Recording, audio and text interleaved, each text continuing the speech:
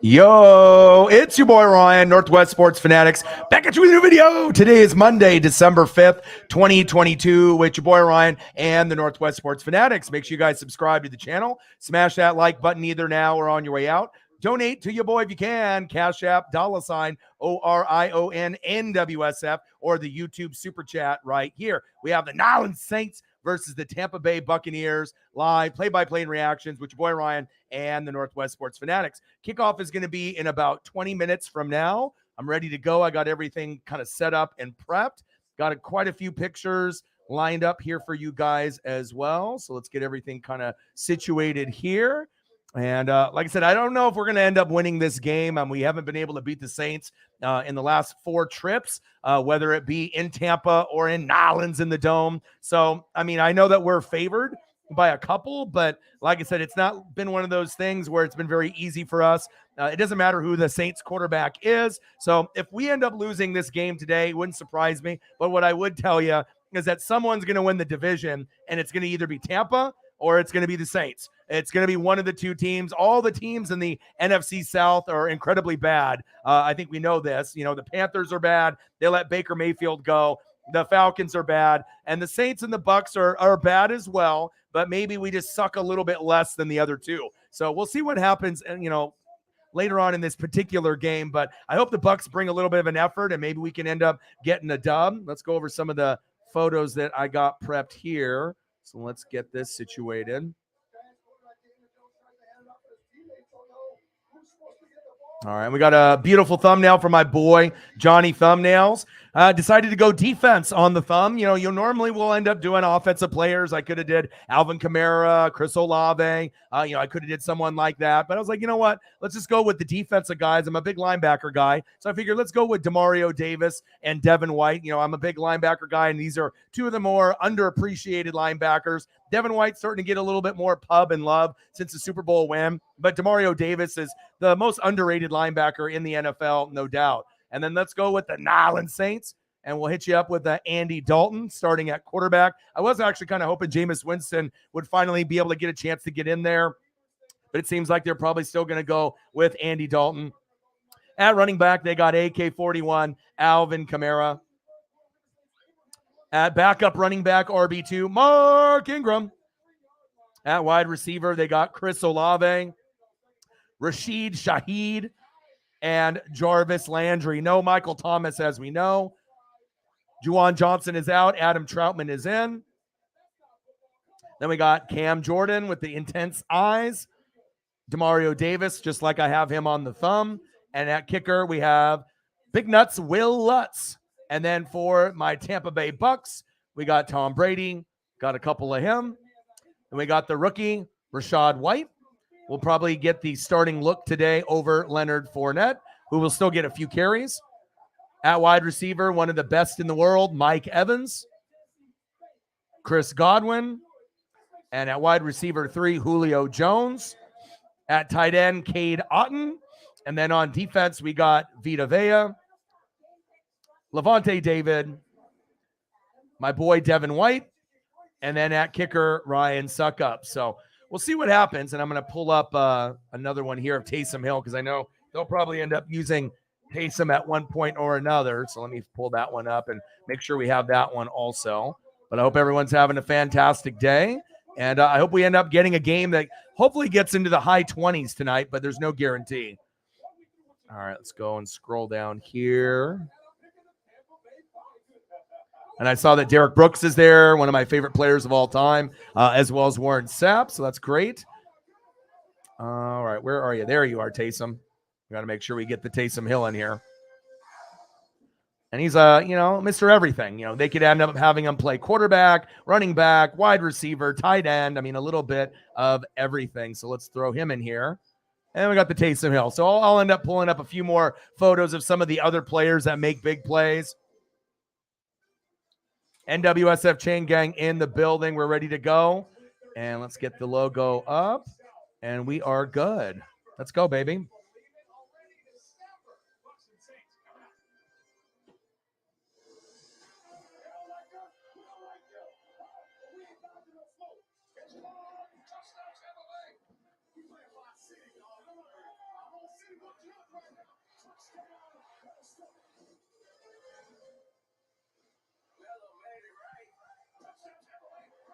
Shout out to Eagles John for helping me out there. Appreciate that. Anytime that people can end up, retweeting and liking on Twitter, since we're live on Twitter for the full show, as well as on YouTube. It definitely helps. It'll help us get, 30 to 300 extra views on the video, just depending on how many people like it. Retweet it and go from there. Pizzle in the building. What do you do, man? How are you? I'm good, man. I mean, I don't know what's going to happen tonight, with the matchup, but hopefully we end up playing hard, and somebody has to make it out of these crappy teams in the NFC South. I almost feel that nobody really deserves the playoffs, from the NFC South, because the teams are so bad, but somebody's got to get in, and I figured it'd probably be better ratings wise if the Bucs get in. I mean, we do have Brady, we do have Mike Evans, we do have Godwin, we have a few more stars, I feel, than them at this point. So, I mean, I don't know what's going to happen. I really like these helmets that the Saints are wearing with the black, and then they got like the Saint little logo, Gucci print there in the front. So we'll see what happens tonight.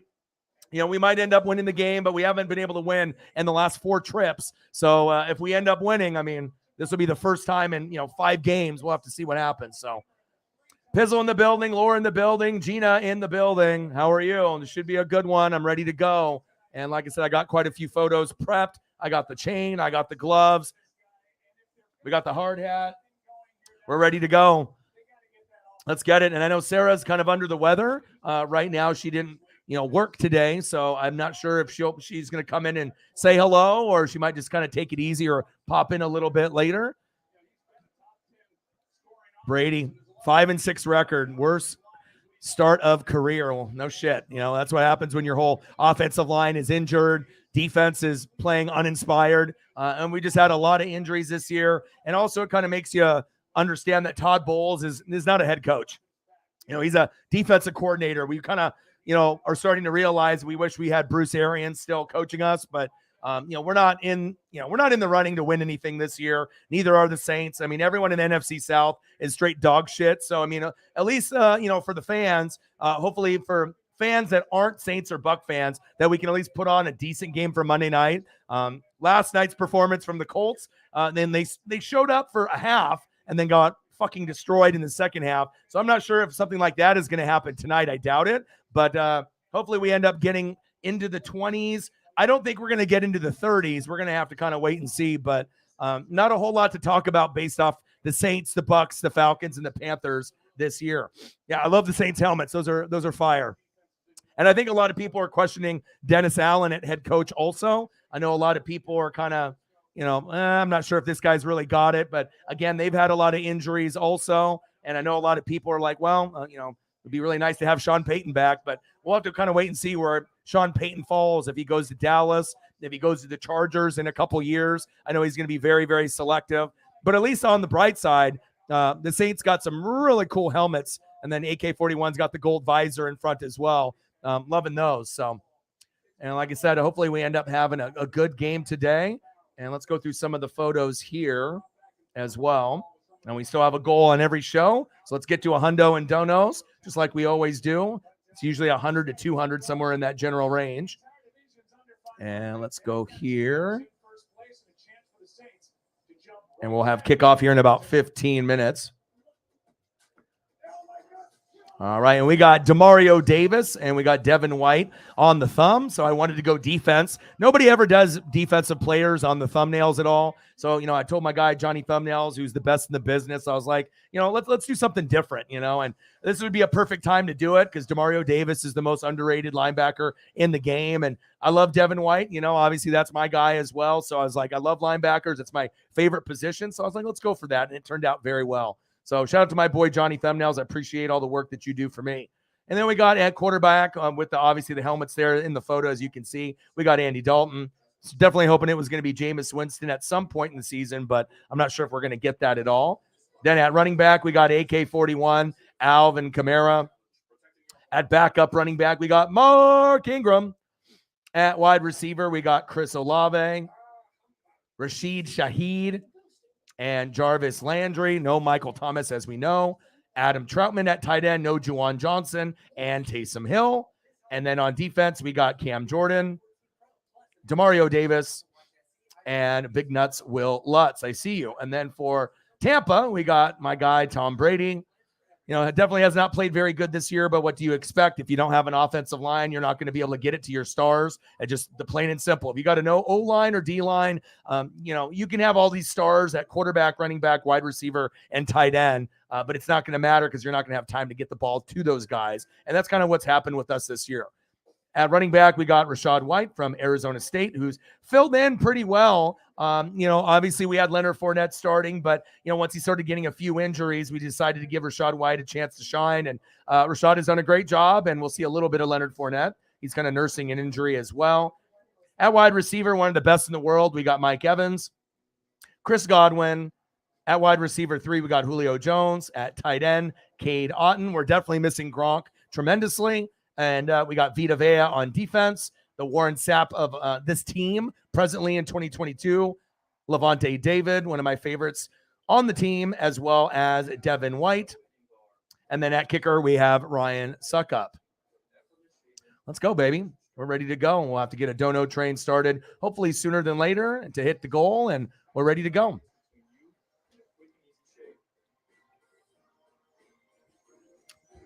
All right, let's go, baby. Nolans Saints versus Tampa Bay Bucks, starting here in about 8 minutes. I'm ready to go. Let's go, baby.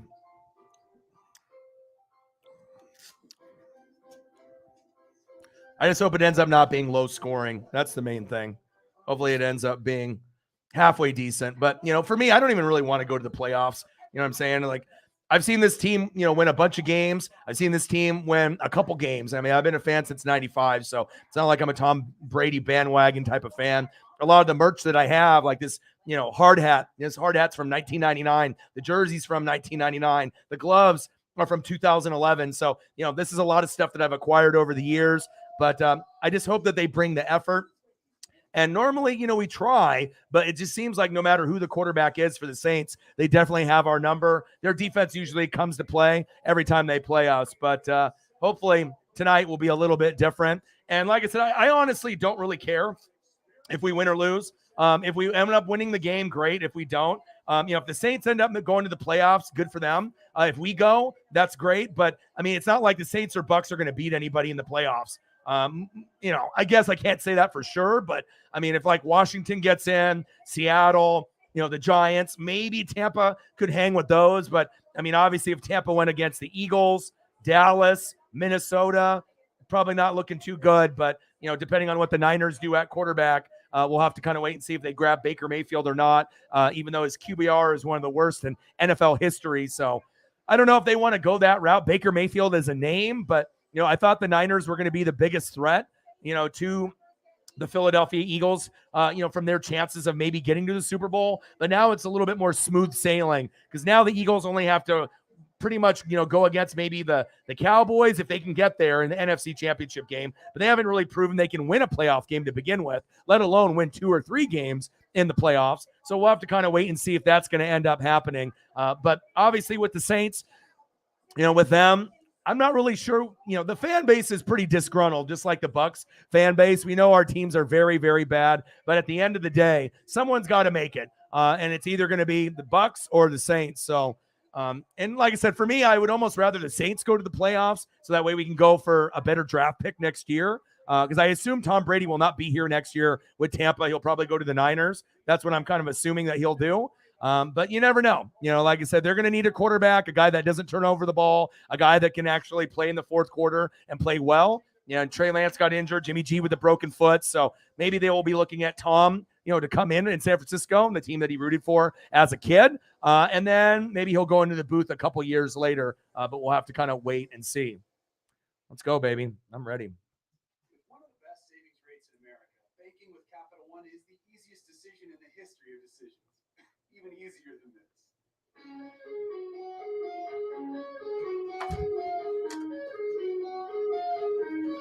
All right. Stop. You're in. Oh, cool. Yep, even easier than that. And with no fees or minimums on checking and savings accounts, is it even a decision? Today can reimagine what's in your wallet. Now, Kyle's horrible. He's not good enough. Not even a question there. He sucks. He's not good enough. You know, if you're going to be a quarterback for Tampa, you're not going to go from Tom Brady to Kyle Trask. Not happening. We got to be able to find somebody better than that. It's got to be like a Ryan Tannehill type of player. We got to find someone that's going to be like 11, 12, 13, 14, like a Carr, a Tannehill, a Kirk Cousins. We're going to need someone like that. I mean, if we go with Trask, we're going to be fucking horrible. You know, we're going to win like 3 or 4 games. I don't think that's going to happen. So.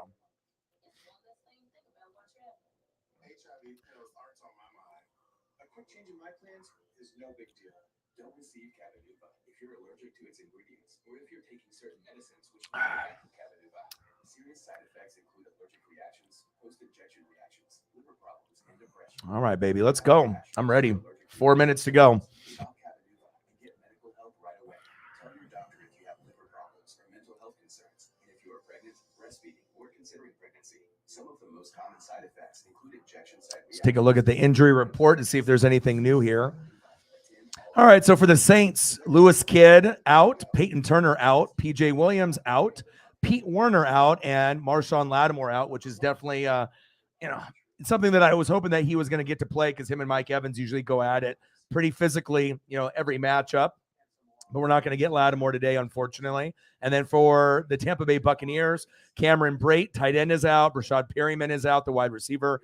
Mike Edwards, the safety. Sean Murphy punting, the corner. And Antoine Winfield Jr., the safety. So our whole secondary is fucking beat up. So I'm not sure if Jameis Winston was playing, he could probably expose the Tampa secondary. But we know Andy Dalton is very limited. He can only throw it so far. But maybe they can dink and doink and just hand it off to AK-41 and, maybe have a couple splash plays and just play really, really good defense. And that's pretty much how they've been able to beat the Bucs the last 4 times. So we'll wait and see on how everything goes. But hopefully we can end up showing up at least a little bit today.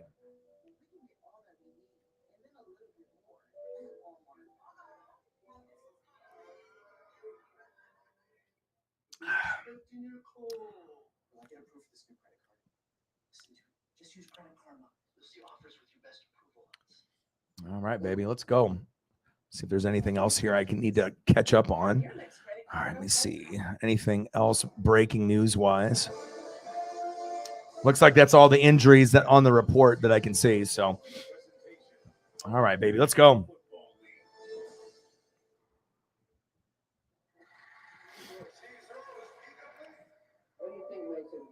Brady.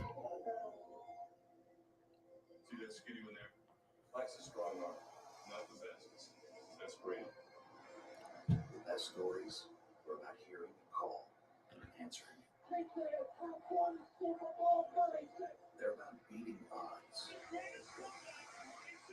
That was crazy.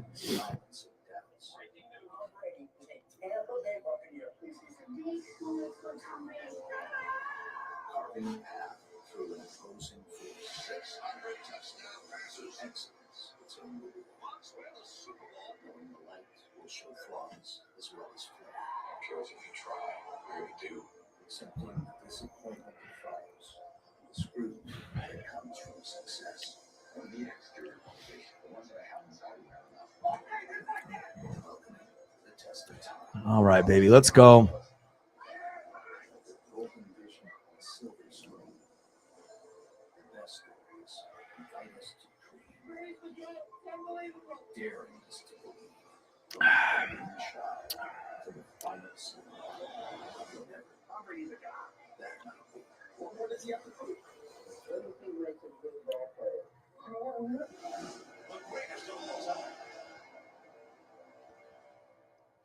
All right, here we go. Finally. Let's go, baby.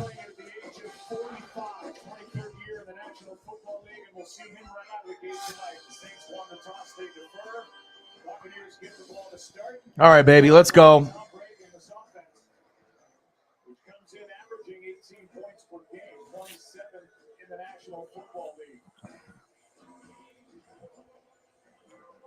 He is 45 years old. He looks like he's 27. Finley in the building. What to do? Maybe we'll get some people coming in.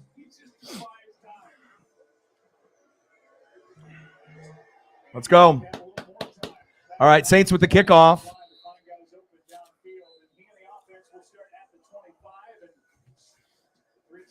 National Football League MVP, who is putting together that type season of 3,051 pass yards, 14 touchdowns. All right. Come on, Tom. Let's go, baby.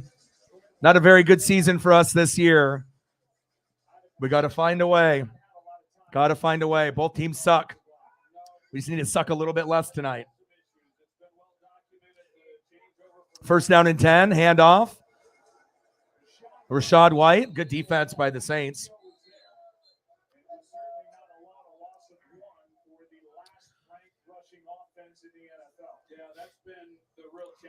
Second down and 11. Loss of 1. Not a good start. But obviously, like it shows you, if the offensive line is injured, it's hard to be able to keep up with the other teams. I did see that. Finley. So you don't have to worry about that anymore. I know the Niners are going to need a quarterback, but I'm not sure if Baker can solve their problems. Brady, second down and 11. There we go. Godwin, baby. First down, Bucs. Move the chains. Let's go, baby. Brady, going to my boy Godwin. I got him in fantasy as well. I'm about to be 12-1. There's not very many people in fantasy football that are 12-1. I'll tell you that on planet Earth. Your boy's going to be one of them. Let's go. Look at this. Donovan Smith is active. Look at retired, injured, signed with Cincinnati, injured. How the hell am I supposed to be a good NFL fucking team when I got one guy playing out of the 5 that I had in the last 2 years? It's impossible. You know, that's been the real big story. It's not Brady or Evans or Godwin, you know, and the defense hasn't really been playing very good either. So it hasn't helped also. Handoff. White, short gain. Not a lot of room there for Rachaad White.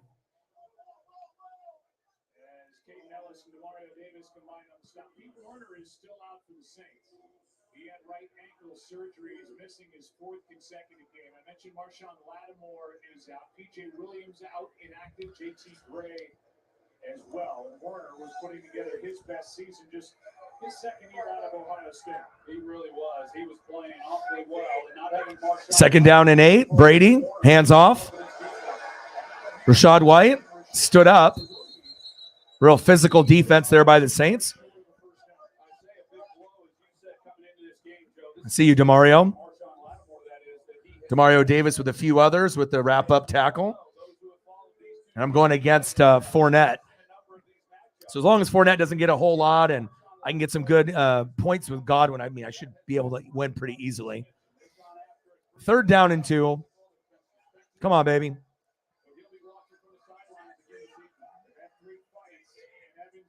Shotgun set. Brady.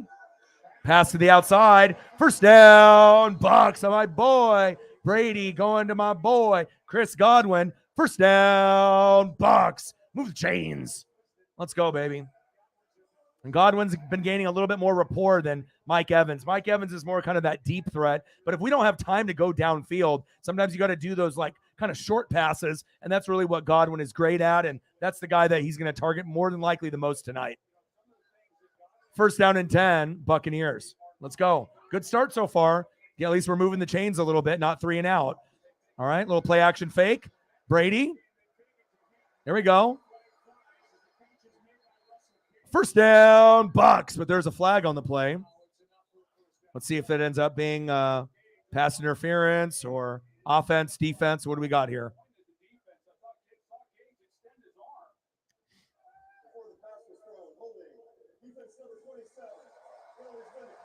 Penalty is declined. First down, Buccaneers. Baker Mayfield's career might be almost over, though. His QBR is one of the worst in NFL history. So I'm not sure if he'll even have a job, to be very honest. And hell no, the Buccaneers aren't going to want some piece of shit like that. Why the fuck would we want that? The guy that can't even fucking throw the football? Why the fuck would we want that? No way. Short gain.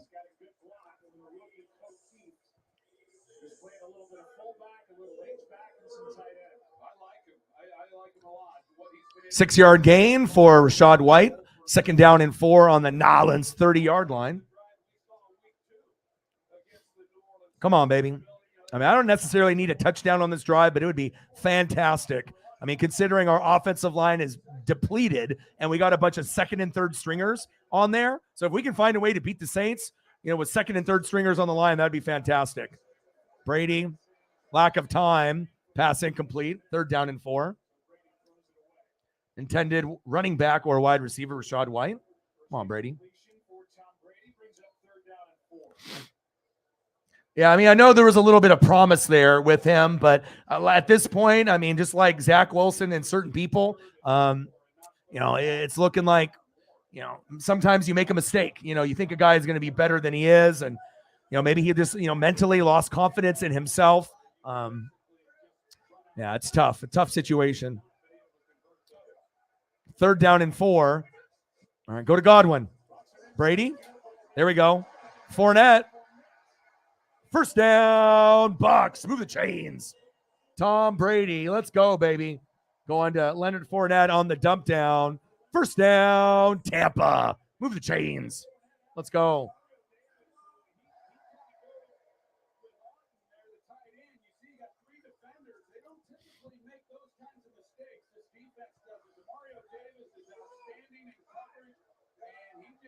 First down and 10.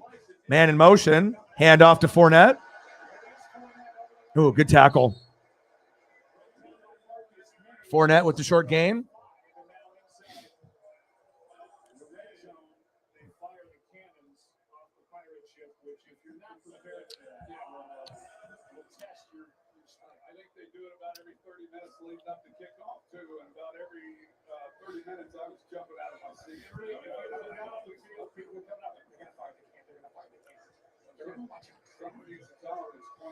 Second down and 5. Come on, Bucks. Let's go. Timeout, Brady. Didn't look like the look there or the play call. I'm going to talk it over. In the red zone, it's been pretty ridiculous for Tom Brady with the Tampa Bay Buccaneers. Has yet, this is the announcer, James. Sorry, I didn't find the ground there. All right, talk it over. Let's get a good play call here. Come on now.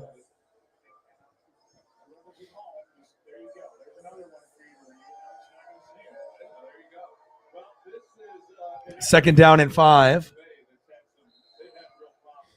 Like I said, sometimes you can be great in college, but you just hit your ceiling and you're not going to get any better. And some guys get much better in the NFL, and some guys just hit their ceiling and they're best when they're in college, and they don't get any better, or they get worse.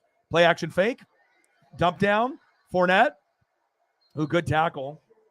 Just short of the first down marker.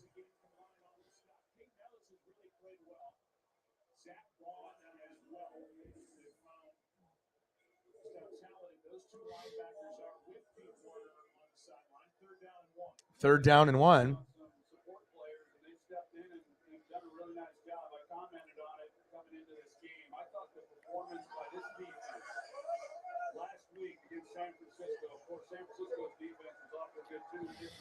All right, come on, baby.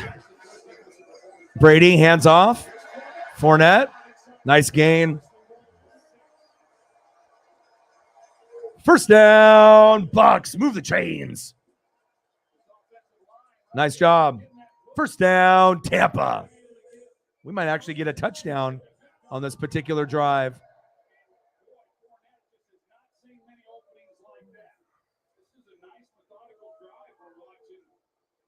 Yeah, this is one of the best drives that we've had all year to open up the game. 12-play drive, 69 yards. We never do this against the Saints. This is like the first time in a couple years. Fournette. There, the defense starts to tighten up. First down and goal. Now we go to second down and goal. Short gain by Fournette on the Nolans 5-yard line.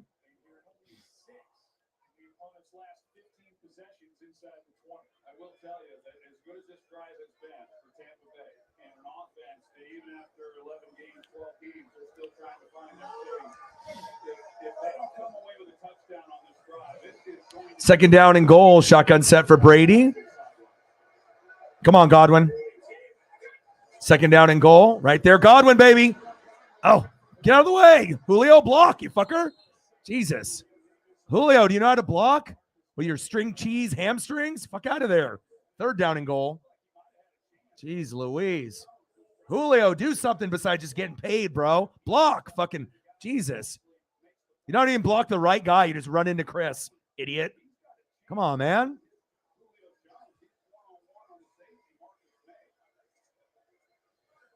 Third down and goal. I don't want to get a field goal here. We've already had this long drive. 14 plays, 71 yards, 7 minutes. Let's go. Trips right. Mike Evans on the left there in single coverage. Shotgun set. Screen to Fournette. Good tackle by Marcus May. Well, I guess we're going for a field goal now.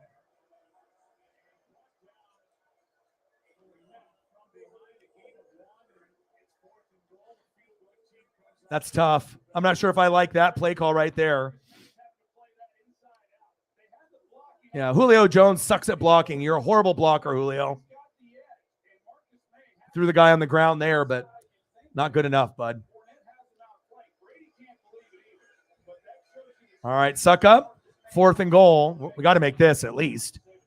21-yarder. Kick is up.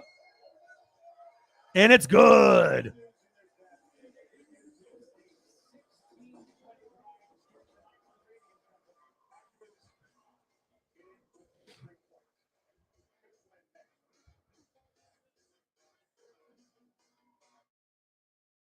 All right, baby. Let's go. Who knew heartbreak could be so good for business? Whoever you are out there, just know.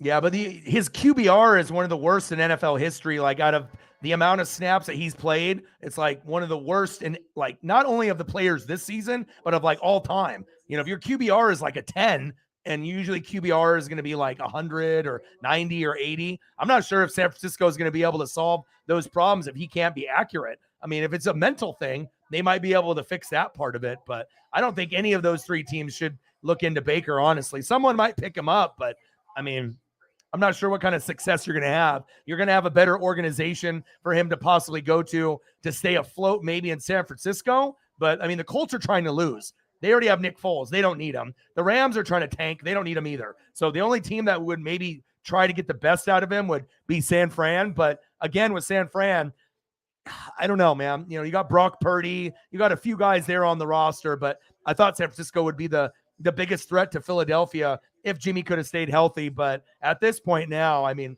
I'm not sure if you want to even spend money on Baker because you might actually get better quarterback play from the guys you already have on the roster. Baker's a name, but as you can tell, names don't do anything. You know, you have to actually produce. Just because you were good in college and you were good at Oklahoma, you know what I mean? It doesn't mean shit.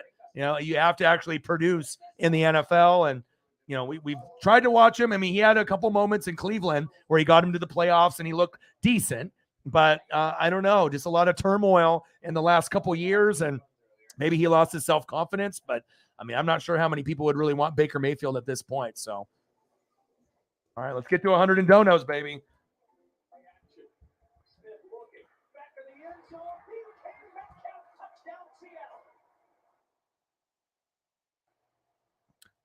Let's go.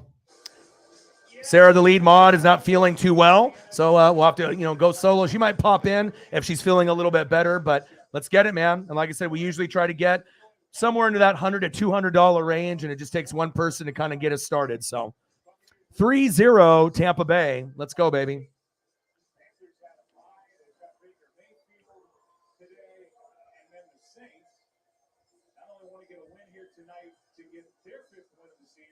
They want to split the season series with Todd Bowles and the Buccaneers, and the Bucs won week 2 in New Orleans. All right, Bucs are about to kick off. I think the Panthers give Baker Mayfield a favor by cutting loose. He's going to be out there on the street, and whether it's San Francisco or some other team that All right, here we go. the quarterback to come in, he's going to have an opportunity. Saints return it out of the end zone. Hits the sideline. Ooh, shit. Carlton Davis got fucking ran over. Nice return. All right, Andy. Let's see what you got, baby.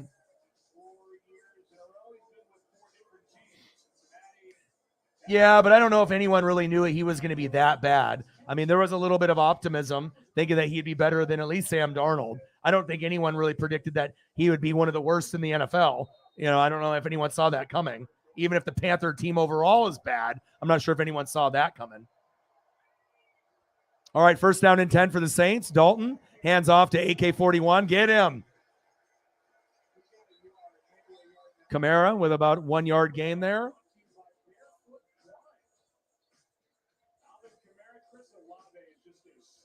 AK-41, Chris Olave, Vita Vea, and Devin White. Let's go, baby. Definitely got to get a lot of production out of Vita Vea and Devin White tonight. Our whole secondary is injured and banged up. And if you do have Twitter, do me a solid and like and retweet this stream. I'm live on Twitter right now. If you have a Twitter account, that'll help us get more people here and watch the video and the live stream. AK-41 bouncing out to the outside. 3 yard gain.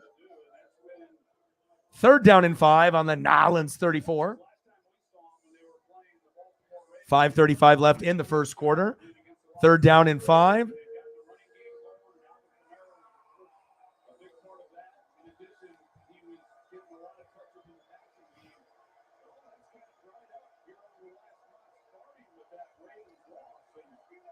Third down and 5.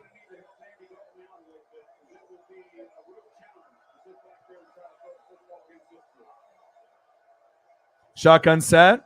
Dalton, blitz, get his ass. It's 12 noon. You know what time it is? Time for a sack lunch. Yum, yum, yum, yum, yum, yum, yum. Let's fucking go.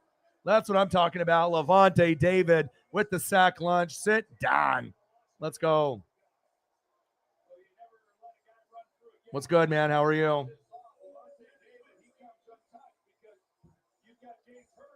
Eagles, John, you going to be here for the whole stream, or are you just staying for a little bit? Sarah's sick, so I need someone to help me with the donos. So I got to find someone, that's going to be here for the stream to help me out with that while I call the game. So maybe Elliot or Jameson if they decide to come in, but she didn't work today. Went to the chiropractor, and I don't know if she's sick, and she started to lose some feeling in her hand or her elbow or something. So, but I'm going to need someone to help me out with that. Fourth down and 13. Darden, good tackle.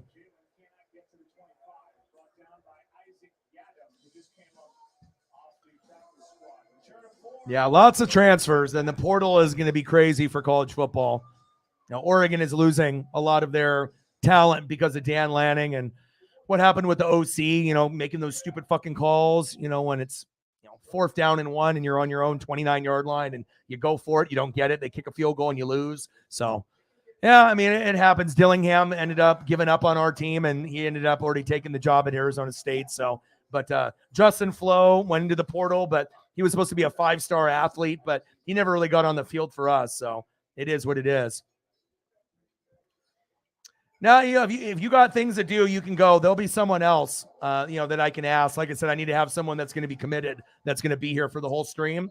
So that way I don't have to, say it, or that way I don't have to have it, posted myself. So, like I said, I'll have someone else. I'll have someone else do it for me. It's okay. Like I said, you can go and do your own thing. 3-0 Bucks. Let's go, baby. Hopefully we can get something on this particular drive.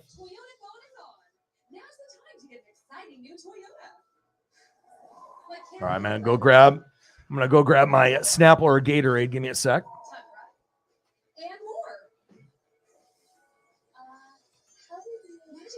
Toyota thought is on. Every new Toyota comes with Toyota Care on no-cost maintenance plan with roadside assistance. Visit your local Toyota dealer to learn more. Reserve yours at Toyota.com. Come in today. Toyota. Let's go places. So with the first COVID-19 booster, I had a lot of questions. This time around, the research is out there. These new boosters that come out are constantly being updated and tweaked to make sure that they are keeping you safe from the newest variant. My kids need their vaccines in order to go back to school every year. I need my vaccine to keep myself safe and healthy. Updated COVID-19 boosters are available for everyone 5 and older. To find your booster, visit getvaccinated.oregon.gov or call 211. It's back at Abby's. Bacon, cheddar. With Canadian bacon, country bacon, and real cheddar cheese toppings to the edge. Nothing tops this famous pizza. Available for a limited time at a very special holiday price. Abby's, your legendary pizza holiday tradition. Monday Night Football brings out the celebs, a couple of Hall of Famers. There we go. My boy Derek Brooks. I got the jersey on right now. Warren Sapp. Oh, look at it is. Aaron Judge. I didn't know Aaron Judge was a Bucs fan, unless he's just a Mike Evans fan. Interesting. All right, here we go, baby. First down and 10. Brady. Little check down to Fournette. Missed tackle. Swiping at him. First down, Bucs. Move the chains.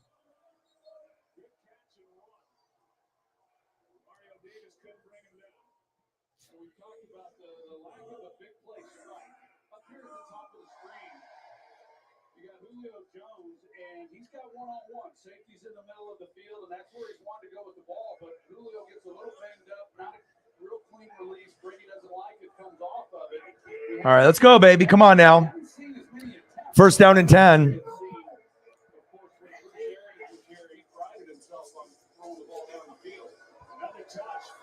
Fournette, short gain. Tom Brady, the founding and only member of the 600-plus touchdown pass club. 4-yard gain from Fournette. Second down and 6 on the Tampa Bay 39. By the way, is number 2 on that all-time list at 571. You get just a few more than Brady alone. Elway doubled his up. You get 600. Montana and Warren Moon, a couple of Hall of Famers at 564. Second down and 6. Brady, screen pass. Kate Otten. Short gain from Brady to Kate Otten. Third down and 4 on the Tampa Bay 41.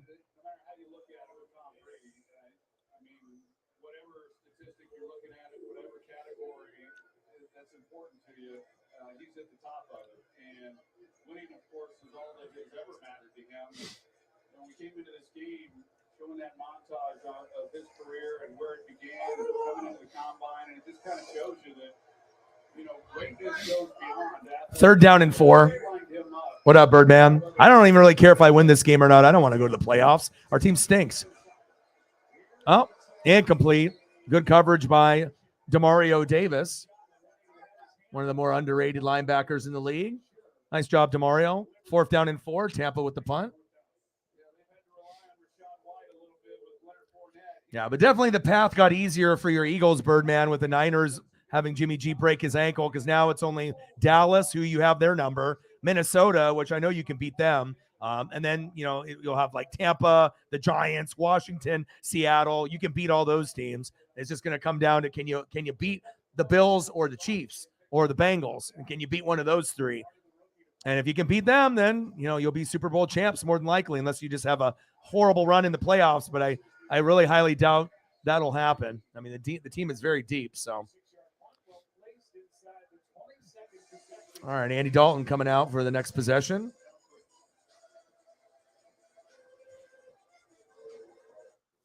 Are we here to 3-0 win? Tampa Bay. We're here to enjoy some crisp barefoot hydration. We're here to do both. I might not know which one to do. You better believe I know how many bottles to bring. Sure, wine and football can be complicated. Enjoying them should be easy. Let's enjoy ourselves. Therefore, the official wine sponsor of the NFL. Have yourself a merry little Christmas. Let your heart be light. T-Mobile won't raise the price of your talk, text, and data. Yeah, team looks good. I mean, like I said, they're playing well, and you guys are the most all in this year. Picking up guys like Ndamukong Suh at the very end, just kind of like how you got Jay Ajayi at the very, very end, just to give you guys that depth when you guys won the Super Bowl. So, the Niners, I thought, were going to be the biggest threat to you guys, with the way that they've been playing lately. But if Jimmy's not there, they're not going to be able to compete. You know what I mean? They would need someone like a Tom Brady kind of guy, and Tom Brady's not available. So, if they don't have something like that right now, Brock Purdy, I just can't see them. I mean, they can run the ball and play great defense, but essentially you're going to have a guy that can throw the football at certain times in the game. And, even if they pick up Baker, that's not going to be good enough for them to win the NFC. I mean, he's got one of the worst QBRs in NFL history. So I mean, I don't know if that's going to be Dallas, overachieving and, maybe winning a couple games and going against you in the NFC Championship, or if it's the, Minnesota Vikings or maybe another team that surprises people. You never know. But I don't know. Tampa's not very good. Saints aren't very good. The Giants really aren't that good. Washington's really not that good. It's like pretty much the Eagles, Dallas, Minnesota. The Niners will start probably to slide, I would assume. And then maybe a sleeper team, maybe Seattle, if they can get things going on their end. But not JT in the building. What to do?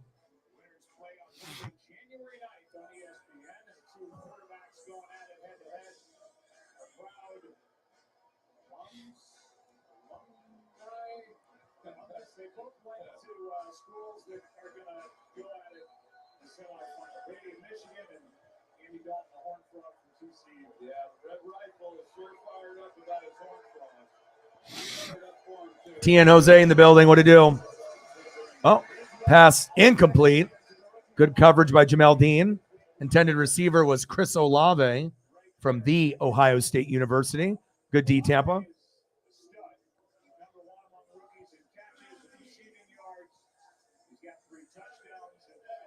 The unemployment line, that's where Baker should go because he's horrible. I mean, if you actually, I was reading up on his stats and his QBR is like 10. Like a good QBR is like 90 to 100, 110, something of that nature. His QBR is like 10. Like it's one of the worst in NFL history, not just this year, but of all time, out of like any quarterback that's ever played. So I'm not really sure if you want to pay someone that's just a name. Going deep, caught, first down, Saints. And our secondary is all banged up. 3 of the 4 safeties and corners that, usually got 2 corners or 3 corners, including a nickel, and then the 2 safeties. Everyone's banged up. So it's not going to surprise me if they get a few deep balls on us today. Nice catch. Rashid Shaheed with the grab. Nice job. Andy Dalton going to his guy. Rashid Shaheed, 40-yard reception. First down, Saints.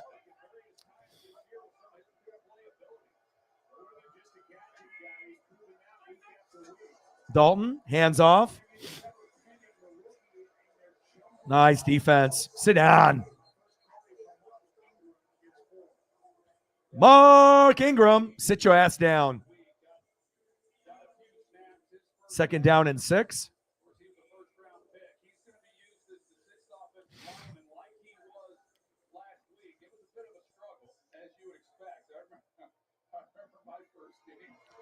I mean, there's only a couple teams that might be interested in him. Obviously, the number one team that needs a quarterback is the Niners because Jimmy G just broke his foot last night. So they're going to be in need because they're a playoff team at this point. But, I don't think Baker's going to help them get to the NFC Championship game, but you never know.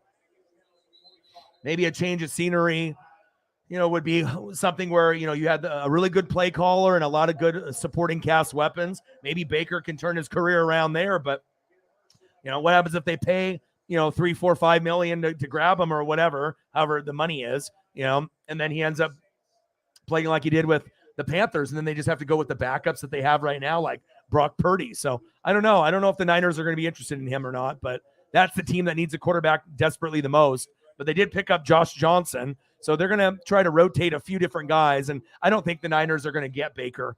I'm not sure if anyone's really going to be interested. I mean, unless you're trying to tank. If you're trying to tank, for sure, I mean, you're already doing that with Matt Ryan and the Colts. So I don't know if there's anyone worse than Matt Ryan, maybe Baker.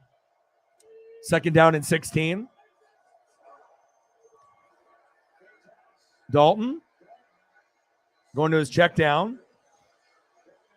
Good tackle. There we go. Second down and 16. Jarvis Landry with the catch. End of the first quarter, 3-0 Bucks. Let's go, baby. If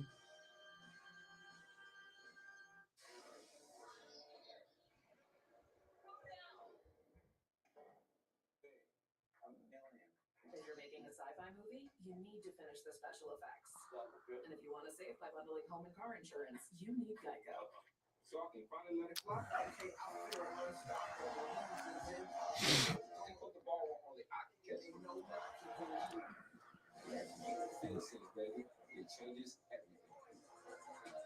Rated E for everyone. Introducing the new non-breaded Popeyes black and chicken sandwich. Marinated in bold Oh, baby. Let's go. juicy filet served classic or spicy on a toasted brioche bun. Try it for just $4.99. No breading, all flavor. My signal is totally ghosting me. You need a better network. Tis the season to switch to Verizon. They'll give you the new iPhone 14 Pro. Amazing phone. This holiday season, Verizon gives you the new iPhone 14 Pro, plus an Apple gift like Apple Watch SE, iPad, and Beats Fit Pro, all on us. That's a value of up to $1,900. Wow. And there are unlimited plans for everyone, starting at just $35 a line. It's our best deal of the year. Get the network you deserve and the savings you want, only on Verizon. The Venture X card from Capital One gives you premium travel benefits, like 2 times miles on every purchase. They're always canceling. You're being too loud. Thank you. Good choice. Lucky number. Earn 5 Oh, yeah. on flights. 2001, right? The Rams. 2003, Panthers. 2004, Eagles. They beat what? They beat the Falcons in that Super Bowl. I know they lost to the Giants twice and the Eagles once. And then obviously Tampa Bay, we ended up getting our Super Bowl against the Kansas City Chiefs. So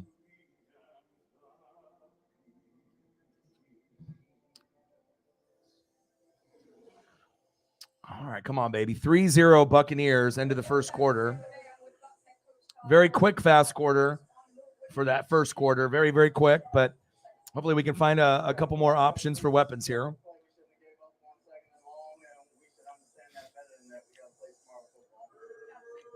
I don't know if we made a mistake by having Bowles as the head coach. We should still have Bruce Arians.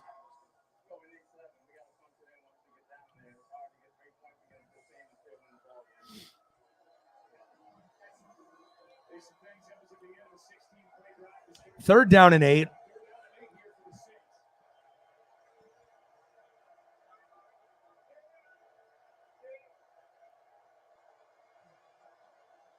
Shotgun set. Dalton, floater, and complete. Keanu O'Neal with the coverage. Nice job. Saints are about to punt.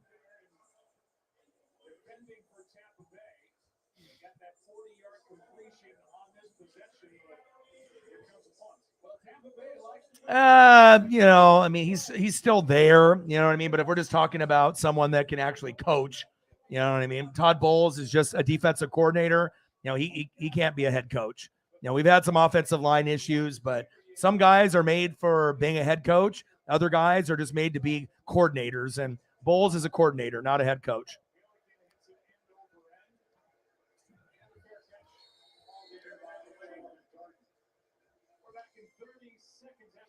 Let's go, baby.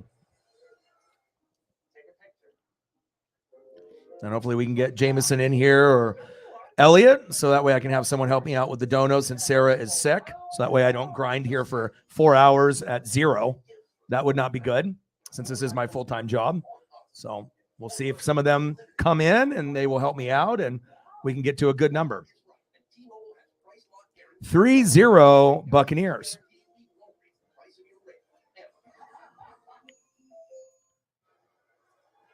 Possession for Tampa Bay. Brady's 9 for 11, just 58 yards for Brady. And so far, you wouldn't know that Mike Evans is even out there. It's first down and 10. Shotgun set. Hands off to Rashad White. Short gain. Rashad White was not heavily recruited out of high school. From Kansas City, committed to Nebraska Kearney Division II redshirt and didn't play. Transferred to community college Mount San Antonio in California, and then ended up in Arizona State. Drafted by the Bucs in the 3rd round, 91st overall in this past draft. Second down and 8. Shotgun set to Brady. Good protection. Almost picked. Intended tight end Cade Otton. 3rd down and 8 on the Tampa Bay 15.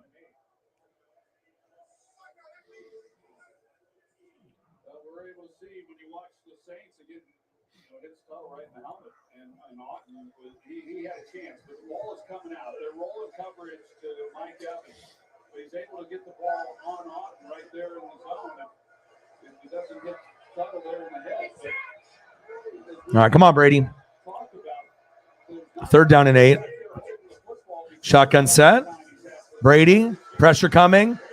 Going deep. Overthrown. And we have a flag on the play. What's the call? Holding. Defense. 1st down, Buccaneers. Move the chains. Here we go. Paulson Adebo with the penalty. And you can always tell that normally when I end up doing Bucks and Saints, there's all kinds of Saints fans that come in here and love to talk shit. No one's here. You know what I mean? Because their team sucks worse than my team. So it's not surprising. You know, it's just kind of like the Rams fans that would like to talk a lot at the beginning of the year, telling me that they were going to win the Super Bowl again. They've disappeared since week 2. So I guess that's what happens. You got to support your team, good, bad, and ugly. You know, not every year is going to be a 10, 11, 12, 13 win year. 1st down, Bucks. Move the chains. Good job, Cole.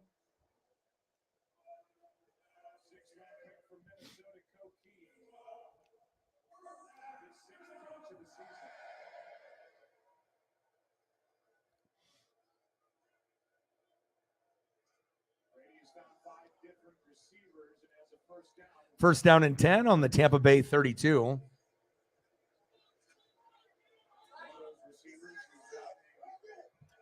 Thank you, Birdman. I was going to say, I can't go this whole stream with nothing. Shotgun set. Brady. Going long. Going deep. Oh, is that a PI? Looked like it hit him early. No flags called.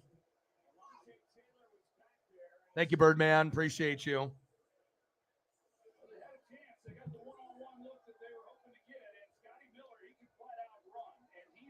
Appreciate you, bro.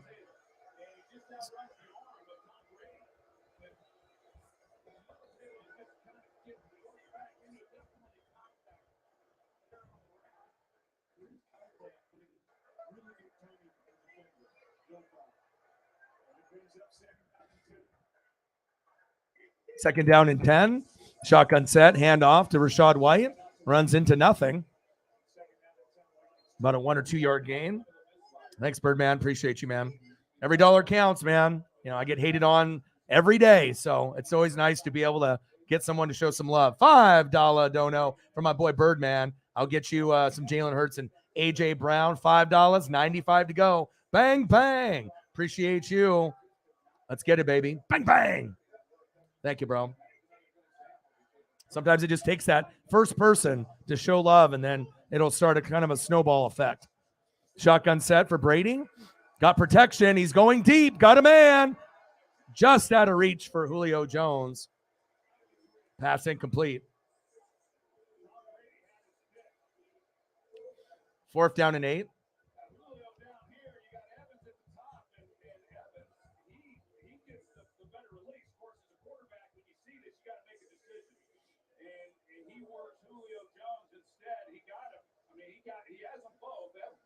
Appreciate you, bro.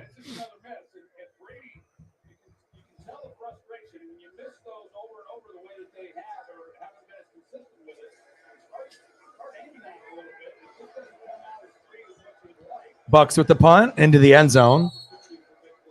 Appreciate you.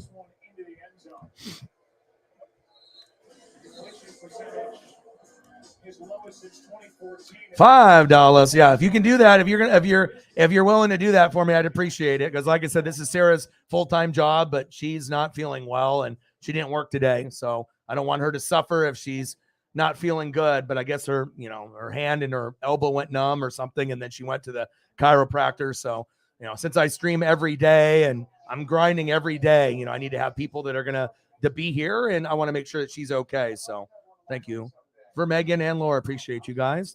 And hopefully we can get a few more people that come through, and we'll end up getting to the number. Let me get you a couple more photos.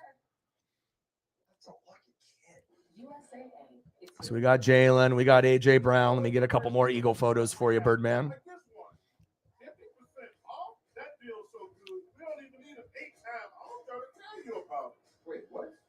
it before it's gone on the Subway app. You can get any phone you want. Anyone I want? Any phone you want. Get you another AJ, and I'll get you a couple more Jalen's during the commercial break.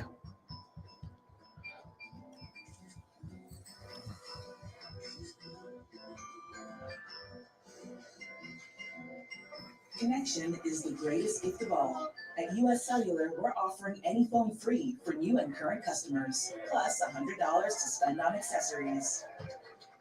On Etsy, there's all kinds for you to find. Yeah, I'll get you one more. Appreciate you, bro. Zipping and decorating too. All kinds of gifts for all kinds of budgets. Etsy has it. If it hurts when you poop, sometimes like pinching off a porcupine, you're sweating, you're next to the loo. Colace is the brand you need to soften stools, we're all agreed. Number 2. No, we don't want bots. Of course the bots are going to come in here. Fuck out of here with that.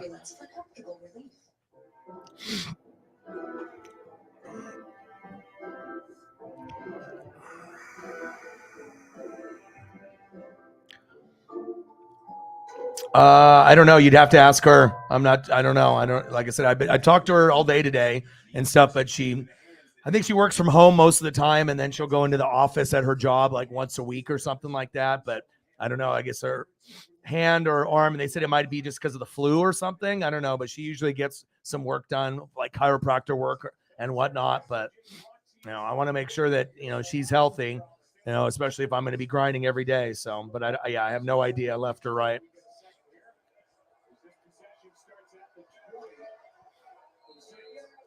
First down and 10.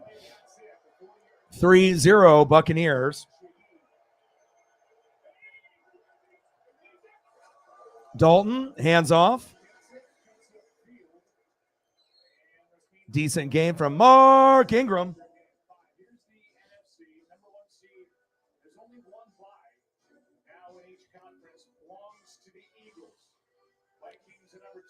No, I'll be able to get the bots. I can usually do that on my end. I just need to be able to have somebody that's going to be able to kind of manage the donos, and we're at 5. Let's get to 100. We're at 10. It's a big part of the thing, so that way I don't have to fucking say it 100 times during the show, or have to type it in myself. So it's usually why we have the lead mod to handle those responsibilities. Yeah, very dominant NFC with the Eagles at 11-1. And as good as the Vikings and Cowboys are, I don't think anyone's going to be able to beat Philly, especially if they have the best record. And if they have to be in Philly, I don't think anyone's good enough to even go to Philly and win. So, I mean, Philly should, as long as they don't have any serious injuries between now and then, the Eagles should be in the Super Bowl, no doubt. 3rd down and 4. The real question's in the AFC. Is it going to be the Bills, the Chiefs, or the Bengals, or someone else? Dalton, nice catch. First down, Saints. Andy Dalton, I see you, boy. Going to Rashid Shaheed. First down, Saints. Move the chains. First down and 10 on the Nolans 45-yard line. Nice job, Andy.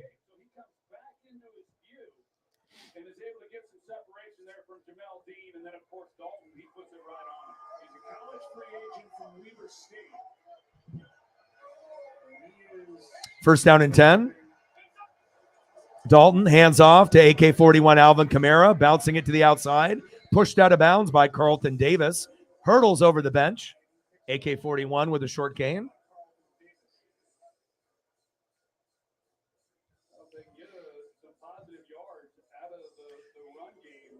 It's one thing if they had to go on the road at Philadelphia, then they might lose. But Philadelphia's atmosphere, especially playoff time, I mean, these are some of the most rowdiest fans. They consume a lot of alcohol. There's a lot of fucking screaming and yelling. If you go to Philadelphia in the NFC Championship game, I don't care who it is, Dallas, Minnesota, whoever it is, they're not winning. Philadelphia, like I said, they're just going to be too strong. Unless they have injuries. That's the only thing. The only team that's going to beat Philadelphia is Philadelphia. That's really how it comes down to. And then, as far as the Bengals and because right now the Bills have a hard time playing the Chiefs. The Chiefs have a hard time playing the Bengals. So it just depends out of those three. More than likely, it's going to be one of those three teams. And the Bengals went last year, so it probably won't be them. But again, if it ends up being the Chiefs and the Bengals in the AFC Championship game, the Bengals have beaten the Chiefs 3 times, the last 3 by 3 points each. So they kind of have their number, kind of the kryptonite for them. Same thing with the Bills against Kansas City. Sometimes they have a hard time beating Kansas City as well. 3rd down and 6. Dalton, pressure, check down, wide open. Adam Troutman, 1st down, Saints. Move the chains. Dalton going to Adam Troutman, 1st down, Nolans. Move the chains.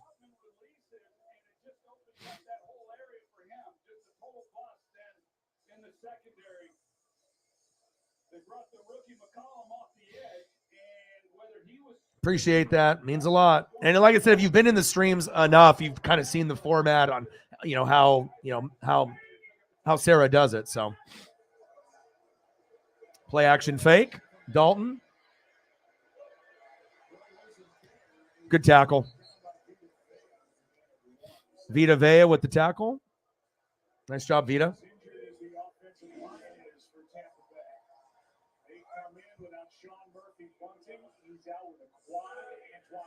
It's like a whole offensive line is hurt. 4 out of 5 starters are no longer there or injured or out. 3 out of my 4 secondary members, or 3 out of 5. So yeah, not a good look. Not a good look. 2nd down and 9. 3-0 Buccaneers. Dalton, pump fake. Wide open. Touchdown. Taysom Hill. Nice job. Okay. Dalton to Taysom. And Dalton took a big hit right there, and it shows you how shitty the secondary is if Dalton is actually launching a touchdown pass against us. Very sad. Team is straight up garbage.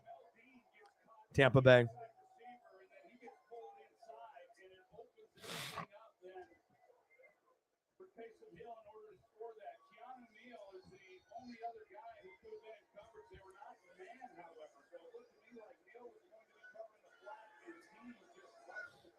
Extra point is up, and it's good. 7-3 Saints.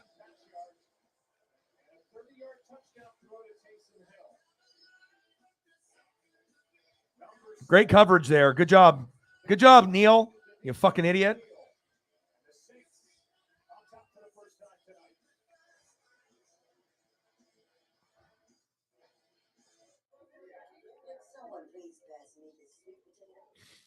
All right. Well, hopefully we can bounce back from that. 7-3. This game has gone by really, really quick. I mean, we're already almost at halftime, and it's only been an hour. So, but we ran the football quite a bit there in the first quarter to bleed the clock. So.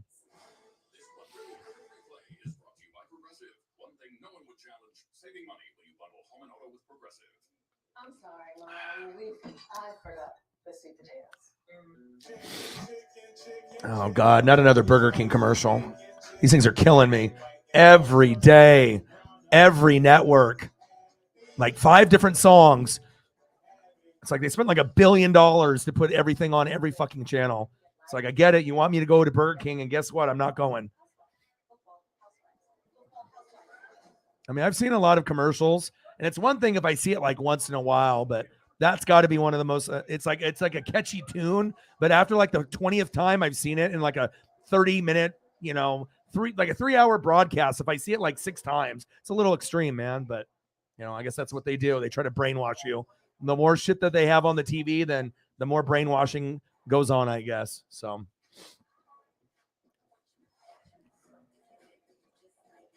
Go to NFLshop.com and get 25% off.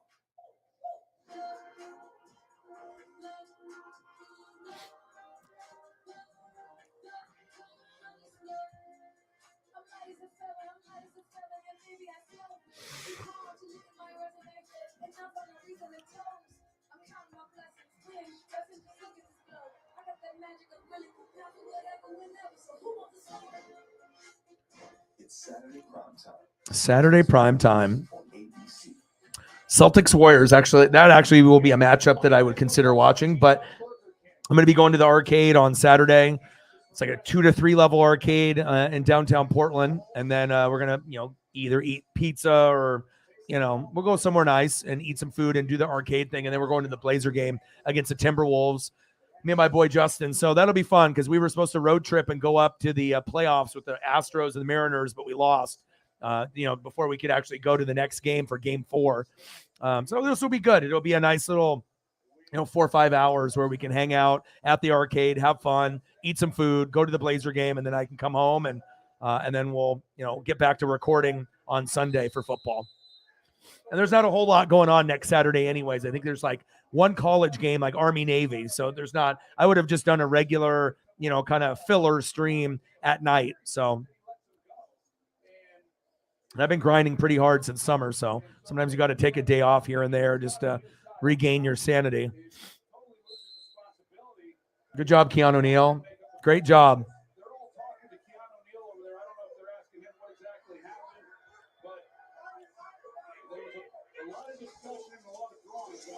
Brady hands off to Leonard Fournette. Good gang tackle by the Saints. That's one thing that they're very good at.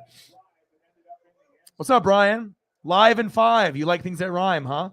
What's good, bro?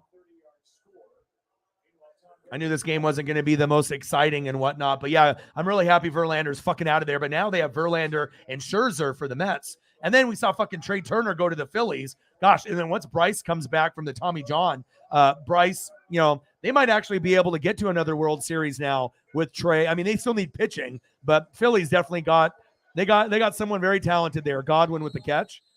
I'm just hoping the Mariners can stack a few more chips, but as a Mariner fan, we're very happy we don't got to deal with Verlander anymore. How are you, bro? Yeah, I mean, like I said, I took last Saturday off, and that was the first day I've had off in like 5-6 months.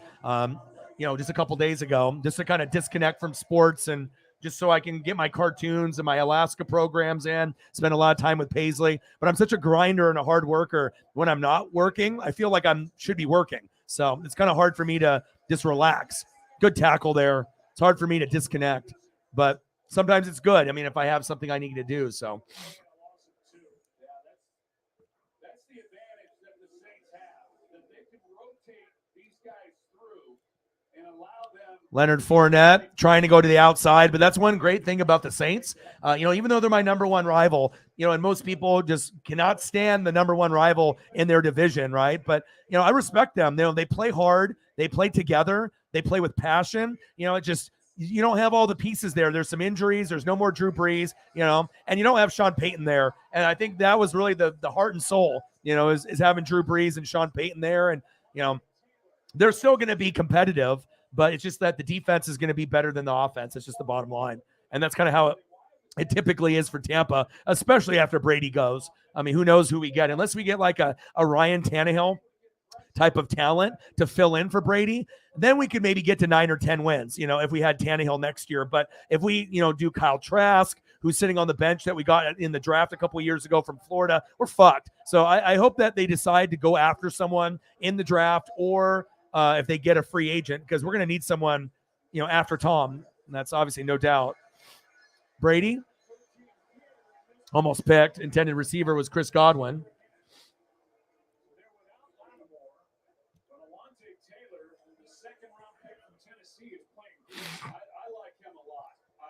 Yeah. And, it's kind of hard to step away too, because I always have people messaging me on social media about this story or this thing or this, picture, this meme, this GIF, this article. So I don't usually turn my phone off.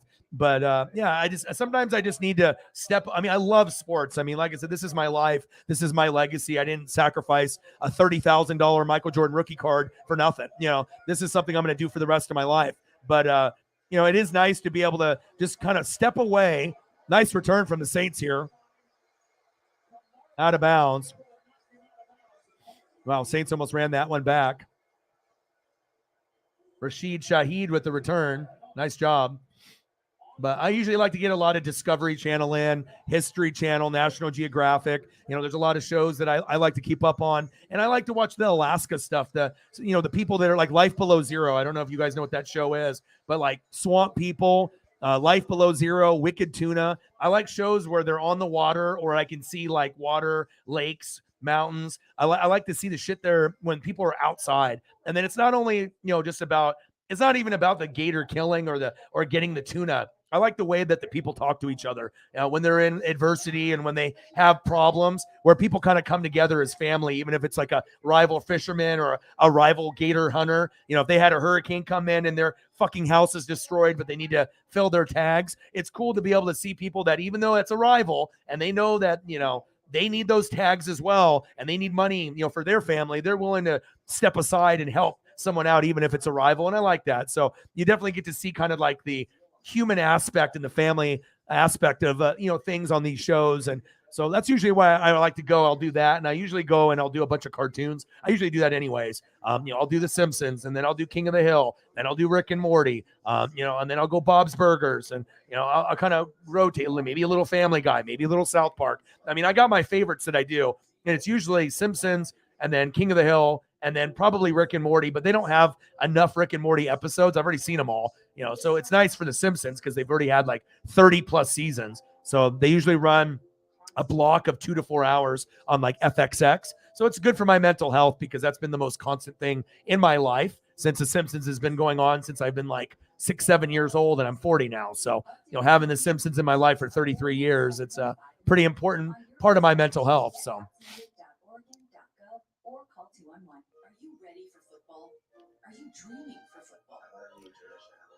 Yeah, well, that's why I'm built different, and that's why sometimes I have to go longer, because if I'm not getting the proper support, then instead of doing a 3-hour stream, I got to go like 5 hours, 6 hours, 8 hours, because I got to make fucking ends meet.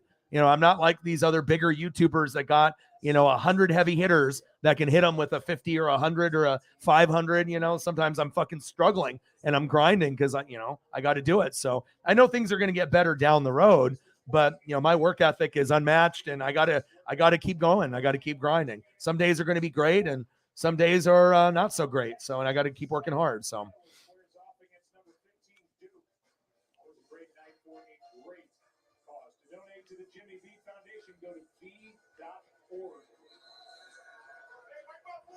All right, 7-3 Saints.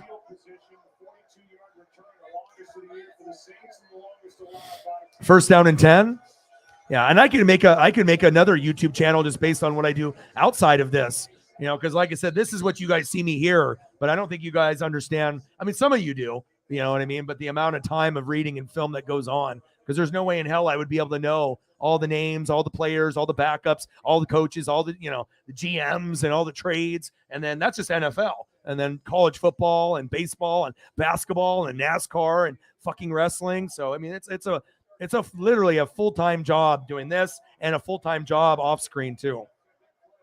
And especially if I'm putting in 14 to 16 hours every day, and then, maybe about 4 to 8 hours of sleep. And when I'm not sleeping, I'm grinding. Second down and 9. Dalton got plenty of time. Get up. Floater and complete.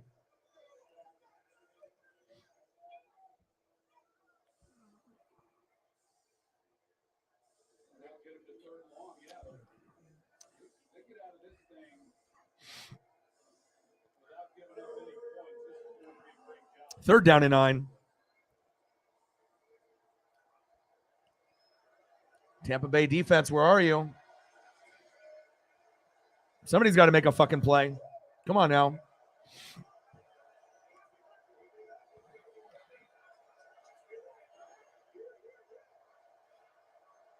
Shotgun set. Dalton going deep. Wide open. Keanu O'Neal there with the deflection. Thank God he showed up. Otherwise, that would have been caught. Intended receiver was Chris Olave.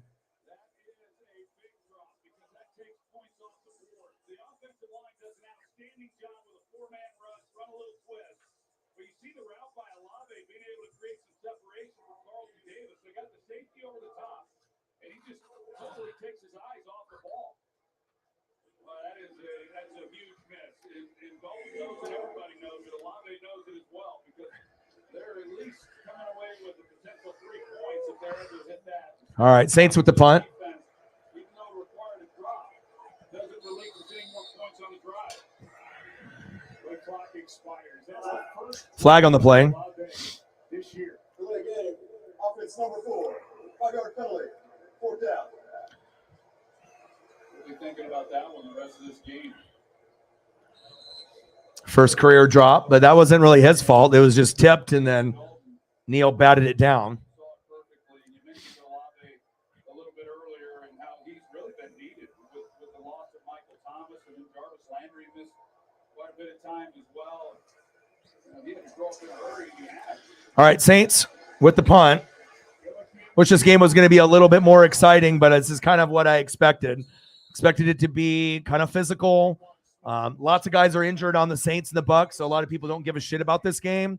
Both teams are fucking horrible, so it's not like, in previous years where both teams were, 10-win teams or more. This is, a very, very bad year for both of our teams. Very bad year for the NFC South. I mean, we went from being one of the stronger divisions in football to one of the worst, if not the worst. So, and then obviously with Brady leaving, more than likely after this year, I mean, that might be the end of my team being good. I mean, and my team's not even good this year. So we'll have to kind of wait and see, and then, rebuild, and maybe down the road we'll be good again, before I'm dead. But, I'm not expecting to win any more Super Bowls in my lifetime. So we'll see. Jameson in the building. What to do?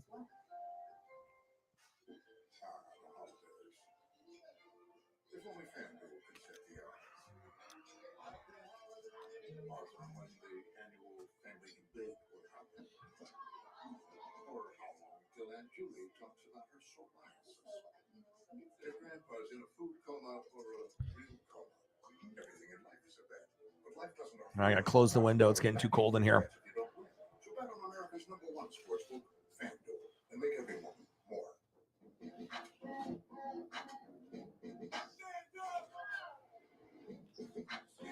Oh.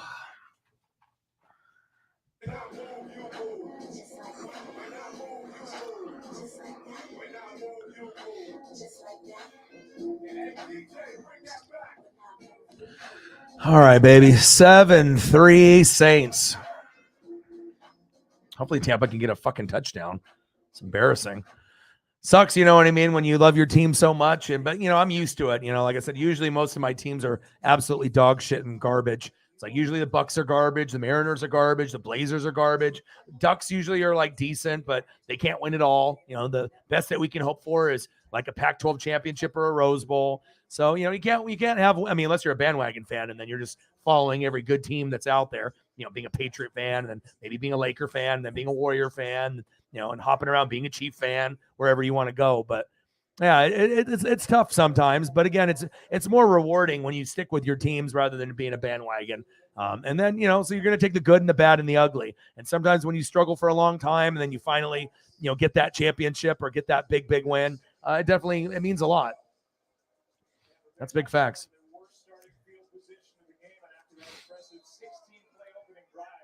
First down and 10. Brady, play action fake. Horrible throw. And I'll try to do some of the bowl games as well. Hopefully I can get enough on, the dono side to get the good thumbnails, which I'm going to try to do. But yeah, I don't know how many bowl games I'm going to do, but I'm going to try to shoot for, 6 to 10. I'm going to try to do as many as I can, the big, big ones. And then I'll try to do like Washington and Oregon State, and I'll do Oregon. I'll probably do USC. And then obviously, Michigan, of course, Ohio State, Bama, Georgia, the big ones too. So Rachaad White on second down and 10. Byron Leftwich is a horrible play caller. But also too, when you don't have an offensive line, you don't have time to have plays develop. So it's kind of a catch-22 where his play calling has been really shitty, but also we don't have time to make the plays develop. So I know a lot of the fans are upset, but you have to understand what a good team looks like, and you're not looking at a good one. That's facts. Third down and 5. Shotgun set. Brady, check down. Rachaad White, wide open. First down, Bucks. Move the chains. Brady going to Rachaad White, the rookie. Nice job. First down, Tampa. Move the chains. We got to get at least 3 on this here. So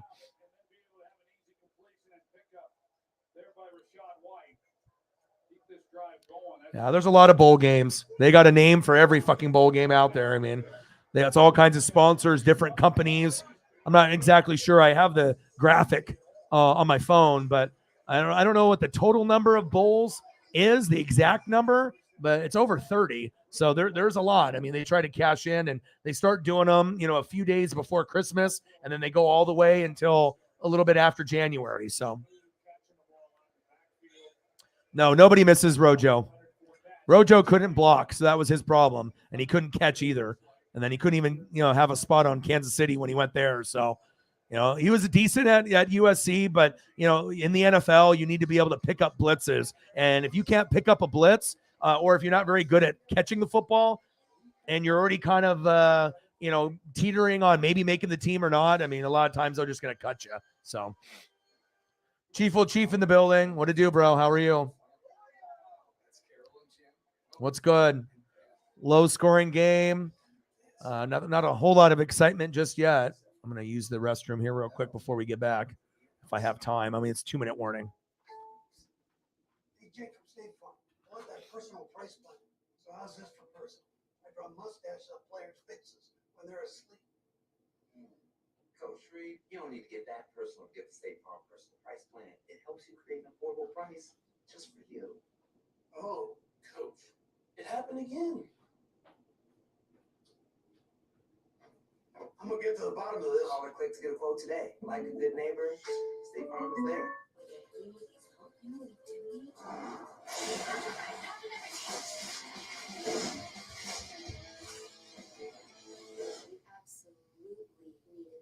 Introducing Taco Bell's new 7-layer nacho fries.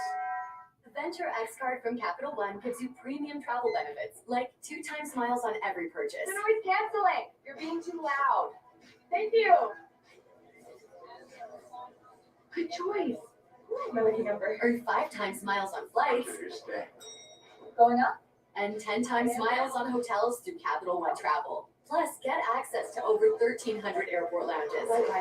And maybe see the one and only Taylor Swift. Capital One, what's in your wallet? Cisco presents the NFL game-changing block. With great blocking from tackle Calvin Throckmorton, quarterback Andy Dalton had time to store the ball to wide receiver Chris Olave, bolting into the end zone and securing a win against the Rams. Cisco blocks cyber attacks for customers around. All right, I'm back. Checked up on Paisley. She's just sitting on the bed, relaxing. So I'll be able to spend some time with her after this. The NFL relies on Cisco. Coming up on the All-State halftime, Chris Berman's fastest 3 minutes. Adam Schefter has the latest on the 49ers quarterback situation and the status of Lamar Jackson. Yeah, I mean, obviously, being, they're trying to have more black coaches, in the league. I get it. But again, you got to be able to have an offensive line. You don't got an offensive line, nothing works at all. I mean, you got to have O-line, you got to have D-line, you got to have that. And, it shows you, like, you got Tom Brady, you got Godwin, right? You got Mike Evans. It doesn't matter. Fournette, Rashad White, doesn't matter. Doesn't matter who the fuck you got out there. They're garbage. Julio's old. Rashad White is decent. Fournette is decent. Mike Evans is great. Godwin's great. But if you don't have time, which we don't all year, I mean, that's how we're 5-6, and the Saints are 4-8. There we go. First downs. Bucks. Mike Evans. That's his first catch of the game. Shows you how bad we are. Oh, incomplete. Damn it. Of course he didn't catch it. He went up. No, he got knocked out of bounds. He dragged out that back foot, though. I think he caught it.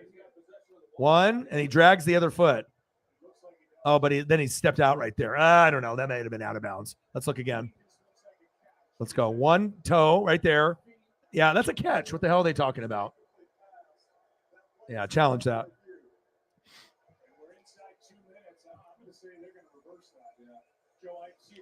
Yeah, I don't even know if I want to win this game, though. This is ugly, dude. It's, I I'm used to watching a lot of my teams. I mean, at least the Mariners were good this year, so I got that. But the Ducks, it didn't pan out. Buccaneers are fucking horrible. Blazers are kind of good, so at least I got that, I guess. But we just need Dame to stay healthy.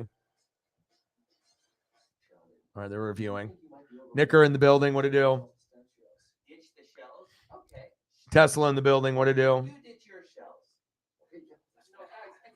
You want the show? No, you got the show.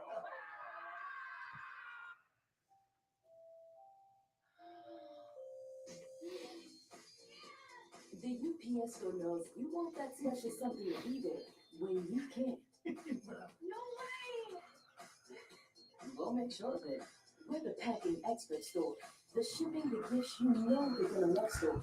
Where everything you need to know. What's good, man? Just grinding like I do every day. I just knew I don't know. I knew this game would probably end up being lower scoring. I mean, if it was like, both teams were good, then it would be a little bit more excitement and whatnot. But like I said, usually I have like a bunch of Saints fans coming in here talking shit. So, but their team sucks just like mine. So there's nothing really to, talk shit about. Who sucks more? I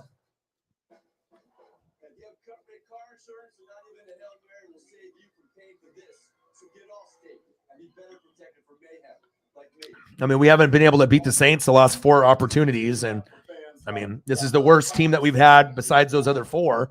So I wouldn't be surprised if we lose. I mean, they look like the better team so far. I mean, their defense is better. So, I mean, you got Brady, you got Evans, you got Godwin, but I mean, we can't even do our proper offense. We can't even let plays develop because we don't have enough time.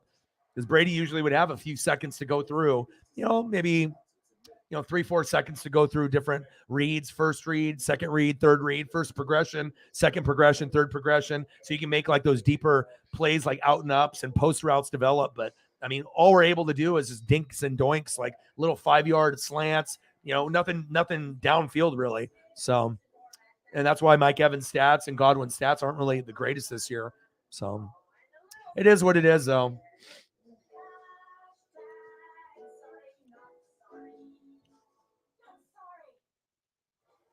During the break, they reversed the call. It was a catch by Mike Evans, a 13-yarder. As he makes the grab, both feet down, out of bounds. First down and 10. They gave him the first down. Brady picked on cue. Demario Davis. I got him on the thumb for a reason. There we go.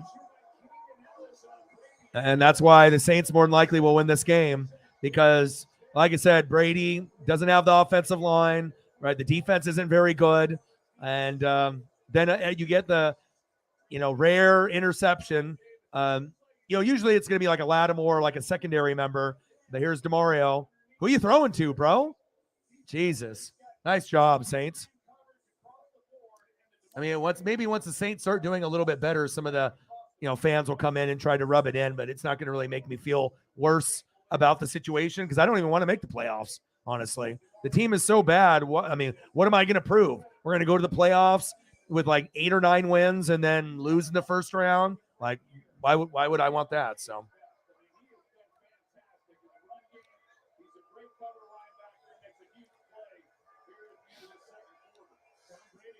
First down and 10. Dalton. Nice catch by Chris Olave.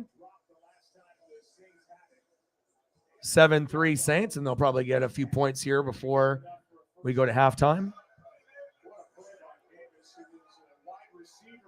First down and 10 on the Tampa Bay 39. Shotgun set. Dalton. Floater. Nice catch. Rashid Shaheed with the catch. Dalton. Especially if Dalton is looking better than Brady, you already know things are bad.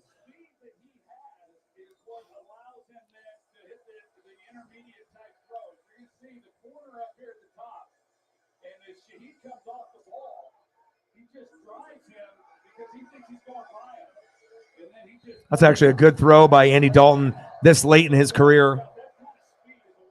Now timeout by maybe the Saints. Appreciate that, Nicker. Anyone that's got Twitter or, if they like or retweet the live stream that's live now, that'll definitely help us get some more people here. And, hopefully get us, 20 to 300 extra views, not only on Twitter, but the stream itself.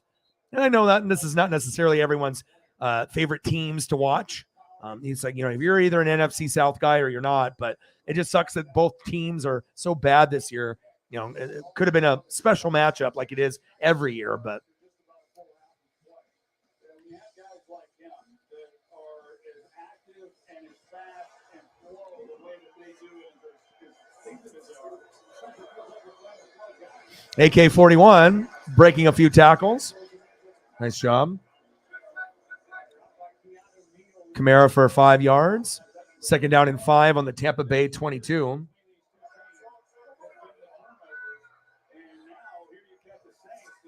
Shotgun set. Can anyone even get to the quarterback? That's when you know the team fucking really sucks. That's like none of the guys on the D-line can even get to Dalton, like all game. So not only are you don't have JPP, right? You don't have Ndamukong Kongsu because they thought they were too old. So they wanted to go with these younger guys, but the younger guys aren't even getting to the quarterback. So it's like you're not even helping Brady out with this horrible offensive line. 4 out of the 5 guys are either injured that were starting last year or no longer on the team.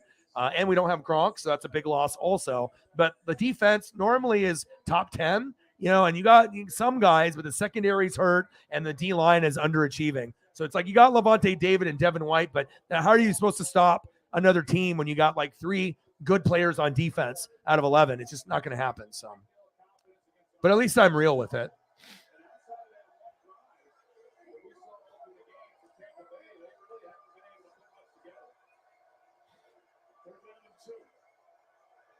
Third down and 2. Shotgun set. Dalton, floater, wide open. Oh, he dropped it. He should have caught it.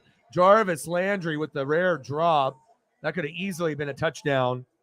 And then they would have been up 14-3.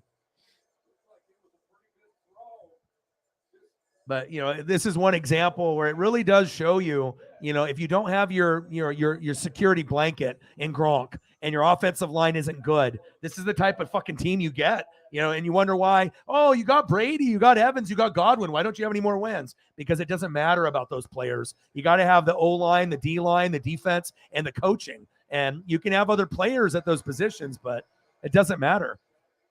Field goal's up, and it's good. 10-3 Saints.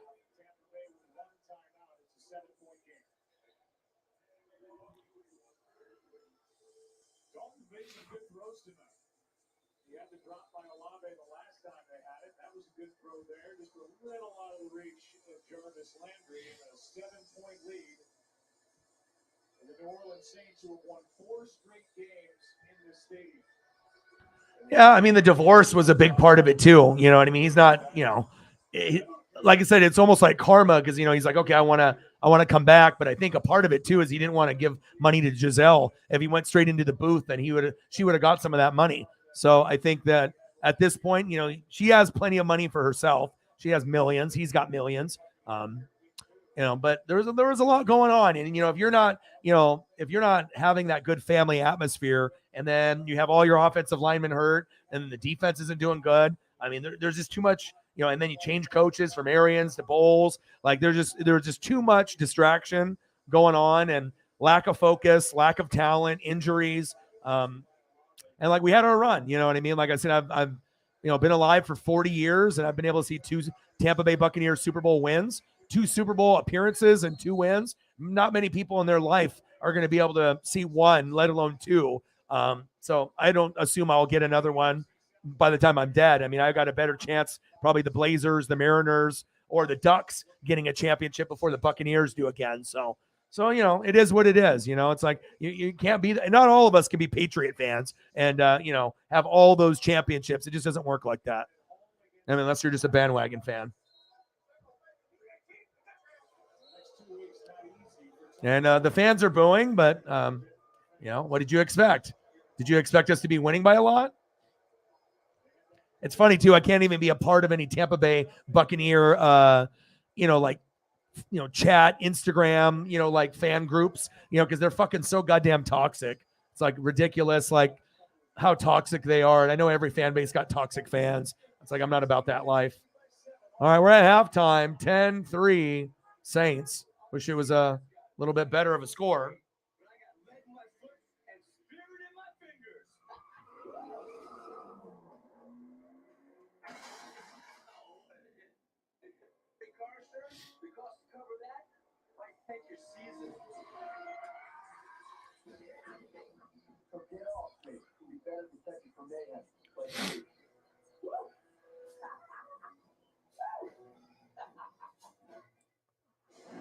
This is the All-State Halftime.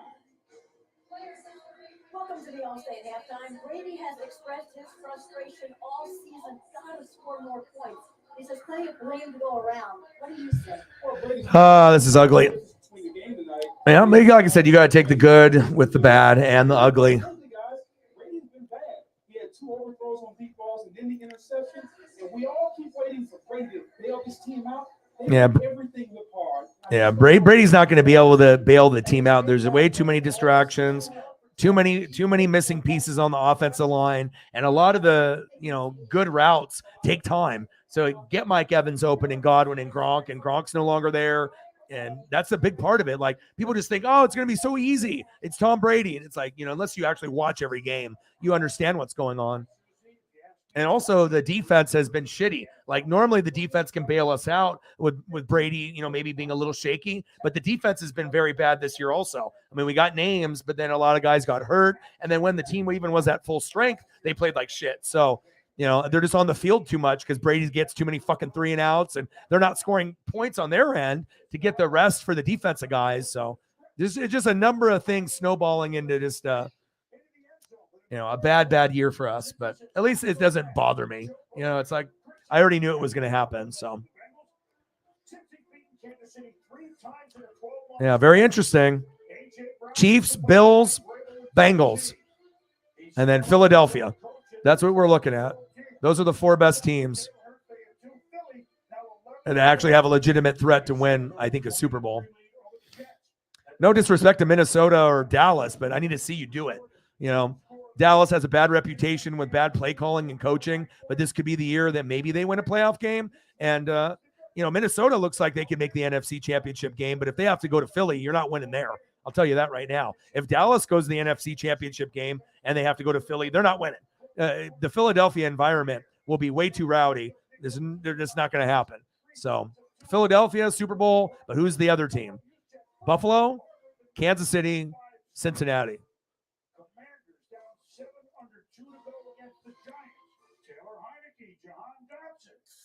We go to overtime, and then after nobody scored, Brian Daboll, Ron Rivera said, "Why don't we renew a Dalton to Taysom Hill for the touchdown." One of the great defenders of our era, number 54 for 10 years in Seattle, was Bobby Wagner. We're at 45 for the Rams now against his old team. He didn't like it. But Geno Smith and DK Metcalf, under 40 seconds to go. The Seahawks are 7-5. Lamar Jackson left the game against Denver for Baltimore with a knee injury. Hot Rod Huntley. I'm going to check my fantasy. Which is 30 seconds to go. I know Godwin doesn't really have a whole lot, but at least he's going to have the most opportunities.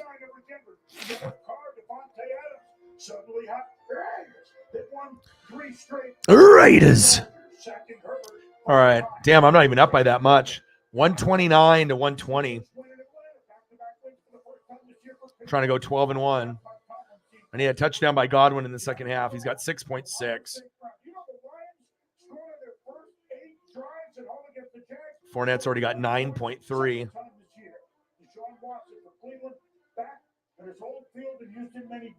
And then Chief will Chief won. And Sarah beat Holly. And Shep beat the Fluffers. And Jake beat Brute Crushes.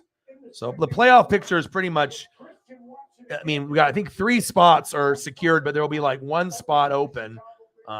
Just depending on what happens here next week as I'm looking at the league. We got 1 more week until the playoffs, so I can win this week, and then I got Chief will Chief. I got you next week.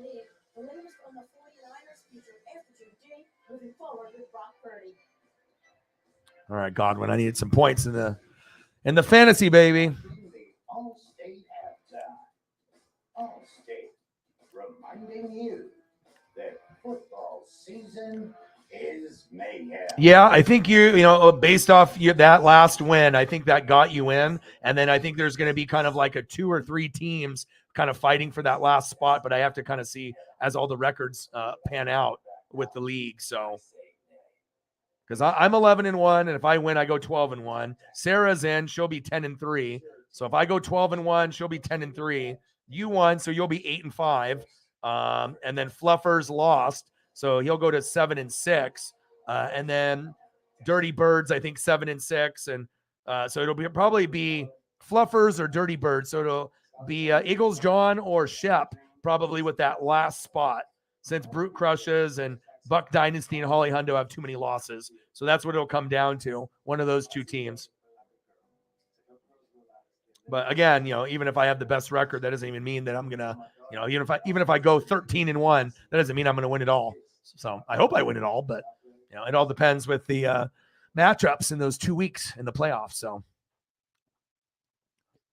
but he's got Fournette, and it's another Buck fan, and then I got Godwin left, and I'm up by 9. So Lamar week to week with a knee injury, not a good look, and that Ravens' chances of going deep in the playoffs is over. Baker is garbage. We'll see where he ends up, and what a heartbreaker for the Niners with Jimmy G with the broken foot. That was the biggest threat for the Eagles, but if you're an Eagle fan, you're ecstatic because this was the team that might have been able to beat you in Philly. It's the only team that I think that could have won on the road against a very harsh environment. I don't think Minnesota can do it. I don't think Dallas can do it. I don't think Seattle can do it, or Tampa, or the Giants, or Washington, or any other team that gets in. That was the only team that had a good enough coaching, defense, run game, balance. And even with that being said, the Niners could go to Philly and still lose by 10 or 13. But if there was a team that could push Philly to the limit, if Philly doesn't get eliminated and they have home field all the way through to the end, and like I said, Philly is good enough to win it all. I mean, they have probably the most ways to beat you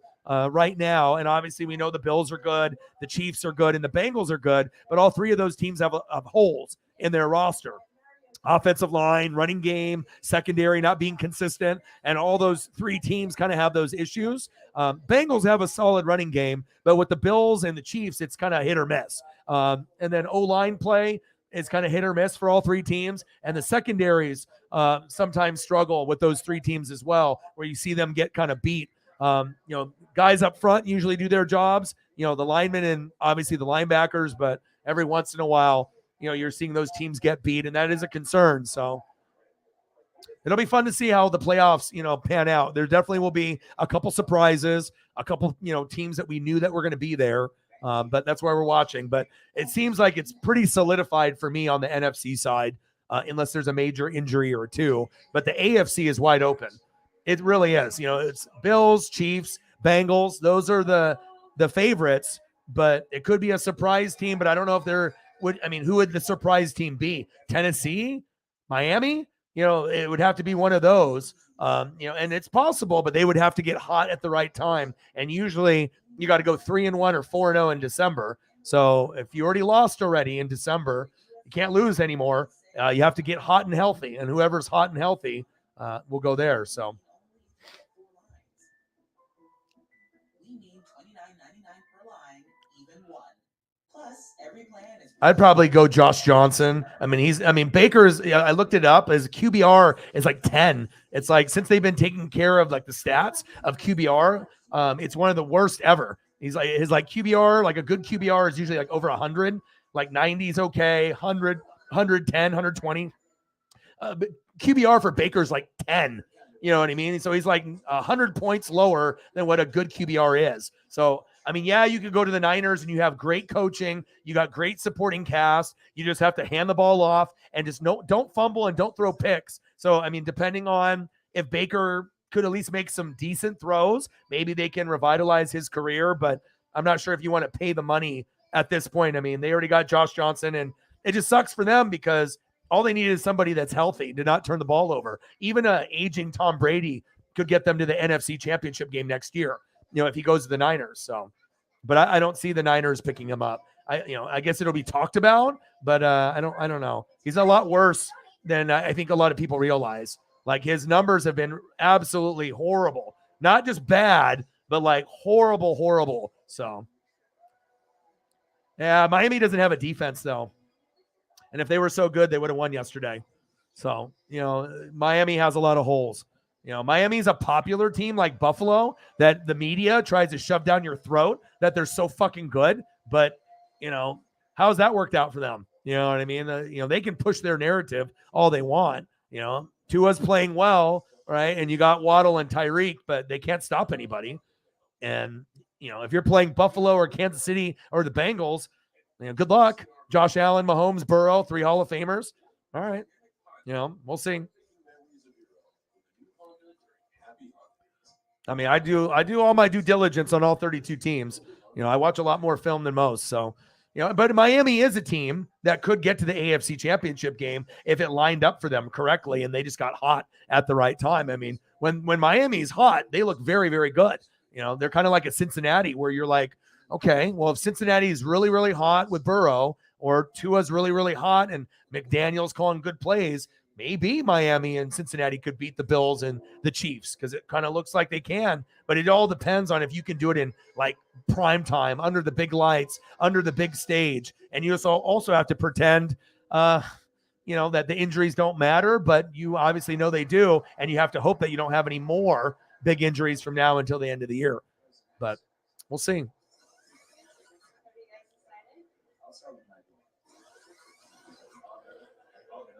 Yeah, well, there's no reason for Baker to go to Seattle. Why would you already have Geno Smith? What would make you think that Baker would Seattle would be interested? He's one of the worst quarterbacks of all time. Why would Seattle bring him in when you guys are trying to make the playoffs? There would be no reason to. There would be no reason for him to get picked up by any team, but let alone a playoff team. It's like, why would you wouldn't even pick him up as a backup because he's not good? There would be no reason to pick him up, like zero. There's no reason because you can't trust him.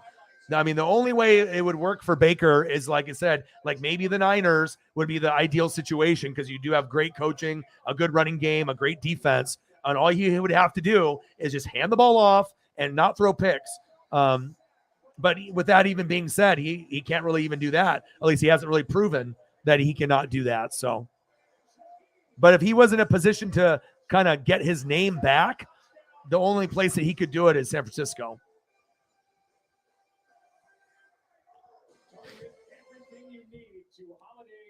Yeah, but it's right now. We're talking right now. We're not talking 6 months ago. We're not talking a year ago. We're not talking before you knew Geno was going to be Geno. You know what I mean? We're talking right now today. Yeah, maybe they were wondering who they was in the market because they didn't know Geno, if he could actually be good, right? And then you just got rid of Russ. So they're thinking, all right, what do we do here? You know what I mean? But after Geno's already solidified himself. He'll probably be the starter for the next 5 years. He's had one of the best seasons that we've seen from a guy that most people kind of gave up on. His accuracy is very, very good. Completion percentage is good. Everything about Geno has been good. So trust me, I know football. I'm not a dummy. Yeah, they might have been interested back then, but back then they didn't know if Geno was good. No one's interested now after they've seen Baker play like shit the whole year. Unless people want to waste money and give millions of dollars to someone that sucks. All right, 10-3 Saints.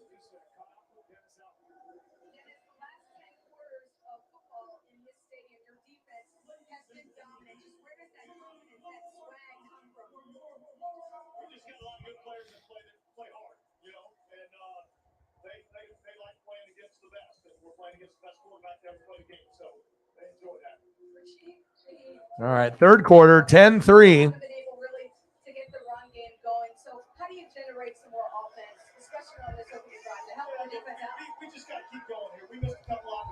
First down and 10.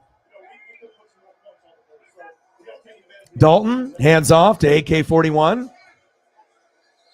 Nice tackle by Devin White.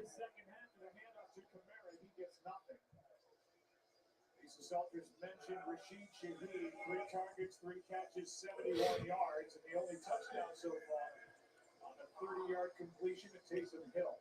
I mean, shit, even Drew Lock would be better than Baker Mayfield. Because I think Drew Lock could probably start for maybe 3 to 5 teams if they desperately needed someone. He's kind of like a Jameis Winston where he's going to throw a lot of picks, but at least he gets the ball downfield.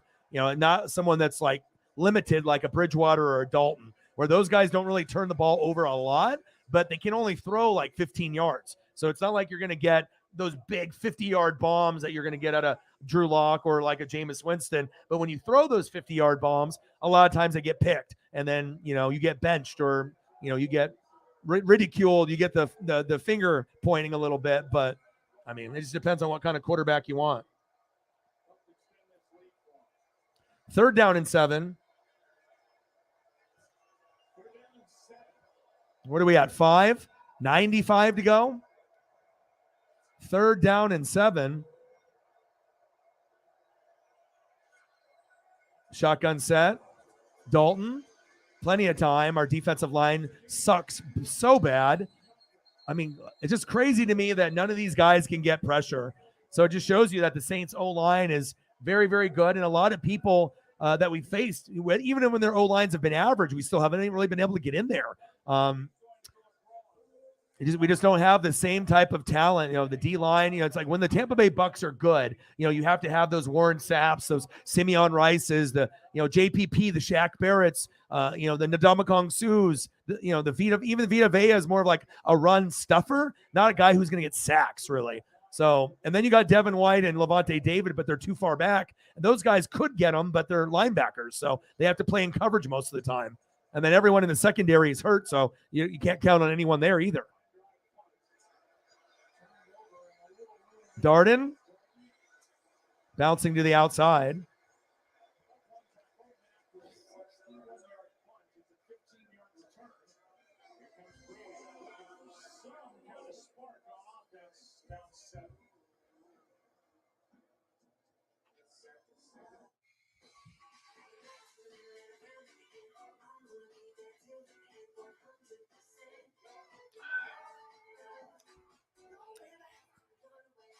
Thank you, Chief.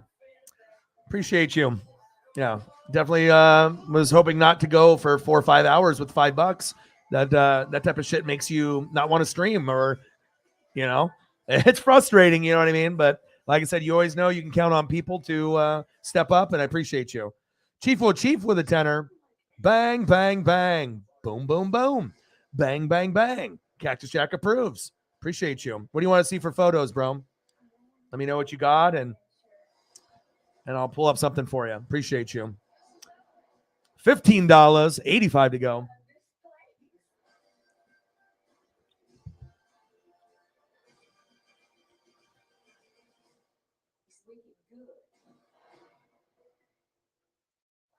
Two new IHOP lunch and dinner menu items for twice the goodness, twice the flavor, and twice the choice. Sirloin Salisbury steak and all-natural salmon. Perfect for lunch or dinner. Only at IHOP. Download the app and earn free food with every. For the time being, while you're waiting, we'll throw up a few here for you. And we'll go with some like Jamal Charles. I know you like Jamal.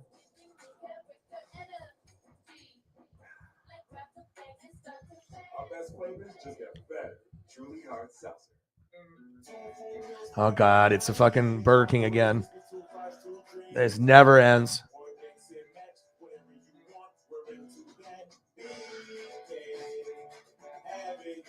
I know me and Highlight Heaven have had enough.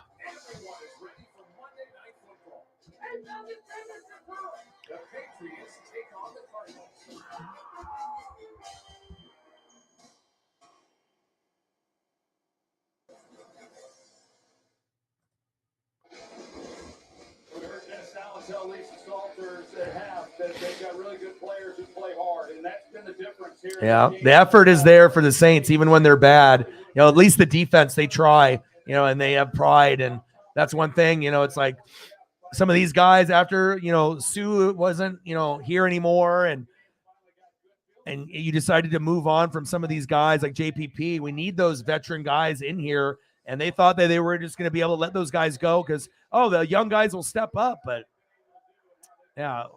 And then Julio has been, you know, waste of money. A lot of really the only bright spot is maybe Rashad White, the running back. Like, he looks like he's got a pretty good future. If we can get some healthy offensive linemen, he could end up being the starter after Fournette retires or moves on. Like, Rashad could be the guy. He could be the RB1 or RB2. But, I mean, besides that, there really hasn't been a whole lot to cheer for this year. Appreciate you, Chief.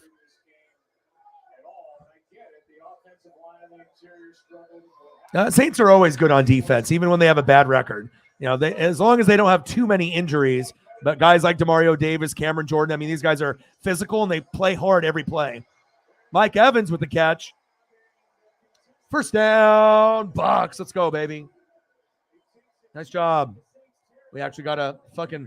It like reminds me like when we used to be like really, really shitty when we had like Bruce Gradkowski and Chris Sims.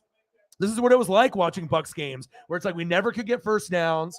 You know, we always have some shit quarterback or, you know, horrible weapons. Something's going on. The defense sucks. Like, you just have to wait for, like, you get more excited about a first down because you know you're probably not even going to score. That's how sad it is.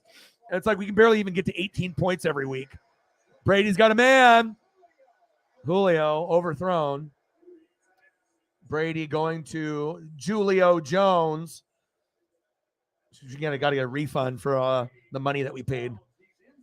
It's like you pick up a name, but just because you're a name and a Hall of Famer, if you're past your prime, yeah, you know, maybe this was Julio in Atlanta. He catches that, but it was overthrown.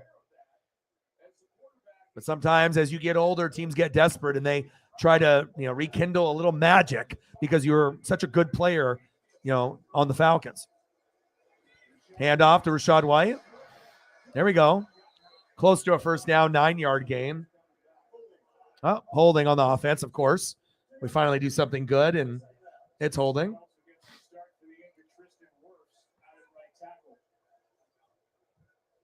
You got anything that you want to see? I got a couple Jamal Charles pictures there for you. Yeah, we haven't been able to beat the Saints the last 4 times, bro. It's like we never can beat them. And the thing is, even when our team was elite, like Super Bowl caliber elite, we still would lose to them. You know, it didn't matter who their quarterback. Their quarterback could be fucking a guy from the street. Their quarterback could be like Trevor Siemian, and we'd still lose because that defense and that O-line were so good. So it shows you O-line, D-line, defense, coaching, play calling can sometimes even beat like Hall of Fame players, you know, on the opposite side of the ball. You just have to be able to win that side of the line of scrimmage. And they've done that. Screen pass. But this is the worst, you know, team. But the thing is where this matchup is a little bit more even than normal because they got a lot of guys hurt on their team too. So it's not like, you know, my team is completely hurt and they're completely healthy. Like they got a lot of, I mean, look at the records. We're both booty cheeks. I mean, they're fucking 4-8. The Saints fans are normally 8-4 or better. Some Saints fans stop watching. You know, they're like, fuck this team, you know, and then look at Tampa. We're 5-6. You got Hall of Fame Brady. You got Hall of Fame Evans, Hall of Fame Godwin. You know, you got guys, but you got to be able to have time to get them the fucking ball. And my offensive line consists of a lot of second and third stringers, dude. Rachaad White with the dump down. Fumble. There you go. That's fun. Look at that. That's great. Yes. Yes. I need the Saints to go to the playoffs. I don't need to go. Why are we going to go? So we can just lose by 20? Let's go, baby. You know, once you lose to a team, you continue to lose to a team. You know, look at that. From behind, too. Great effort by Cam Jordan. And that's why he's a Hall of Famer. You know, that's why he's one of the best in the world right there. He did the Charles Peanut Tillman from behind, and he's a fucking D-end, you know. That's great effort play right there. And, you know, even though both teams suck, you know, Andy Dalton can play better than Brady at this point. And Andy Dalton's not going through a divorce either. Even though it's finalized, I guarantee he's still hurting. You know, it's you know, it's a awkward moment with him and his kids and everything. So.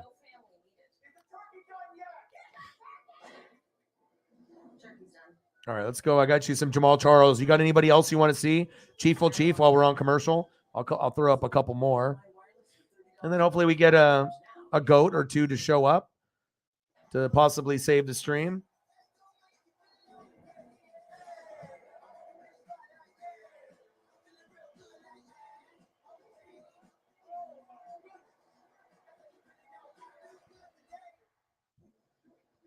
It's easy to say things. Anyone can do that. Meaning what you say, that's a little harder. And a little harder to find. But at US Cellular, when we say you get unlimited data for $29.99 per line, we don't mean your boy works quick.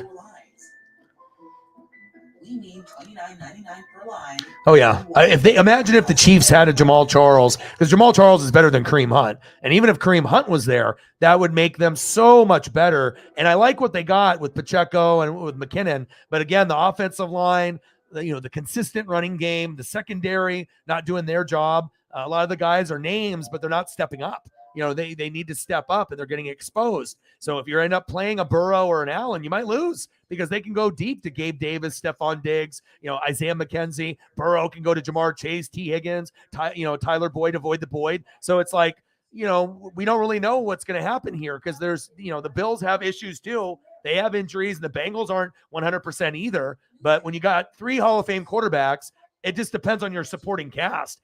Whose run game is going to be the best? Bengals run game looks pretty good with Mixon and Samaje Perine. That's not a problem. You know what I mean? And with the Bills, it's kind of running back by committee, and Singletary's been pretty good. Josh Allen with his legs. And then every once in a while, we'll have a good game with the Chiefs, and there'll be other games where they struggle. Offensive lines are all shaky at times. But it's really the defenses too. What defense will step up out of those 3 to play the Eagles? Is it going to be Kansas City? Is it going to be Buffalo? Will it be Cincinnati? Who can win on the road if you don't get the 1 seed? Who actually can win a game on the road or 2? That is another thing that we have to ask ourselves as we go deeper into December. Dalton. But for me, Philadelphia looks like the clear choice, based on their depth and the amount of ways they can beat you. Unless they have serious injuries like Jalen Hurts or their big name players, they should be at the very minimum NFC Championship game. But they look better than Dallas or Minnesota or anyone else. So they look like, and if they have home field, I don't see them losing. But as far as the AFC side, the competition is stronger. Bengals, Burrow, Chiefs, Mahomes, Bills, Josh Allen. Who knows, right? But on the other side, it's like, yeah, Dak and Dallas look pretty good, but they have a reputation of fucking it up with the play calling. Like, you can have all the talent in the world, Dan Quinn, Micah Parsons, Defensive Player of the Year, Dak's playing great. They got Zeke, they got Tony Pollard. But what's the play calling going to be like with McCarthy and Kellen Moore in the playoffs if you play a good defense? That's the real question. But I could definitely see Dallas overachieving this year because we don't have Green Bay, the Rams, the Buccaneers, like a lot of those veteran teams with the Staffords, the Aaron Rodgers, the Bradys aren't there. So you have a lot of new teams that are in the mix with the Daniel Joneses and, so you have to think, even with the Geno Smiths and Seattle, that could be a sleeper team that could make it, but they still have a few other teams that are better than them at this point. 3rd down and 1. First down, Saints. Can the Saints win this game already?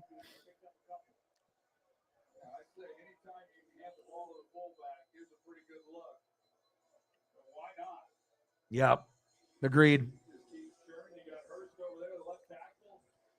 First down and 10, 10-3 Saints. Saints, hurry up and score more points. It just, when you go from seeing what Super Bowl caliber football looks like, and then you look at the team that I'm looking at here, it's like disgusting. It's like going from watching one of the best teams in the world, which they were a couple different times, and then watching a team that looks like they're a Pop Warner high school team, like the effort-wise. It's one thing where guys are injured, but that's the lack of effort. That's the most disappointing part. And I'm a defensive guy, so you really have to show effort. If you don't show effort on defense, it's very clear. Offensive guys, it looks so much smoother. Sometimes it looks so natural. If the offensive line is giving Josh Allen time and he gets to go deep to Diggs and Gabe Davis, it looks so easy. Mahomes going deep, easy, right? But when teams don't play defense and they get fucking rocked, you can definitely see who's hustling, who's tackling, and who's just giving up. 2nd down and 3. Dalton. Because, look at that. Dalton's just the confidence that they have against Tampa. Even though Brady's the better quarterback, right? You would think, Dalton's going to outshine him. Sad. Jameson with a tour. Thank you, man. Appreciate you. Every dollar counts. Bang, bang, bang, bang, bang. Bang, bang. Boom, boom. Bang, bang. Let me know what you want to see for a photo. If you want me to get you a Titans photo or something of that nature, I got you. Appreciate you.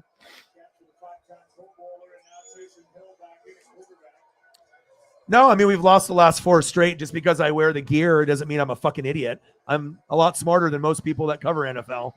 I mean, since I cover all 32 teams, I mean, name one other person on YouTube that's smarter than me. I dare you to try to find one. No, but I didn't think we would win this game. I thought we'd lose. We're a horrible team. And if a team has beaten you 4 times in a row when your team has been much better than this, why would we win? Doesn't matter that we're at home. Good thing, because Taysom Hill kind of hung with him a little bit and just trusted that he would get through that. First down and 10. Come on, Saints. I mean, they're already in field goal range now. Hand off to AK-41 Alvin Kamara. And he's had a bad year, this year, but just one of those things, you just injury, trying to get back into the rhythm. Offensive line sometimes shaky, then you don't get enough carries.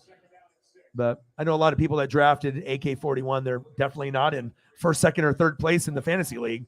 I mean, if you took him in the first round or second round, fucking really hurt you, because it's not like the typical production that we're used to from AK-41 Alvin Kamara. Second down and 6, play action fake. Little check down. Adam Troutman, look at this. First down, Saints. Nice job by Adam Troutman. Well, you're not going to get a lot of people that are not biased. That's one thing that you see on TV and podcasts and social media and everywhere, is everyone is incredibly biased, and they love to have people argue to get ratings and clicks, and everything is fake and made up, because people like drama. People like seeing people argue. People like seeing people get knocked out on World Star. That's what that like media is about. They like to see that stuff, but if it's played out and it's fake, I mean, at some point we got to get into sports talk and have it be honest and real. But, a lot of America doesn't want to see real. AK-41 with the catch. I mean, it's okay to be able to acknowledge great players from the rival, and other teams. Just you don't really see it a whole lot. 10-3 Saints. They're knocking on the door to score again. Levante David down. That's great. One of my favorite players. He's not the type to fake an injury like we, most of the time, if he's a really tough guy. He's been on the team quite a long time, and, since 2012, more than 10 years. We'll see what happens here. Does his foot get caught in the turf, or does he get just landed on? I don't know. Hopefully he's okay. I mean, he's jogging off. He's a tough guy. Like I said, he's never the type of guy to go down on the ground and fake an injury. They'll have one of the other scrubs do that. They're not going to have Devin White or Levante David do that.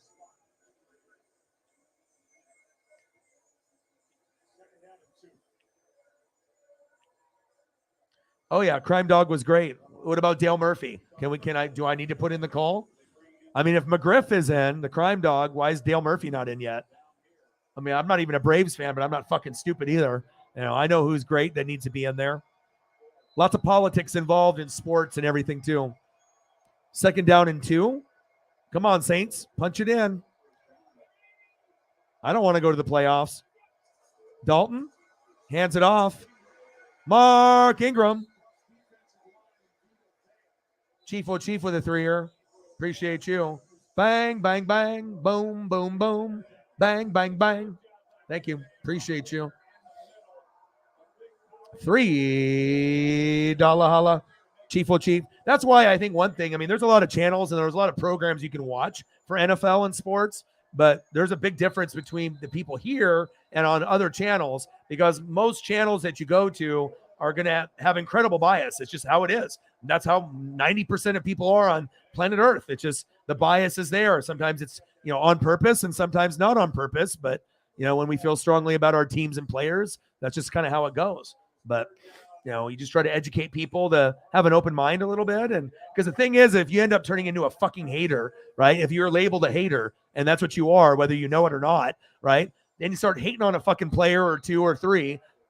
The sports gods are listening. 5-6 years from now, it'll be like the Donovan McNabb situation for Washington. McNabb, he fucking sucks, right? And then fast forward, 5, 6, 7, 8, 9 years, who's the starting quarterback for Washington? Donovan McNabb. Shotgun set, 3rd down and 7. Dalton scrambling for his life. Floater. Nice actual spiral on that throw. Throw to Taysom Hill. Short, but I mean, at this point, if you're the Saints, you could go for it and end the game. You know, you don't need to. You can kick the field goal and be conservative and just hope that Tampa keeps sucking. But you know, you could definitely step on us right here and just end the game. But the smart decision would be to go for the field goal, and I hope the Saints are smart enough to do that. And Big Nuts Will Lutz is out there, so at least we know Dennis Allen isn't stupid.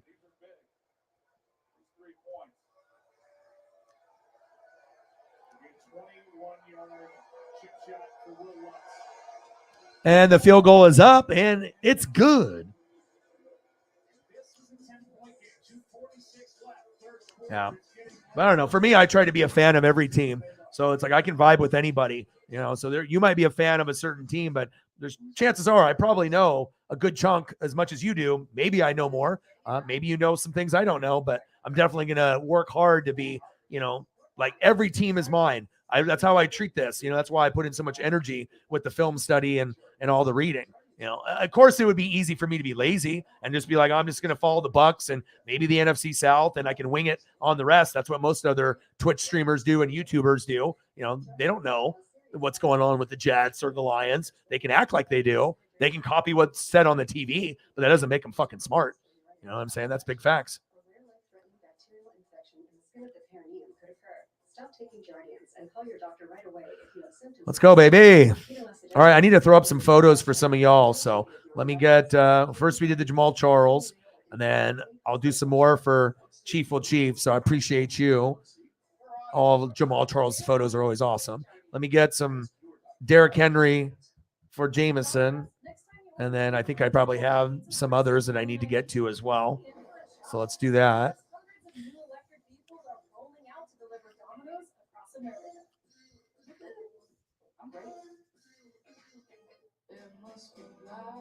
Yeah, but it's like, you know, it's my legacy, you know, and I'm trying to be able to show people, you know, you can still be a super fan of your team, but appreciate the league. And it's like, and then if you're good at fantasy on top of that, you have to know about all the great players in the league if you want to be great at fantasy. So, you know, and it makes you smarter. You know, the more you know about the players, the more interested you are, and you look forward to matchups with, you know, teams that aren't your own, and it makes it fun, something to look forward to rather than just only your team.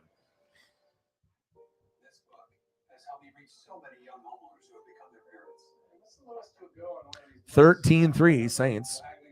Let me update a few things here. I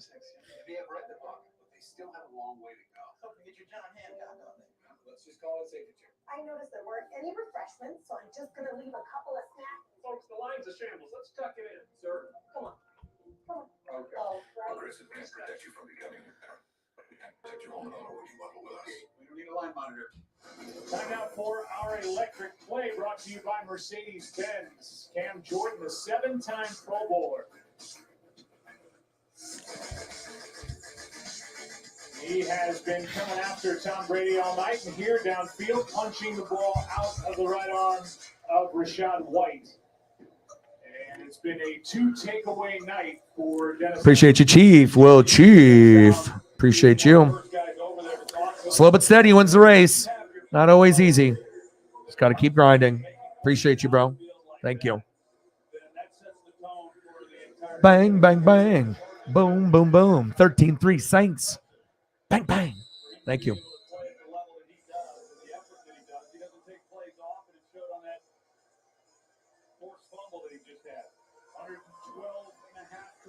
Appreciate you as well. Jameson makes a $3 holla.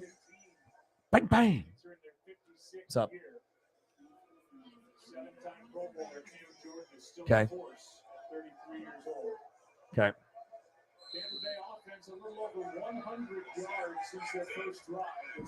First down and 10. Brady. Hands off to Fournette. Going against him in fantasy. I can't have him explode.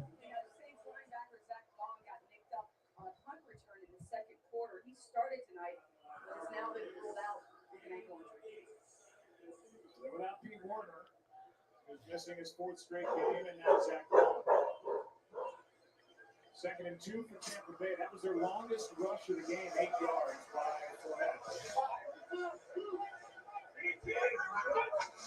All right, Brady. Handoff. Leonard Fournette. Yeah, calm down, Fournette. I don't want to lose in fantasy this week. I might end up losing. First down and 10, Tampa.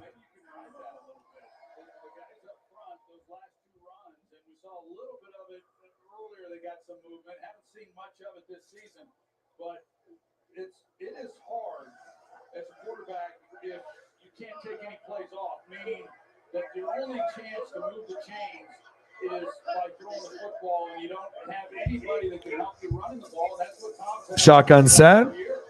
Come on, Godwin. That's who I got left. Come on, Chris.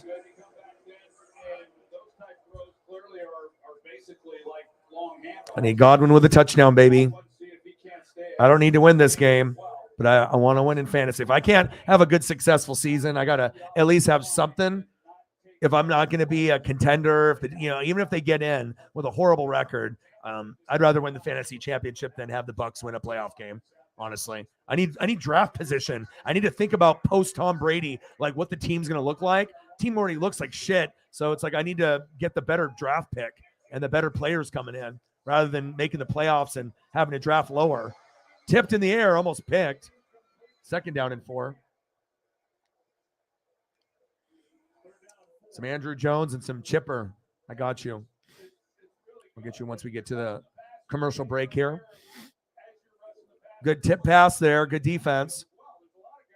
That's that good effort by Cam Jordan, man. I'm telling you. That shit rubs off on the other. I mean, he's intense. He's, him and Demario Davis are the heart and soul. I wish I had guys like that. You know what I mean? These guys are fucking really underappreciated just because they're on the Saints, and Saints fan base gets a bad reputation, sometimes for good reason, for just being a little bit too chippy and chirpy and just talking shit all the time. But, not moving on from the past. I mean, they've had some bullshit go against them, but they got some really good players, I'll tell you. And I should be, like every other Buck fan and just be like, fuck them. But I mean, I like a lot of the players on the team. Even when Lattimore and Evans fight, I mean, I would take Lattimore on Tampa. I mean, I'd take Demario Davis. I'd take Cam Jordan. I like AK-41. I like Ryan Ramczyk. I mean, they got a solid team, It's like you want your team to be together and be physical. It's like a brotherhood with them. It's like, even though they might not win all the time, you can tell that guys that are really tight with each other. And usually the defense is very, very tight. Offense, it kind of, would be good and then sometimes shaky, but obviously post Drew Brees, it's not the same. I don't know if Saints fans thought it was just going to be easy breezy cover girl and they were just going to dominate the NFC South forever. But it shows you how great Brady was, and Sean Payton too. That's a big, big loss for them. Second down and 10. Hike, go to Godwin, baby. Brady through the fingers. Cade Otton. Brady to Cade Otton. Incomplete.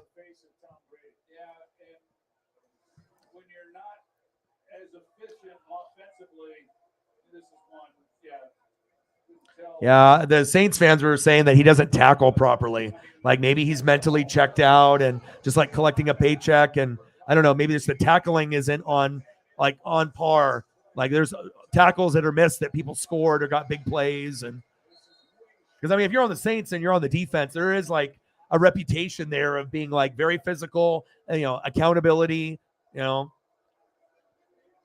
for Saints fans that call out like a Hall of Fame guy that went to LSU, do you think they would really do that? They wouldn't do it unless it was like really happening, because that's a guy they would protect at all costs, especially being an LSU guy, End of the third quarter, boring as fuck, 13-3. Tampa Bay, will you just lose already? All right, now I got to pull up some baseball photos. But at least it's not like one of those things where it's like I'm in my teens or I'm in my, early 20s. And this is like making me go fucking insane, where it's like, people are pissed off for like after the game's over, the next day, maybe all the way until the next game, and if you're a hardcore fan, some of us have gotten to that point where you are mad until the next game. That's not a healthy way to live. So at least I know and I recognize if the team is good or if, they are not good. So let me get some photos here. Yeah, you already know what it is. Some Saints fans are actually legit, though. I've met a few that are like actually like kind people. They're not shit talking like 24/7. Like just, some people, are just shit talking like they just can't stop. They are such a fucking hater. They just love talking shit, about the fucking Bucks. They love talking shit about the Falcons, the Panthers, and then they love talking shit so fucking much they fucking talk shit about their own, about like other Saints fans and Saints players and other Saint people that are in the room. I mean, they don't know when to stop. And they're just arguing with each other and shit. So that's when you know it's really toxic, when Saint fan and Saint fan are fucking going after each other like, like some Mortal Kombat shit. I'm like, oh, okay, well, all right. Well, that says a lot. Andrew Jones and Chippa Jones.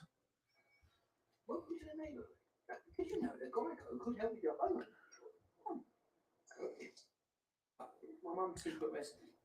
A little nutmeg in there? It's a secret. Is it cinnamon? It's my mom's secret recipe. All right, got you a couple Derrick Henrys, and we'll get you some Chippas. The Chippas.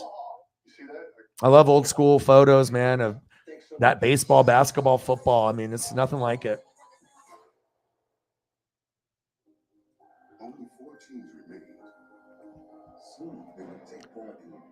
I remember when Chipper came in around like 91 or so, and remember the baseball cards. I don't think they really thought he was going to be as good as he was. They knew he'd be good, but I think he exceeded expectations.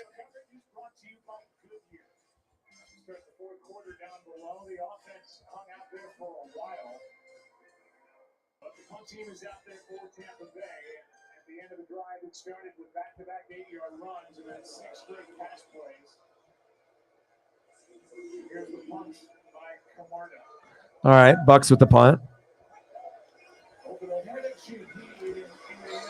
Into the end zone.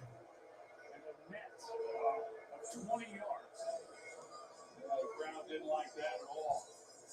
This week, NFL players are wearing customized cleats. I got to get you another Jones here. We got to squeeze it in. So we got him with up close with the Jordan gloves, and then we got him in the batter's box. Appreciate you. All right, Tampa, find a way to lose this game like we always do. Yeah, but it's one of those things as a Chief fan, I see some Chief like super fans, or if they're fans, are really toxic. I see what they fucking say on like Twitter and Instagram.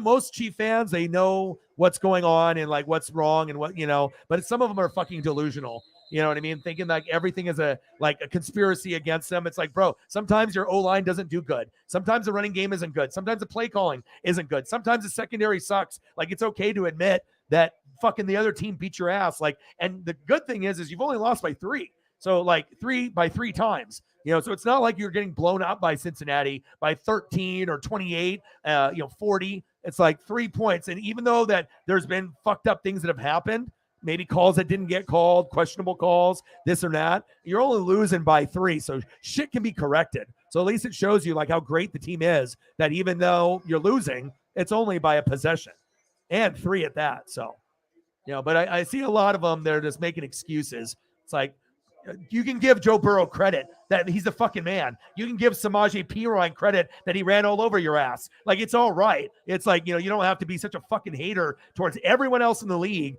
just because you assume that you can win every game, that you play because you have Mahomes. All right. Like, maybe some of these fans are bandwagon and that's why they're acting this way. But it's like the real fans know that not everything is going to be great. Sometimes you're going to struggle. Sometimes teams are fucking better than you for that particular week or the season. 3rd down and 3, Dalton. Wide open. Nice catch. 1st down, Saints. Chris Olave, baby. That was nice. I don't mind, and I'm a fan, like watching him at the Ohio State University. And this has been the best thing about the Saints this year, is that you got a true number 1. Michael Thomas never snaps and suits up for the Saints. Who gives a fuck? You got Olave now. Like, you can't even count on Michael Thomas being healthy. And, he was really great with Breeze, broke all those records that one year. But that was then. This is now. It's a NFL is a what have you done for me type of league. And we don't even know if Michael Thomas could be healthy for the rest of his career. So at least they got a gem in Olave. 1st down and 10. Hand off to AK-41. Can you imagine being a Buccaneer fan and spending like $1,000 like going to this game and this is what you get? I definitely would put my money somewhere else. Yep. And that's why it's, it's good, karma-wise. You don't want to give any extra motivation, for the other team. Anytime that person starts talking shit on social media or doing something extra, something always fucking happens. Like the sports gods and the karma is real. And then all of a sudden shit that never happened starts happening. And, it's just not good. 2nd down and 9. Dalton, hands off. Mark Ingram, short game.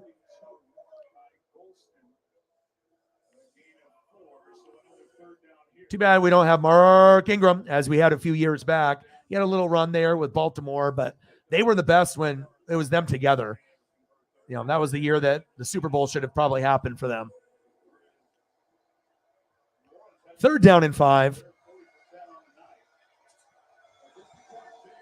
Yeah. Well, I hope the Saints make the playoffs over us. Never know. Saints could be one of those sleeper teams. They get hot here at the end, and maybe they can upset someone. Who knows? Dalton. Flag on the play. I would assume that is a PI on Carlton Davis. That should be a 1st down for the Saints, I would assume. Jameis chirping in on the sideline as well. Yeah. Pass interference on Carlton Davis. What's new? 1st down, Saints. Move the chains. Yeah, but at this point you have, he decided not to get the surgery, and you are going to have to wait it out after this year to decide, okay, is he coming back or not? And most of the Saints fans think probably like, okay, he's not going to be playing really, but it's not like you were going to let him go this year. You had to at least see one more opportunity. Can he be healthy this year? Then you can make the decision, and now the decision's been made for you. Yeah, that's all right, man. I'm used to it.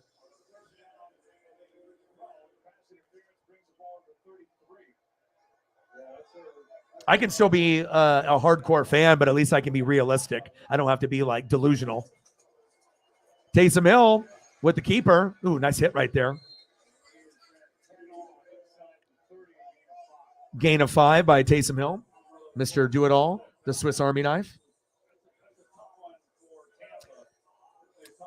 Because, we have a hard time scoring when the team is full strength, but, people are like Buck fans probably are just going to go crazy. And that's why I don't do the Instagram fan pages for the Bucks or the Oregon Ducks either. You'd be surprised on, how negative people are in life. Like, sports fans are, some of them are happy, people, but a lot of sports fans are just really negative. And if you hang around other negative people, and then it makes you negative sometimes when you don't even realize it.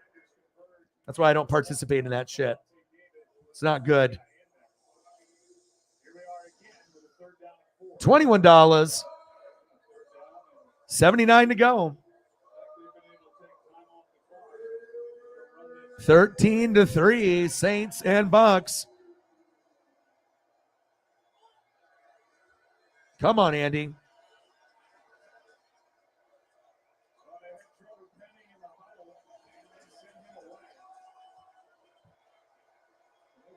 Let's go, Big Red. 3rd down and 4. Shotgun set. Plenty of time. Dalton, good throw. Wide open. 1st down, Saints. See, it shows you how horrible the Buccaneers are. Normally the defense is like, pretty good.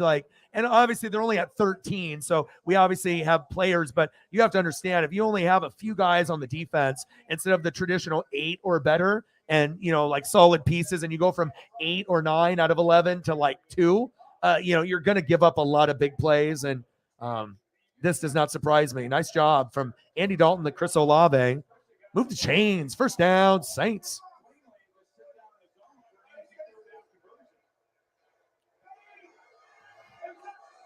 Dalton, hands off. Going to Mark Ingram with the spin move. Big gang tackle there. 2-yard gain from Mark Ingram.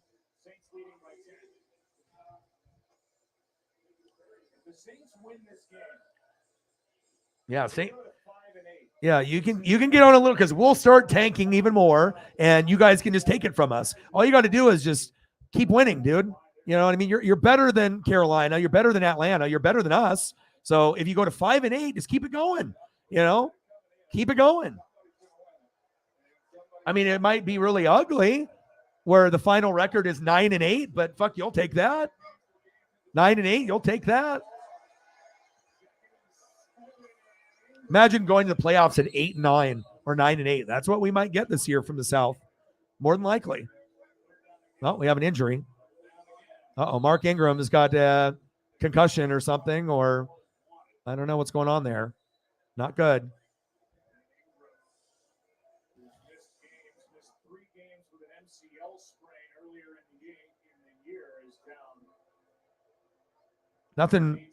Nothing too crazy. He didn't get tackled hard, and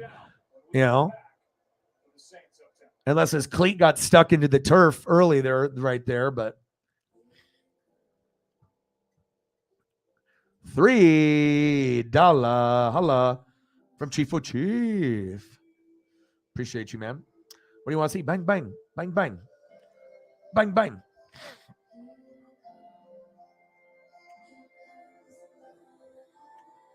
Yeah, but it's nicer to be like calm and just to be real. You know what I mean? Instead of just trying to be fake to get clicks and have horrible, ridiculous takes that aren't even true just to get ratings. That's what they have kind of tried to do now.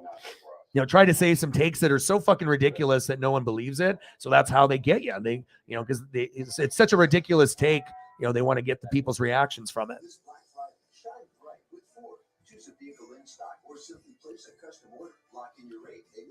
But I might have to try to look into. I was going to try to get a high school jersey for Cyberpunk for his donos, but it's like they have too many like knockoffs, and they're like China cheap knockoff bullshit jerseys. So now I'm going to try to do like a Texas Tech one. If anyone has a link on how to get the Texas Tech Mahomes jersey, like one that's sewn, if it's legit or real, or if they have a screen print or a sewn version, you can send me a link on Twitter or Instagram if anyone has any idea. Obviously, it looks like it's Under Armour.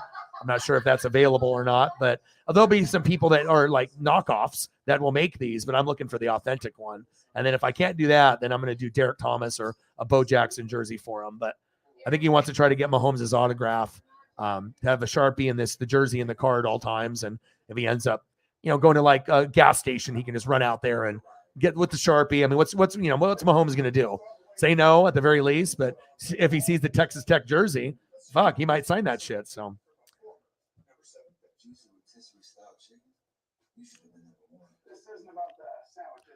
yeah, but it's going to be interesting because normally we have an idea who it's going to be in the conferences, but now with the Bengals showing that they can beat the Chiefs showing that they can beat the Bills, and then the Bills, with Josh Allen throwing too many picks, like there's no real guarantee that anybody on planet Earth really knows what's going to happen here at the end in the AFC.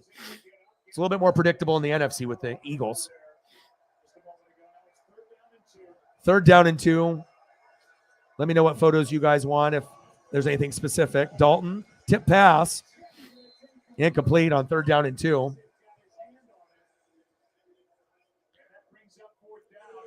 Fourth down, you might as well just kick the field goal and end the game.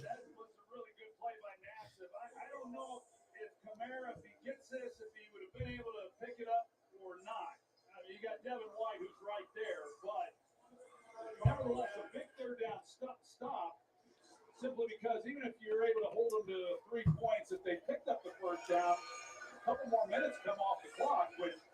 All right, Will Lutz, 4th down and 2. This coach is smart. Dennis Allen, and it's good. You don't go for it. You just kick the field goal. College coaches, take note.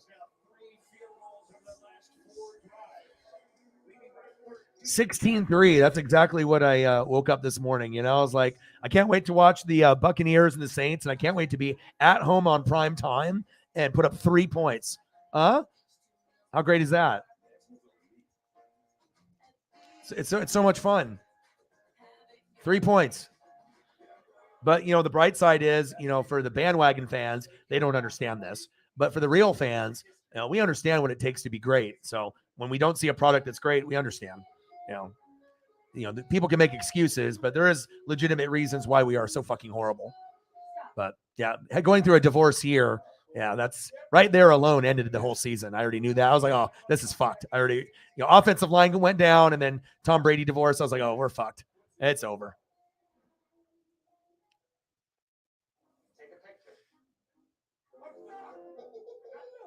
Yep, I just got the new iPhone 14 with this amazing camera at T-Mobile. Wow.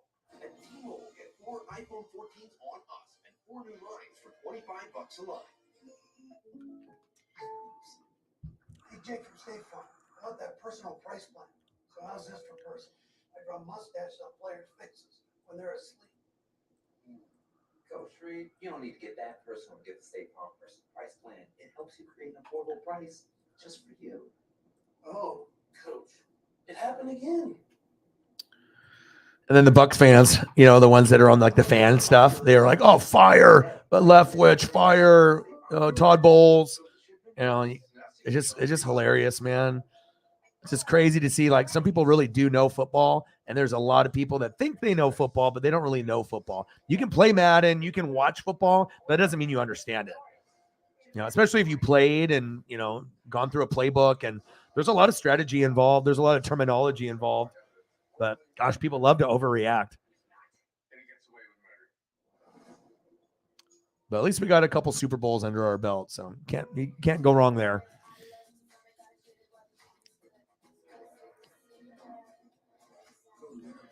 All right, 16-3 Saints. Let's go, baby. Oh, I got to look at my fantasy. See, am I losing now? I'm probably losing now because Godwin didn't get enough for me.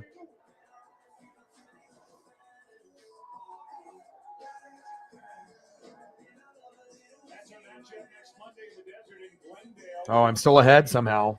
What the hell? 131 to 122.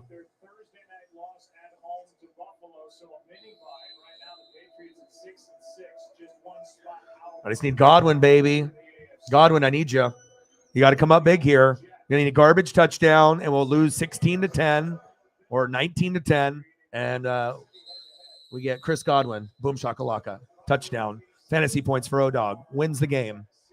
Boom. All right, here we go. I just can't have too much Leonard Fournette.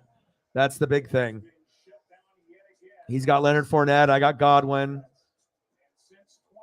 Man, we are good. 156 passing yards from Brady. Fucking A, we're good. 0 touchdowns. That's really good. And a pick. Awesome. Shotgun set for Brady. Oh, it's 12 noon. You know what time it is? A Tom Brady sack lunch. Yum, yum, yum, yum, yum, yum, yum.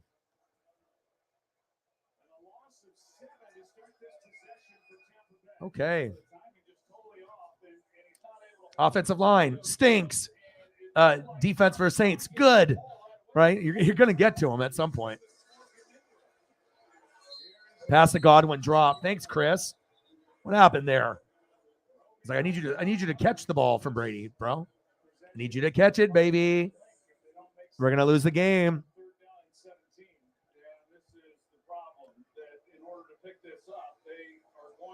He's like, all right, what the fuck do I call here? He says. Brady, 3rd down and 17. Here comes the defense. Flipped to Rachaad White. Popped.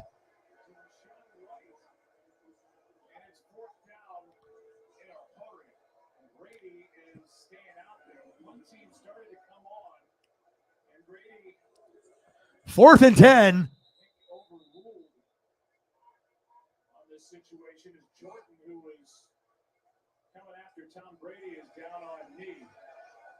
He's like, I got to slow this momentum down. Let me go down to a knee.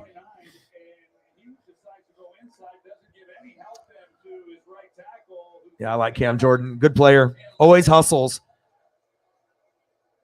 And at that point, that's about all Tom Brady had left to do was to get the ball to him. But, this is the game here.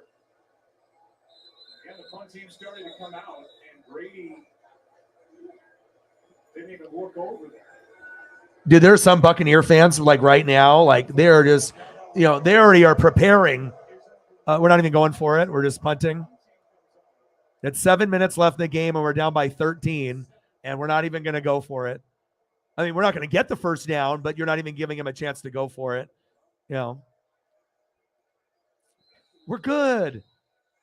We're so good. It's 4th down and 10, and we lost the game already. And then we're just like, nah, we don't even need to fucking have. He's not going to get it anyways. Let's just punt. Then you get these Buck fans. I paid $1,000 for these seats for 3 points. Yeah, dummy. So you watch it at home, like yeah, boy. It's all good, man. I'm, you know, like I said, if you're a bandwagon Brady guy, you don't understand this. If you're a bandwagon Buck fan, you don't understand this. But I mean, there was a time where we were very bad for a long time. So.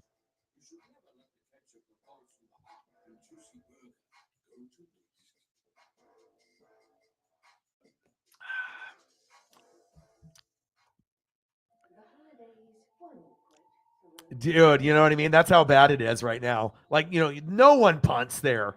Like nobody punts. You know, like your game is over. All right, let's just go for it. We don't get it. You get the ball, whatever. You can run it. You can bleed the clock, but at least you give, even if you don't believe he's going to get it, it doesn't even matter if your quarterback's Mike White. You get the chance to throw the ball 10 plus yards, and maybe it's a PI, maybe fucking Godwin or Evans catches it. They're like, nah. They're like, let's just say fuck it, huh? Fuck it. But, you know, for me, it's like, okay, from 95 to 2002, they were great. That was probably some of the best football I've seen in my life in the Sapp and Brooks prime with Lynch and Allstott. I've gone to 2 Super Bowls. I've won both, right? Like, you know, not everyone's favorite team is going to have something like that. So I'm completely prepared for the team to suck for the rest of my life. You know, and hopefully I can get a 1 natty out of the Ducks before I die. And hopefully I get 1 World Series with the Mariners before I die. And 1 championship with the Blazers that I actually can watch and not just inherit from Bill Walton. So, but you never know. Those things are not very likely. At least not all of them. All right, damn, Tom. All right, we're not even going to let you go for it on 4th down and 10. Yeah, but at least with your team, you won 1, right? And they lost 1, but you're going to go back. I'm not going back. You know what I mean? So it's like, okay, you lost 1, but you're not going to win them all. Especially if you're a team like the Chiefs, you're probably going to go to like 4 or 5, maybe win 3, lose 2. You know what I mean? Like it's going to be one of those things where you're not going to win every one, no matter how great you are. This is awesome.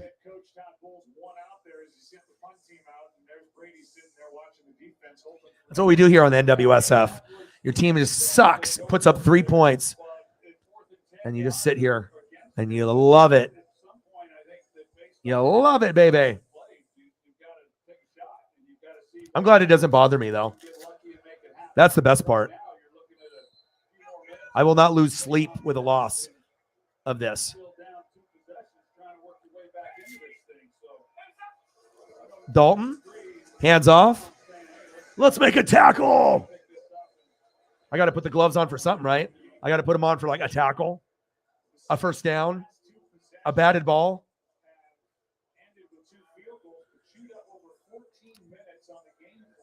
God, this sucks. I really feel bad for the people that sacrifice their life and watch this fucking game. You know, I mean, there's a lot of boring games this year, but I mean, this is a snoozer. You know, at least I can be honest about it. It's, 3 points. I mean, at least you could have got Evans in the end zone or Godwin. Brady's like, fuck, man. Should have retired after I won that Super Bowl at Tampa. My legacy would have been perfect. But then you just wanted to keep on playing. And then all our players got hurt. And then Gronk didn't come back. Should have just ended it off with Tampa against the Chiefs, rode off into the sunset, took a year off or 2, hung out with Giselle and the kids, went into the booth, and then just walked away instead of wanting to beat every record on, planet Earth and beyond and trying to get more records. So that way, if they compare Belichick and Brady, then it's the ultimate Brady. It's just like trying to be that ultimate guy, not only the ultimate quarterback, but like trying to even beat out Belichick's rankings for being the best of the best, Look at Bruce. He's like, this team sucks. Accountability, baby. Oh, yeah, baby. 2011. I got 2 Duck ones. One that's game used from the Natty in 2011 against Cam Newton. Those are the gray ones that I wear. Then I got the ones in the photo where I wear at the games were the neon green with the wings. And those were fan-issued gloves, limited edition that the Ducks released in like 2011. The other ones were from 2010, and these are from 2011. So, and they're, NFL made them for just that 1 year. I don't know. They should be making them every year, but yeah, they're dope. And they did it for all the teams. And the hard hat is from like 99, 2000. So I'm always trying to find those unique items and usually NFL Shop will only do them for like a year or two. Like, even though they should do hard hats every year, gloves every year. Why not? I mean, gloves are super dope, dude. They're like chains.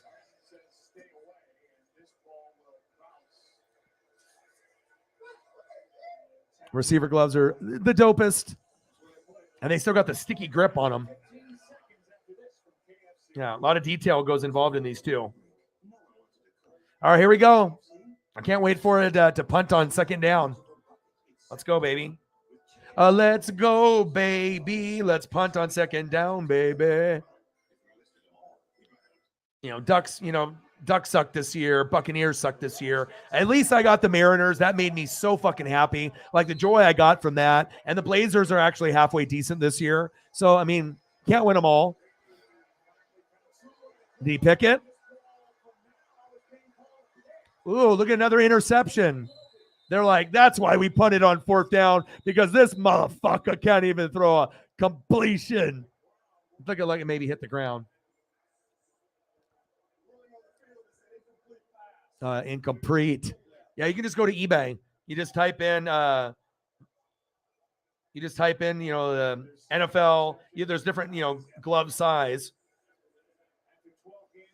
The Vapor Jet gloves. And then they make them for every team. They do it for colleges too. They have like Georgia ones, LSU ones, the Oregon Duck ones. The Duck ones are the best though, because they got the wings on them. So it's more than just the logo. And the NFL ones are dope. Godwin, baby. First down, Bucks. Let's get some fantasy points, baby. O-Dog needs to win at fantasy because his team sucks, baby. 16-3. Let's go. Nice job, Godwin. Let's keep it moving. Let's keep going to Godwin. Ready, set, Godwin. Ready, set, Godwin. O-Dog, Godwin. Incomplete, Julio.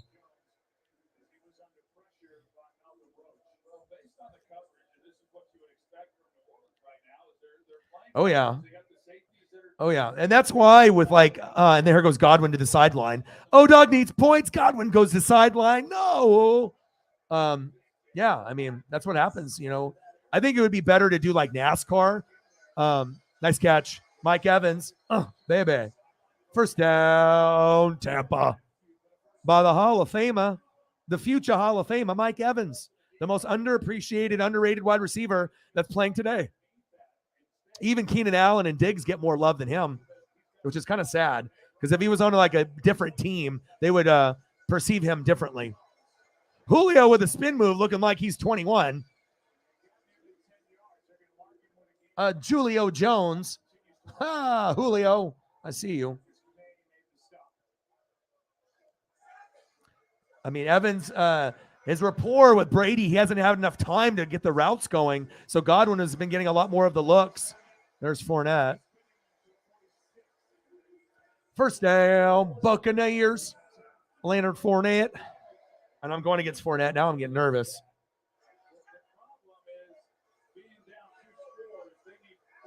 First down and 10.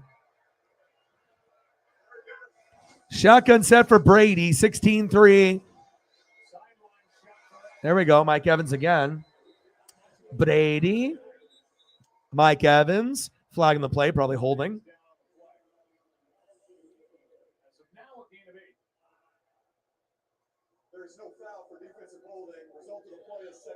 Second down. Evans was out of bounds with 3:40 left.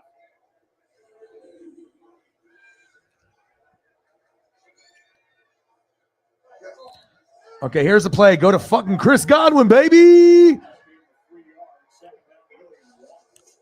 Oh, he wants a Fournette. First down, Buccaneers. Leonard Fournette. First down and 10. Bucks. 133 to 124. Brady.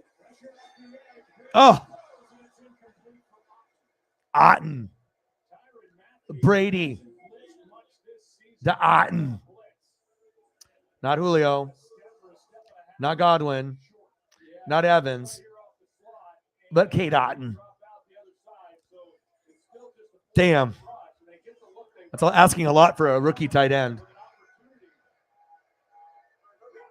Second set, second down and 10. Brady. Screen pass to Fournette.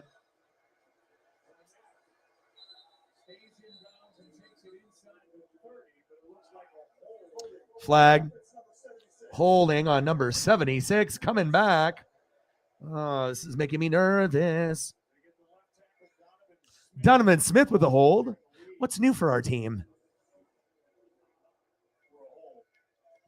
Good thing I'm a fan of like all 32 teams, because if this was the only thing that I got up for, like if I didn't follow Oregon Ducks or Seattle Mariners or Blazers or NASCAR or wrestling, and this was my entire life, God, this would really suck right now. Like if you just like only Bucks and that's it. Brady going deep. Evans. PI. The PI. PU. PI. First down, Bucks.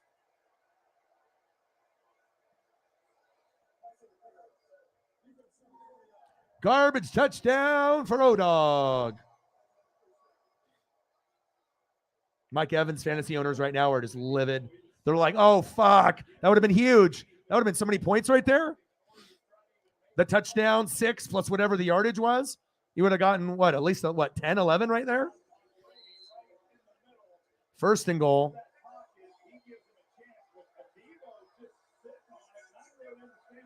This is going to be, what, a Fournette touchdown or what? Nope.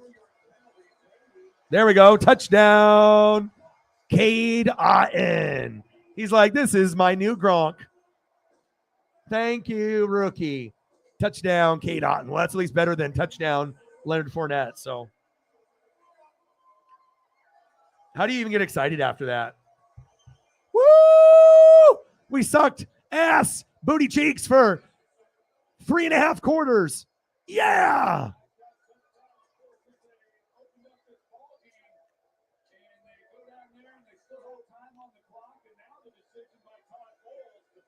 Oh, Ryan, suck up. The thing that doesn't suck. Ryan, right down the middle, and it's good. How the hell is this 16-10? Like, this actually was like a fun game to watch. This is ridiculous. I should just take a bunch of gummies and just fall asleep on the stream. My God. Cade Otten. Touchdown, Bucks. At least the rookie is getting some confidence. Yeah, I know. I know, man.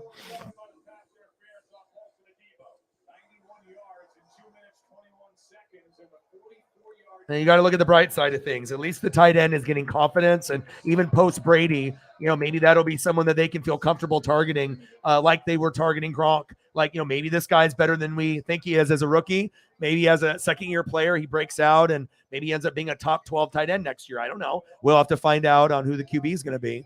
I don't assume it's going to be Brady. So, what a disgusting game.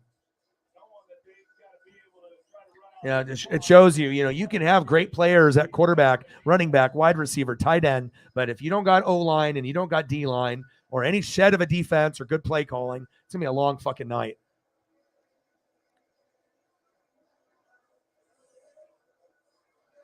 The Buccaneers kick it off.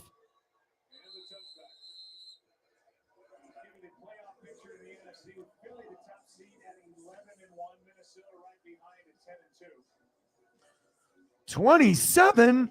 Let's get to a hundo. All right, let's see what we get here at the end of the game. And if there's any photos that anyone wants me to bring up that I missed, or if they want to see something based off the dono that they did, just holler. And then, after the game's over, I have to grind longer, and then we'll go from there.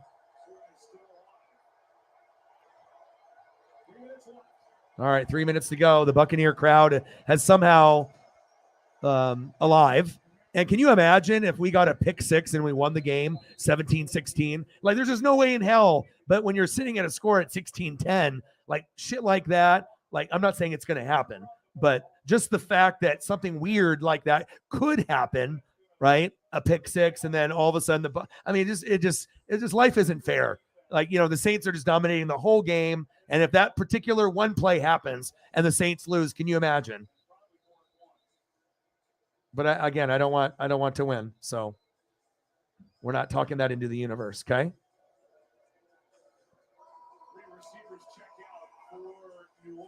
Let's go. Let's lose by 6 again. Let's go. Lose by 6.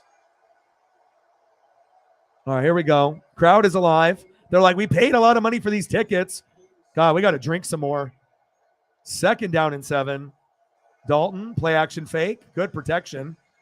Oh, get him. There we go, finally. It's 12 noon. You know what time it is? A Buccaneer key sack lunch. Carl Nassib. Yum, yum, yum, yum, yum, yum, yum. Look at that.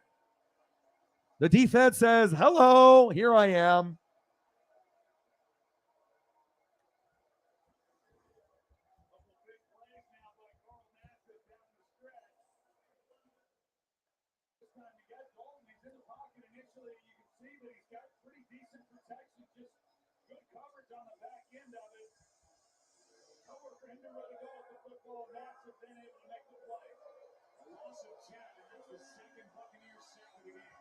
Let's go. Even if we're going to lose. Carl Nassib, baby. Okay. On the team, off the team, making plays. Nice job. That's what we want. That's what the D-line is supposed to do. 3rd down and 17. Crowd is alive. They're pissed. They paid way too much money for these tickets. Dalton, completed. Dropped. Oh, baby. Boom. He got it. He got popped. He dropped it. If we win this game, ridiculous. Can you imagine being a Saint fan and thinking that you're just going to win and you're talking shit online right now, and you have been for the last 3 hours, and then some weird play happens and we win? Levante was too far. Keanu O'Neal. Hello, my name is Keanu O'Neal. Bang, bang. What a hit by Keanu O'Neal. Bang, bang, bang. And he fucked up earlier in the game, so he made up for it. Oh, $10 holla. Thank you, man. Chief is like, damn, my allowance is going away. This is my burger money. He's like, I love this guy, though. I don't want to see him struggle. Bang, bang. He's like, one less burger for me. A little bit more support for O-Dog. Appreciate you. He's like, that's my joint money. That's my burger, Mexican food money. My tamale money. My burrito money. The tacos from the taqueria. The dank money. Next time you get food, you got to make sure you take a picture before you eat, bro. I mean, that's the only thing that's keeping me. I got to get those pictures, man. If I don't do the food thing every day, I mean, and I do get food pictures from a few people, every week or so, someone will have something awesome, like at a brand new place or something that's like bomb that I've never been to. And yeah, but sometimes you get so hungry and you're just like, fuck it. I'm going to eat it. I'm just going to eat this. And oh shit, I probably should have took a picture, but I'm hungry. 16-10. I need Chris Godwin, baby. I appreciate you, brother.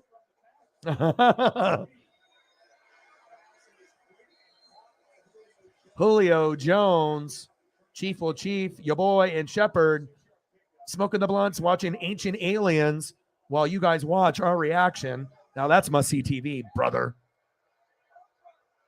2nd and 5. And then we just have cameras panning in on our faces based on the alien shit. Dude, it would be hilarious. Oh, baby. I need Chris Godwin. I get a little bit of Chris Godwin, baby.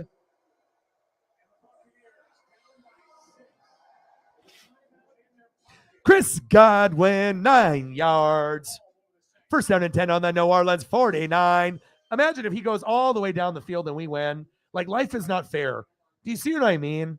Life isn't fair. Football is so long. You can just look like dog shit for literally 3 quarters and then like the last 3 minutes of the game, and all of a sudden you just turn it on and you're within 8 points or less, and there's a chance that you can tie or win. It says life is so incredibly unfair. I think baseball is the most cruel, though. It's like after the starting pitcher goes out, you can have a 7-0 lead, and then all of a sudden you can go to sleep, wake up, and you lose 8-7, and you're like, how? And baseball can be cruel, but football, this is crazy. If if we win this game, I don't know. I just would rather forfeit the win and we just give it back to. I know that's what you want. I need Chris Godwin TD, bro. Brother. Yo, boy. I mean, I know lots of Mike Evans owners are like, fuck, I drafted him like high second round. A lot of people drafted him, very, very high. So if he's not getting, the points that he was getting in previous years, you're hurting unless you got more depth. But Godwin has been very consistent. He hasn't gotten in the end zone a lot recently, the last couple games. But normally you would think, Evans has got 10 touchdowns to 15 touchdowns, and Godwin's got 8 to 10. And yeah, it's nowhere near that, unfortunately. But we'll see. As long as Leonard Fournette doesn't get in there. Let me know what you want to see for photos, and I got you. I got you, baby.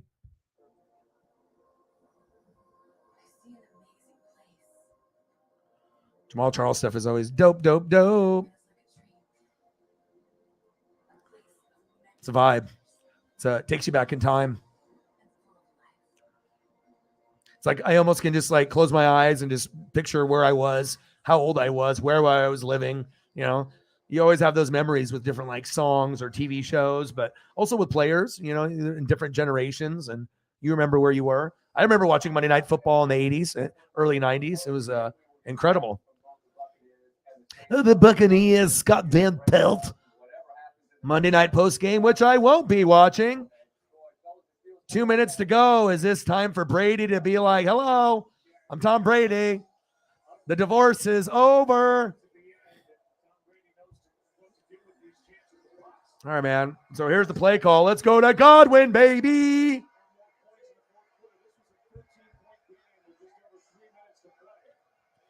Here we go. First down and 10. Only down by 6. We played like shit. What's going to happen? Cade Otton looking like baby Gronk. He's trying to mold him into a baby Gronk. Cade Otton is a rookie. If he keeps playing like this, he might be a top 12, top 15 tight end. I don't think he'll be top 5 ever, but hey, crazier shit has happened. Cade Otton. Brady. What is going on now? Leonard Fournette. First down. Buccaneers. What is going on?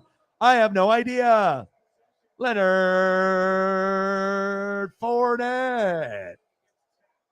Now the Bucs fans like, I wanted you fired. I guess you can stay for a little bit.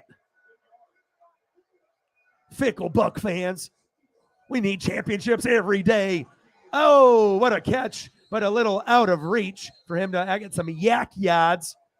Did he catch it or did he drop it? Cade Otton, gain of 5. Brady gaining trust in the rookie tight end.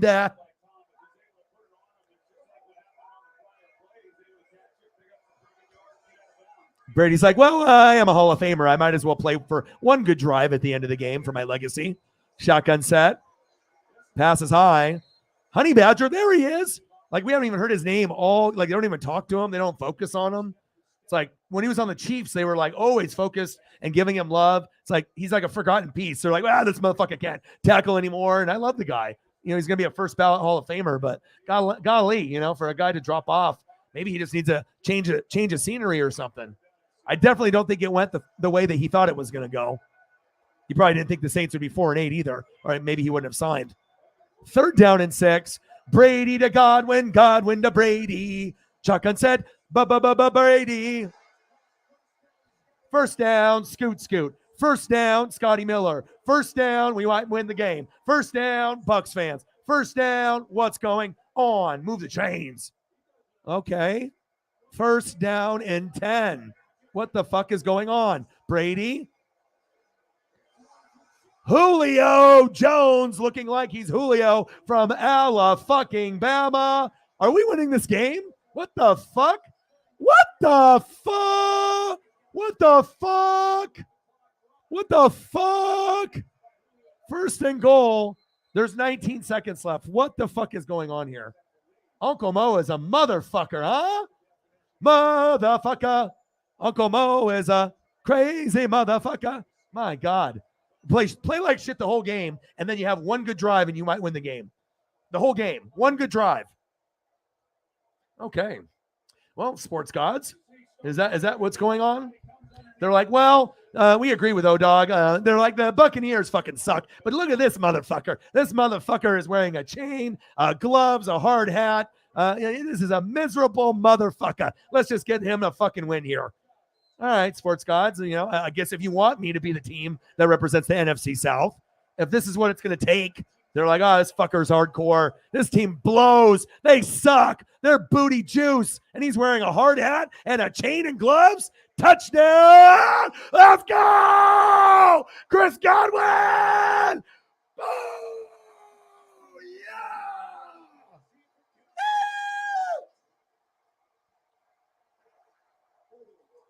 Oh!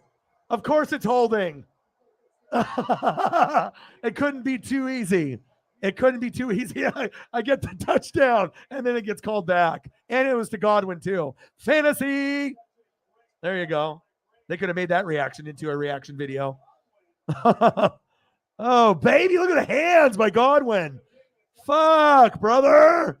Are you kidding me? Now, are you able to fight the Uncle Mo and get the tutty here still? Now it's going to be a hell of a lot harder. Brady? Incomplete to Godwin. Because now they're ready for it. You know, when you're in a rhythm, play after play, then they're on their heels. But once the game slows down and you breathe, and then the ball is like resting, then you can kind of like gain your bearings. And if you need to make an audible, and now this is where the Saints are really good. So I don't know if this is going to even be a touchdown here. Of course it was a holding. We're the Buccaneers, man. When it rains, it pours, man. Huh? Shotgun set. Brady. Godwin! I got some points, though, at least. Chris Godwin. We need to go to Godwin. If we're going to win, we got to go to Godwin. Godwin good. Really good. O-Dog needs the fantasy points. O-Dog needs Godwin. Yeah, this guy's like, I have him in fantasy. Fuck O-Dog. Fuck his fantasy. I have Rashad. I need fantasy points. Fuck your team. That's why you get people that on Twitter that are like, fuck your fantasy, Cordell Patterson. I don't give a fuck about your fantasy points. Because the fans always will like tweet. Like, I don't understand that. Like, okay, you're mad at fantasy. Don't tweet the player. Like, what do you think you're going to get in return? An apology? They're like, oh, fuck, man, I'm sorry I only got 17 and you needed 18 to win your league, you know? Or if I shit the bed and got 6 and I was projected for 12. You know what? You know what I mean? People are nuts. Yeah, I think Godwin, you could argue, is the best number 2 receiver in the league. There's a lot of great number 2s. You know, Tyler Lockett is really good, right? We know he's great with DK. There's many, many combinations of great number 2s. You know, Gabe Davis is great. Mike Williams is great, right? Thielen has kind of dropped off from Jay Jetta now, but I feel Godwin is a number 1. He's just playing 2. Let's go to Godwin, baby. 3rd down and goal. Brady, throw to Godwin. Touchdown, Buccaneers. Do the Bucs win the game? 3 seconds to go. Boom, boom, boom, boom, boom, boom, boom. We suck. We are horrible. And then we have one good drive all night with the last minute, 2 minutes to go. And as long as we make this extra point, we win the game. Unbelievable. You fucking kidding me? He's like, I need my Rachaad White points. They have Fournette, so at least it wasn't him. Ryan Suckup, let's go, baby. Suckup, right down the middle, suck it. Got me turning into fucking Shawn Michaels and Triple H now. Who's it on? It's on the Saints.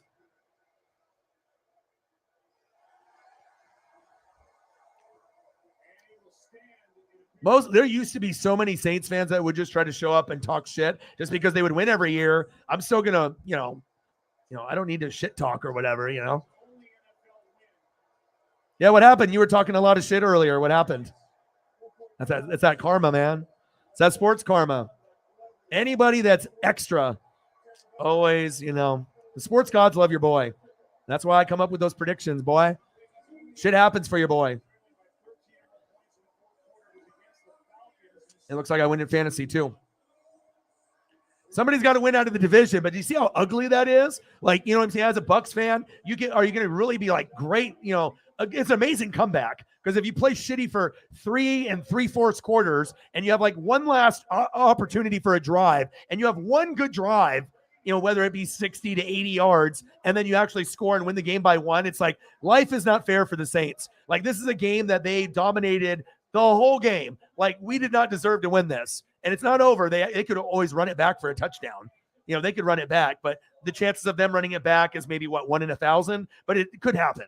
You know what I mean?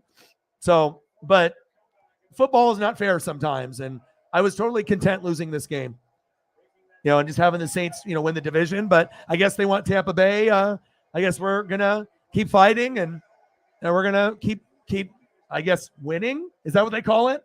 Is that what just happened? Is that a win? Oh man! Oh, Saints fans that's why they don't even show up anymore. They normally they would have, and especially if I would have lost, maybe they come in at the very end, right? But since the team is so bad this year, they disappeared. Like a lot of them. I had to ban a lot of too, but a lot of them disappeared. You got to be able to stay true. Unbelievable. Not a lot of people could have made that happen, especially when a lot of people are giving up at that point. And isn't it crazy to think that when it was 4th and 10, we punted, right? Maybe that was a part of the karma instead of like he wasn't ready to get that first down then, but maybe they just wanted to see if the defense can make a play. And sometimes I guess the shit falls into your favor. But most teams that go for a 4th and 10 and they don't go for it when the game is already over, we thought. Interesting. No, they're not even doing the kickoff. They just give them like a freebie right there.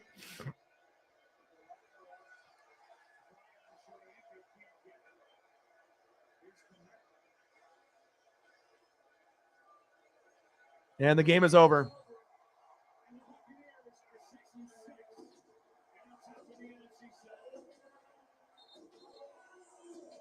Dude, for me, like there's going to be Buccaneer fans right now, right, that are just going to be extra, fuck the Saints, and, they're going to be arguing all night, right? And they're going to, argue. The refs, Roger Goodell, that's where it goes first. Referees, Roger Goodell, conspiracy, rigged, the casinos, the bookies, cheating, something of that nature. Nothing that we did, though. There's nothing that we did to win the game. But just definitely not fair. Definitely they were the better team.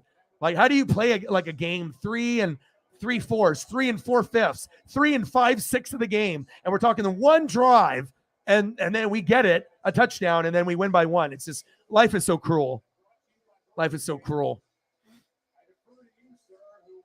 O-Dog win in fantasy? Fantasy football, your boy.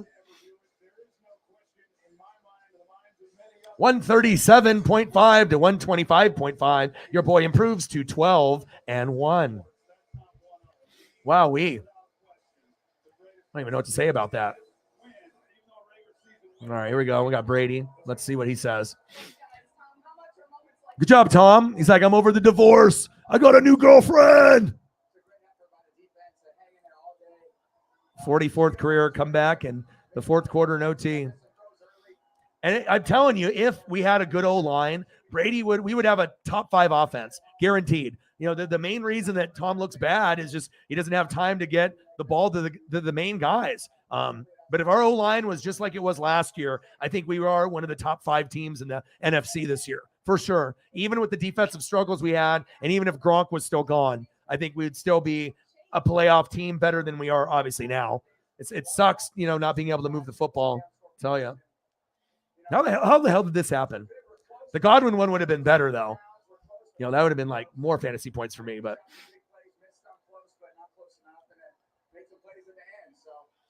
Unbelievable.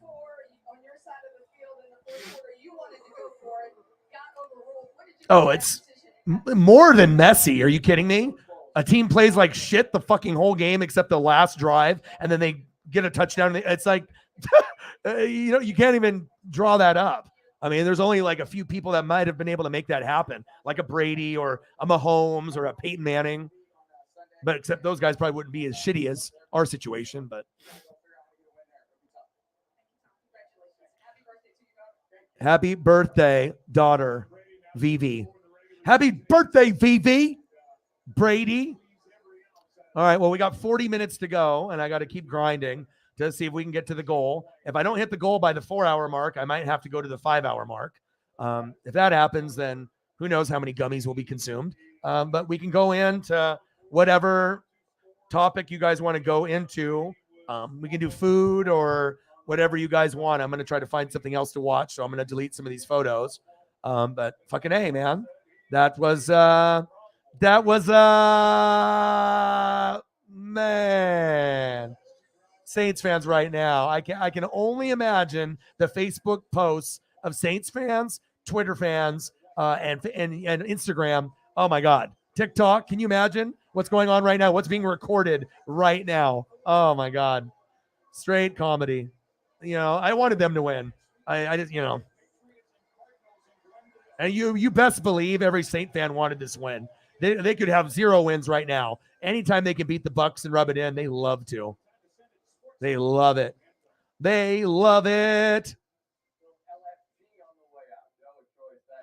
I don't know. This is the most ugly win that we've had in a long, long, long time. I don't even know I don't even have words for this fucking victory. Godwin, baby.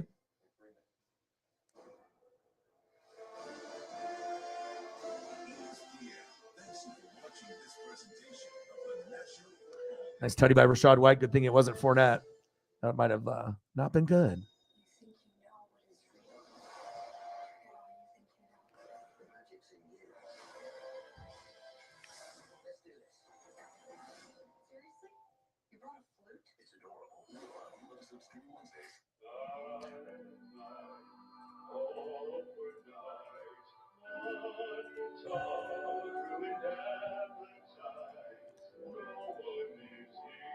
Still like players on the Saints.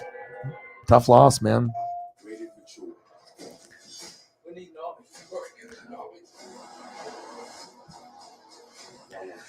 Yeah. That's one of the ugliest wins I've ever seen, ever. But again, a win is a win. I decided to go defense. I didn't know. I mean, it's a low-scoring game, so obviously the defenses are there. No one got over 20, but it was a very, very ugly, ugly game. It's just unbelievable to be able to win that game. That's just insane.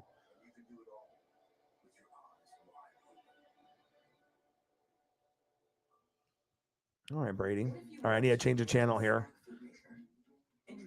Jersey might have to come off, chain off, and then we'll get into whatever you guys want, and we'll keep grinding it out. So I'll let you guys handle the rest. So you guys decide where we go from here. What do we got here? USC, Oregon State on the Pac-12 network. Oh, I might watch that. Washington State from 2008. That's something I would want to see. I don't even know who's on those teams at this moment. I got NASCAR. What is this? NASCAR Race Hub. Some highlights. Game day final. Is Colleen Wolfe on here? If she's on here, I'll watch. If not, then I'm not watching the show.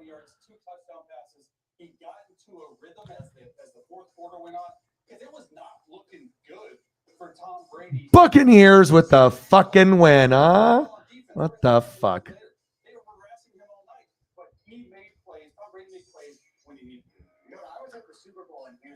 Tom Brady had the rally against the Falcons, and there was something about being out there. 17-16. Bucks win? What the fuck? And you're just watching this unfold. It's just so unreal the way that it just happened. Like there's there's just a feeling that just comes through the stadium where you're like, I can't believe this is going to happen, and yet it's going to happen. It's almost like a scripted drama where you're like, well, you know that something like watching Andor, like you know that Cassian's going to make it because you've seen Rogue One. But the thing is, it's like, how does this always happen? Go ahead, Dan. Well, guys, it's those pressure situations, right, that define Tom Brady, right? We all know we've all been competitors and competed, right, at different levels. Oh, fantasy football, 12-1. Yo, boy.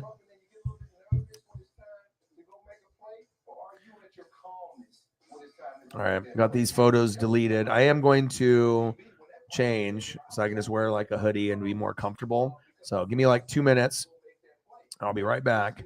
And then maybe some goats will show up that didn't care about the game. And then we get a couple goats coming in here. We'll definitely hit the goal. So give me a sec to change and I'll be right back. What does he do? He panics when that ball's in the air. He's been playing great all night. But in that crucial situation, ball's in the air, he panics. Now you're on the 1-yard line here at Tampa Bay Buccaneers, where it's been hard all night to get explosive plays down the football field. That one-person situation where Tom Brady and his guy, they're at their calmness, where the Saints kind of panicked a little bit. You saw Dennis Allen on the sideline like, I wish I wouldn't have called that all-out blitz on that particular play because he put his corner in a one-on-one situation, and he couldn't capitalize on it. You know who didn't panic? Rashad White had that fumble by Cameron Jordan, came and stripped him earlier in the game, but he came right back. He scored the game-tying touchdown, we should say. Obviously, Buccaneers went on to win after the extra point, and he caught up with our Sarah Walsh after the game on the field.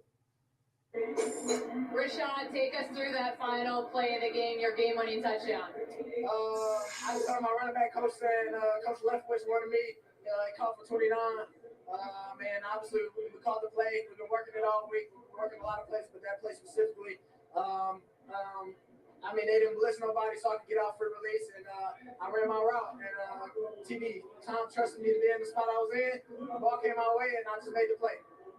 When you got into the end zone, what went through your mind? Because this place went absolutely crazy. Honestly, I mean, my teammates ran up on me so fast. It was kind of like, it was just kind of crazy. Like, my teammates going out, but just feeling that energy. We always just feel that excitement. Everybody been happy for the guy scoring and just happy to score. It was electric. So the place was electric. My teammates was electric. And, we were just happy. I was happy to score the ball. It was tough sledding for this offense all night long.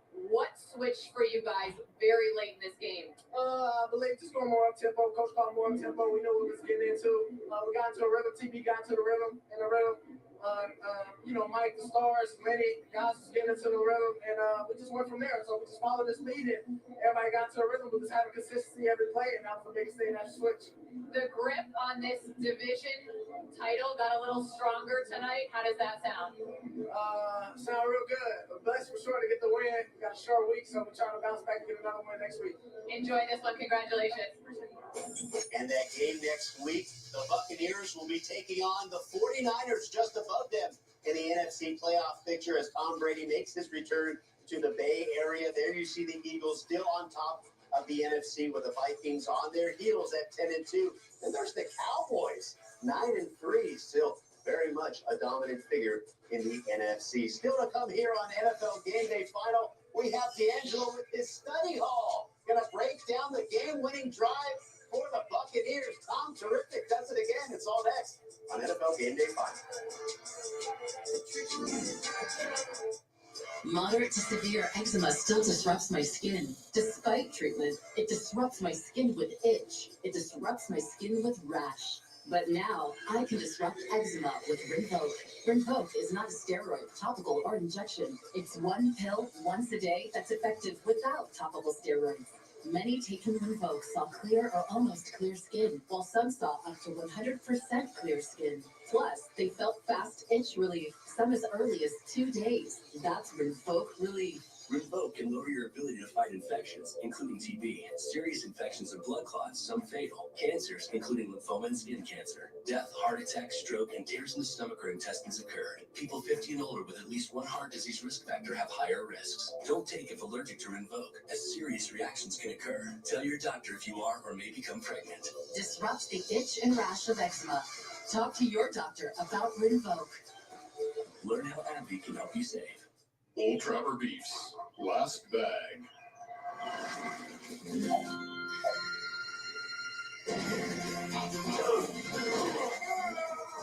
know there's plenty for both of you. Old Trapper. What's your beef?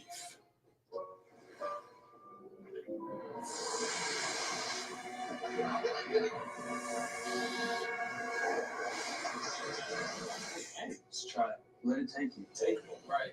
You can take these $5 though.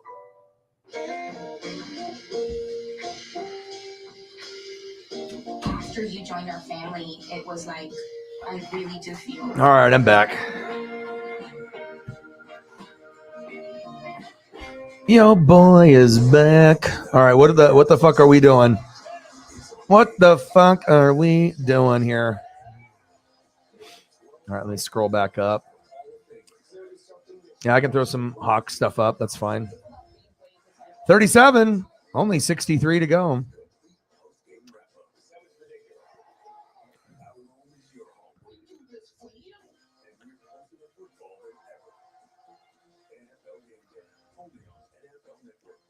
The new Subway Series menu, the greatest sandwich roster ever assembled. For more on the new boss, here's Patrick Mahomes. Incredible. Meatballs, fresh mozzarella, and pepperoni. Oh, the meatball's out. I thought he never fumbles. The new Subway Series. What's your pick? Little Caesars, Detroit's style beef dish. All right, I got to find something to watch. Edges and a soft, chewy center.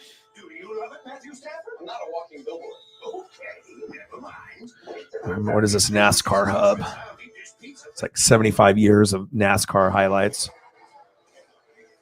I don't know what this is, but I want to see what it is. We value movement because we believe you shouldn't have to choose between a great watch and a fair price. Our watches are uniquely designed, in-house, clean. Yeah, we are leaving the studio. Crafted with top-tier materials. Join the movement now at MVMT. Depending on what vibe I want. This one will be probably for like a fantasy football thing or something, but later, brother. All right, I'll let you guys kind of run where you guys want to go, but we can do nostalgia. You know, if there's anything specific you guys want to talk about, you know, it doesn't have to be necessarily sport related. And then we can figure out from there, and then I can pull up photos and we'll see if we get a few more people to come through and we'll hang out, and then we'll just kind of evaluate once we hit the 4-hour mark and if I keep going or not. Is perfectly designed for how you live today and in the future. See our entire family of furniture at floydhome.com. Are the liners on those bird dog joggers really that comfortable? I'm not lying, man. Even Pinocchio can sell these things. I'm going door to door selling men's joggers with a built-in liner called Bird Dogs. They're super comfortable. Those do look comfortable. You're cute. Want to go for a ride? Yeah. Oh my God, is that your car? Matthew? No way. Didn't your nose just grow? People said they were crazy. Couldn't be done. But we say, welcome back. For the second time, Chief with Chief, appreciate you. Thank you. Every dollar counts. Means a lot. $5 holla. Let me know what you want to see so I can get some photos up for you.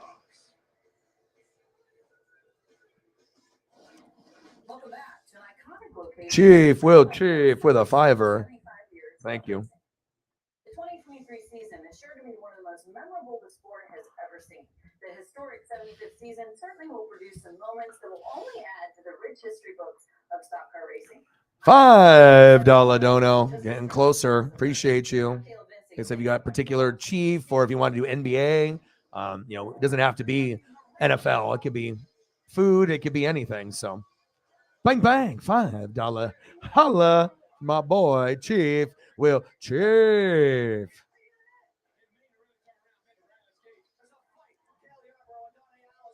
Appreciate you, brother.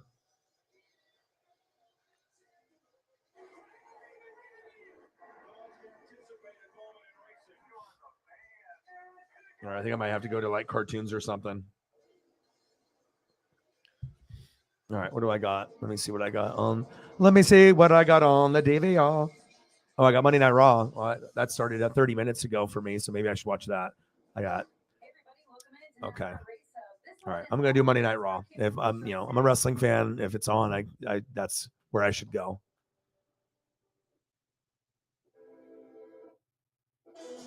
And I haven't watched any of Monday Night Raw, so I don't have any idea what happened tonight. So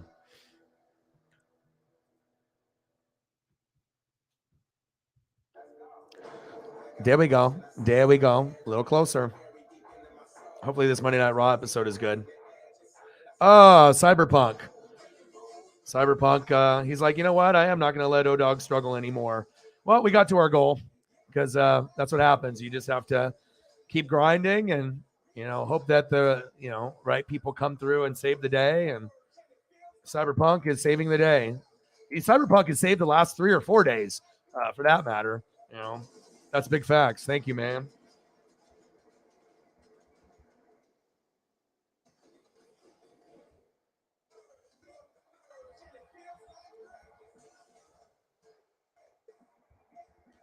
Well, we got to a hundo.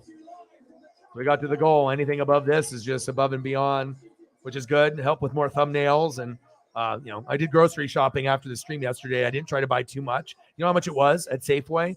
I swear to you, $140. I was like, holy shit. So sometimes it's like, especially when you're, doing the food thing and you're not trying to go too crazy with it or anything, but stuff is fucking expensive. So, yeah, let's push to 2. We're at 1. Let's get to 2, baby.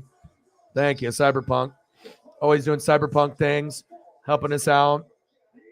One of the biggest supporters of the channel, no doubt. Bang, bang, boom, boom. Saving the stream, just like how Tom Brady saved the Buccaneers on that last drive. You don't know if it's going to happen, but bang, bang. Thank you. Appreciate you. I'm going to throw up some Bo Jackson for Cyber. Sometimes he does drive-by stuff where he has to leave and he can't stay, or he's been listening.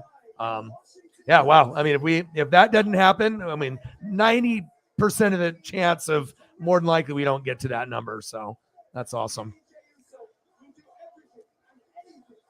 Hey, brother. Thank you, man. Slow night. Yeah. So appreciate you. That definitely saved the stream.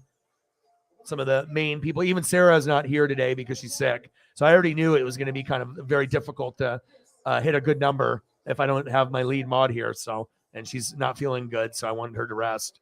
So, but you saved the day, man. Like so many times. Appreciate you. Anything specific you want to see?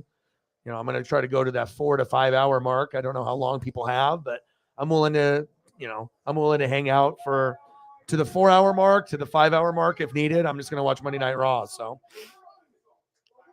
appreciate you, brother.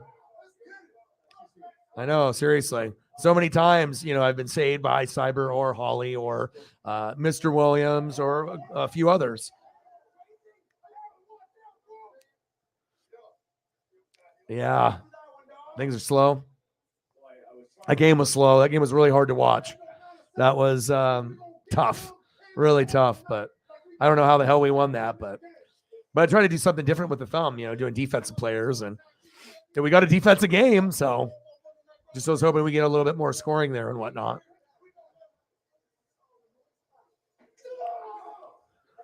Yeah, like I said, we can play it by ear. How long? I don't know how long Cyber you could stay for and whatnot, but I'm cool with for 22 more minutes. I'm also cool for an hour and 22 minutes. I just let the people decide that are in the room, and we'll kind of go from there. But let me throw up some Bo Jackson or something for you. If there's anything else specific like Chief related that you want to see or food or whatever, let me know and I'll put that up. Appreciate you, Cyberpunk, with the big $58 donation when things were tight and and didn't look like we were going to get there, and we got there. So appreciate it very much.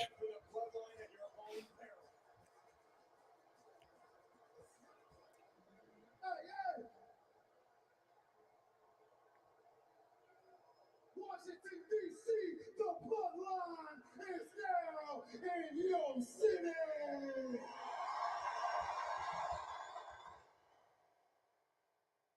We got some bad news tonight because the tag team championship match that was supposed to go down is officially canceled.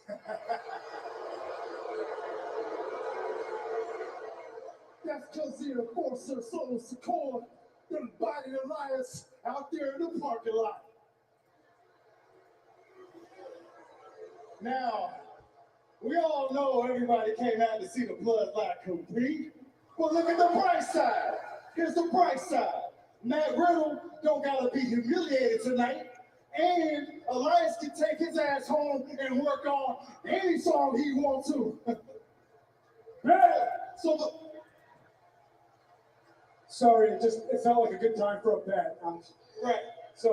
Sorry, carry on. So the old souls can look forward and concentrate on being the best tag team ever and defend these championships to whoever want to run up. But if they do run up, they will get done up because every single tag team in that locker room, they the tools and we are one.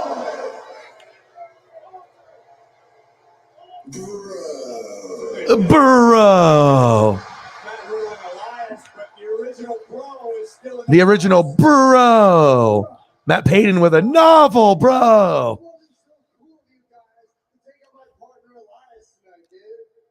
Tonight was his first night to finally get WWE gold. And honestly, if I'm being real, it's not really like the Bloodline to run from a fight. I would say it's not very, how you say, oozy. Yeah. Yo. Hold up, my dog. My dog. My dog. Let me Sami Zayn. Hold up, my dog. You are not the one who decides what is or isn't Uzi. Maybe you don't understand. I'm something of an expert in the field. Expert of the field of oosiness. In fact, I happen to be a certified oosologist. Oosologist. I'm the one to tell you what is and isn't Uzi. For example, Solo showing once again why he is the enforcer, destroying Elias, taking him out of commission. That's Uzi. Uzi. Usos continuing to be the longest reigning tag team champions in history. Uzi. Sammy is so good, man. Good for him to be able to get the shine finally. Like Sami Zayn has been grinding for fucking ever, and his mic skills, he's taking it to like another level, giving him time on the microphone. It's great. It won't be in the Bloodline forever, but good promo here in the beginning.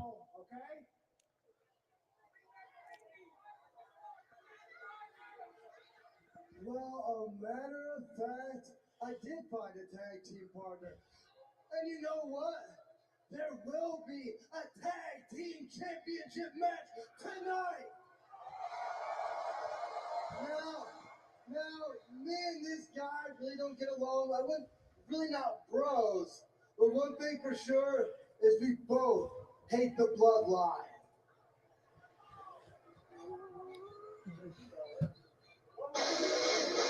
Oh, Kevin Owens, baby. Let's go. Riddle, Kevin Owens, the Bloodline. Love me some KO.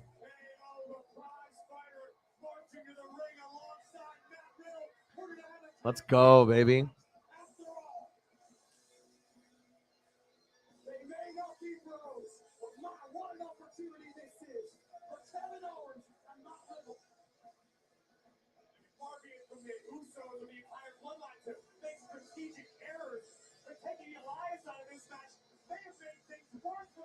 Dude, Monday Night Raw is starting off with a bang. Okay. Oh, Bo Jackson. This is my childhood right here. Like, I had all these cards. Like, this is just a crazy time to be alive if you collected cards back in the day. All right, so we got fucking Kevin Owens and Riddle against the Usos. Are you kidding me? This is great to start off Monday Night Raw. Well, this looks like it's going to be an entertaining Monday Night Raw. That's good.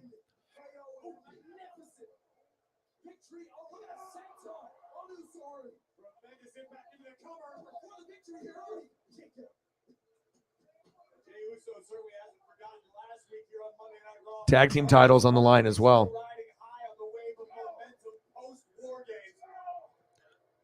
All right, well, we got 16 minutes, to get to that 4-hour mark. And if we want to go a little bit longer from that, like I said, I'm totally down to do that. Appreciate all the support. And, I didn't know if we would be able to get there, and especially without having Sarah here. And you guys came through, so I appreciate that tremendously. If there's anything that anyone wants to see, just fire away. I'm not sure if Cyberpunk can stay or if he's got to go. But I'm just going to throw up a few different things of Chiefs that I know that he likes, and then we can go to whatever you guys want to go, food or cars or whatever you guys are wanting. Just type it down and we'll go from there. If you have a request, I'm gonna try to find some Texas Tech Mahomes. I'll try to find this jersey. It's a Subway Series menu. 12 irresistible stuff. The most epic sandwich roster ever created. It's Subway's biggest refresh yet. Really mature. This place is quite a change. These aren't accidents. They're all connected somehow.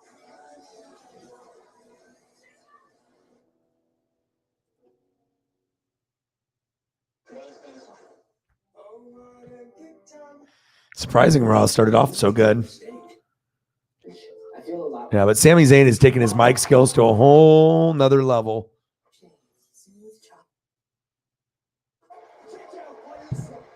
And he's actually a pretty good wrestler, too. An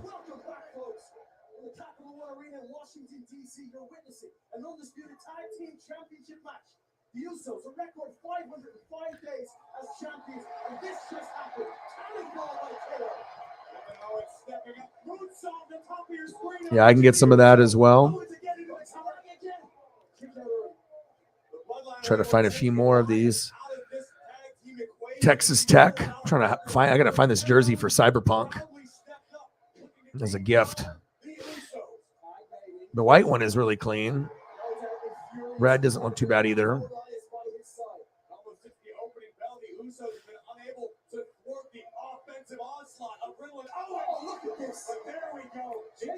Just takes 1 second. The referee looking away. Jey Uso has his say. Taking out Riddle. Tag me. Uso's got to work on that Riddle. No shortage of history between Matt Riddle and the Usos. We looked moments ago how the tides turned. Jey Uso from the outside, unbeknownst to the official. And now the Usos And then this is the game that Patrick Mahomes got kind of on the map, where they had that epic game against Baker Mayfield, where the score was insane. It was like in the 60s, 70s. It was just something fucking crazy. Like each guy had 7 touchdowns. Like Mahomes had 734 yards and Baker had like 545. 66-59.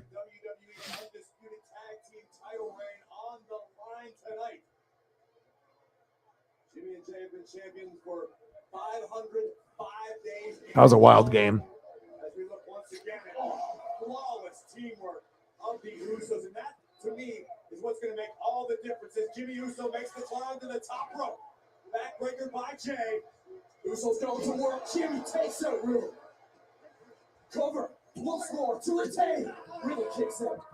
The black Texas Tech one is fire. I'm not sure if that would be available. The high school one is dope too, but again, there's like a lot of knockoffs and stuff too. But it would be dope if you are a Chief fan to grab all those. They have the White House and the Russell Athletic, the Under Armour Texas Tech. That black one is fire. And then the red and the white.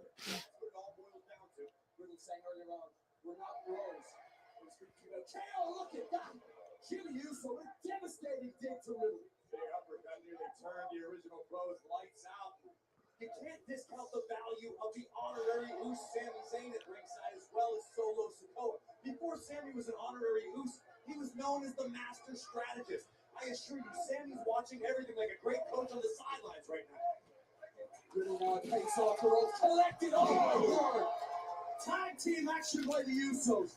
They are on a roll. Hook in the leg to put away Riddle. By KO. Kicked out by Riddle. This is where the Usos can slip back into their comfort zone. They cut the ring in half, isolated Matt Riddle from Kevin Owens, and this is where Jimmy and Jay do their work.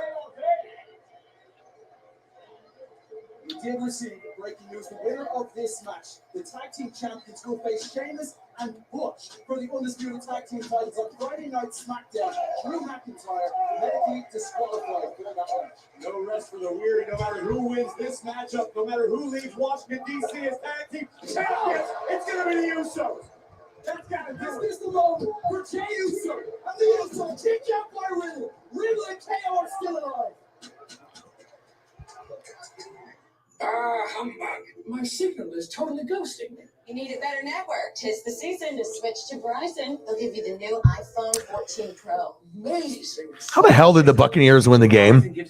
That's just fucking crazy. Oh my God. Doesn't the black one look clean though, Chief? Like if you're gonna buy a jersey, like Texas Tech, the red looks dope. The white would be very swaggy. You know what I mean? But dude, the black, bro, you could wear this and it would pop. Like if you're out, you don't even have to be at the club. You could be at the mall. You could just be like, get a fucking car wash. That motherfucker pops. Like that's the best jersey he's ever had. That black one. The white one is just You know, you got the Chiefs. That's a high school jersey. I get it. But if you compare that to the red, which looks cool, white looks cool too. But bro, the black though, that one's pops, dude. I'd pay more money for that black one too. It's a sweet jersey.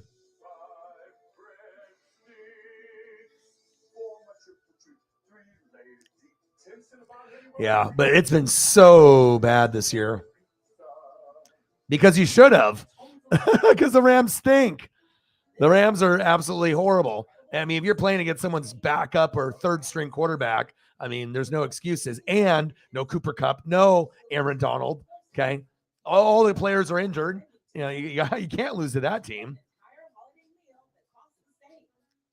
Yeah, I definitely pay more bucks for that. The black is awesome. For shizzle. Faux shizzle. Thank God for Cyberpunk, man. This holiday season, enjoy a new tradition with Candy Asparagus Farm Casa de Tamale. Take home your favorite tamales today with pickup or free delivery. We got tamales in downtown Milwaukee. Do you have a box of videos? Damn, why they gotta be promoting tamales, dude? Don't be doing that. They're really getting me hungry. Legacy Box is simple and safe, with over 1 million satisfied customers. Visit legacybox.com today and get 60% off. An evening in front of a fire can be so relaxing, but dangerous creosote buildup can cause a chimney fire if not removed. Help protect your home with CSL, the creosote sweeping log. It helps clean your chimney while it burns. Inside your chimney walls, there's a constant buildup of flammable tar and creosote. The active minerals in CSL will reduce those dangerous deposits, making your next... 3 words that describe this. That's a good one. I've never seen that one before. Remember, the Usos were not prepared for the threat that is Kevin Owens tonight. Kevin Owens taking out Jey Uso last week, and now he's back for more with the bloodline. The Usos in danger of having their record-setting title reign go up in smoke at the head. This Kevin Owens and Matt Riddle and the Usos has been good. Chief, did you watch Raw at all? Kick to the face of Jimmy Uso. Owens wants a pop-up powerbomb. Jimmy Owens scouted and kicks the taste out of Kevin's mouth. KO is seeing stars. Matt Riddle wants in. Sami Zayn. This is before the donos, and then after Cyberpunk. Before Cyberpunk, after Cyberpunk. Before, after. Before, after. Thank you, Cyber. You the man. And I appreciate Chief and all the others that helped us get there too. It meant a lot. And hopefully Sarah will be better, so I don't want her to try to grind it out if she's not feeling well.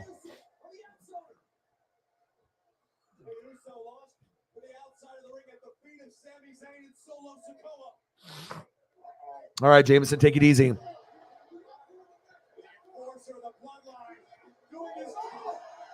Anything you want to see, Chief? What are we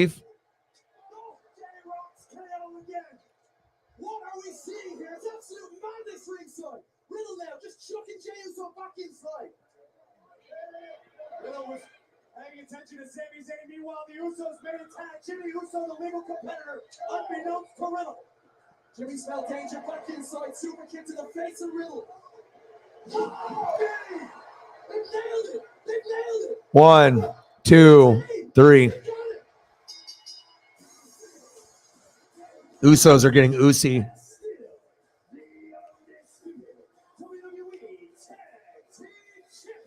Yeah, what did you think? There's a lot of big people that are Chris Farley fans. Him and David Spade have a great chemistry together. It's kind of like in Dumb and Dumber with Jim Carrey and Jeff Daniels. There's just like certain comedies, or if you've seen Step Brothers with like Will Ferrell and John C. Reilly and Talladega Nights, and there's just certain movies and certain people that have a good connection with each other.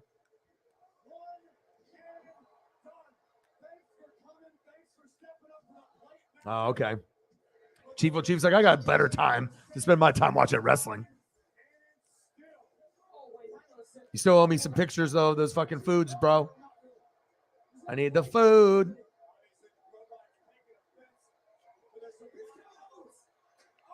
Right now, I got to delete a lot of these photos, make room for more. So what are we thinking? Should we just end the stream in like 5 minutes and just call it a day? Is that what we want to do?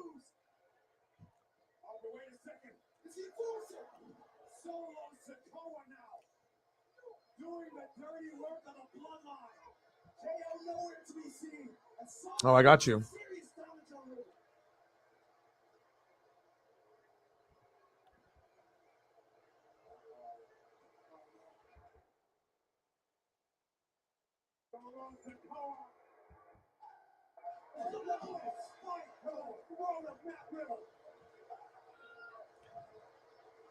The enforcer has been unleashed on the original pro. Solo Sikoa backing it up. Oh, Lord. Riddle needs help.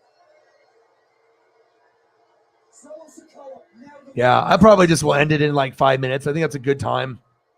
I don't assume anyone else is going to come through, so it'll be kind of a good time to just do a couple more. And so if Cyberpunk didn't get us here, then even if I was like, just by myself or just very low amount of people, I still would go for a little bit more. But so it's nice to be able to do 4 instead of 5 if I don't need to, So that way we can spend some more time with Paisley, eat some food, relax, read, get some more film study in. Look at that one. I've never seen that one before. That's a brand new one, Chief will Chief. Your boy's getting all the photos. I want to see this happen again.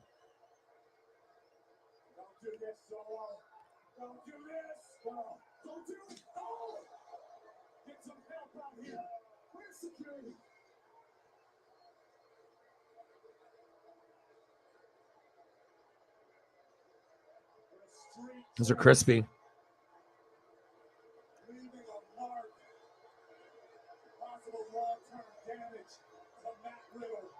He's like, damn, I just said 1, dog.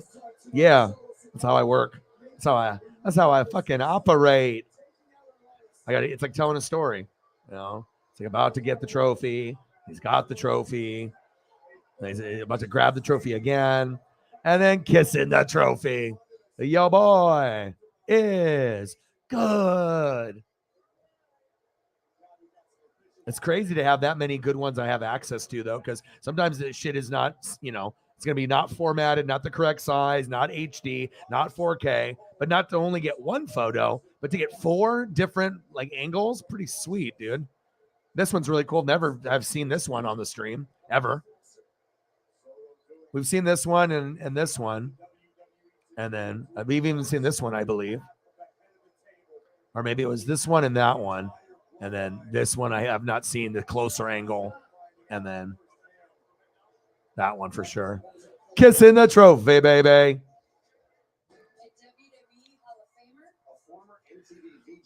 Fuck. Yeah, I got Godwin in fantasy too. So, yeah. I mean, if Godwin would have scored and we would have won right there, then that would have been, I mean, you saw it right there. I mean, he did catch it, but then the flag came after. But that's exactly how I would have reacted if it wasn't a flag. Obviously the flag came after, but Yeah, it was crazy. We got it done. Who would have thought? I mean, we're a garbage team, and we played like shit the whole game, and then we had one good drive and fucking won the game. So, but yeah, I think at this point, sorry that you came in at this point, but I think I'm just going to end the stream. We're at the 4-hour mark. I'll be back tomorrow. We'll do a fantasy football Q&A and NFL Q&A. We'll just kind of just talk and hang out. So I'll stream sometime between 6 and 7 p.m. We'll go for 3 to 4 hours.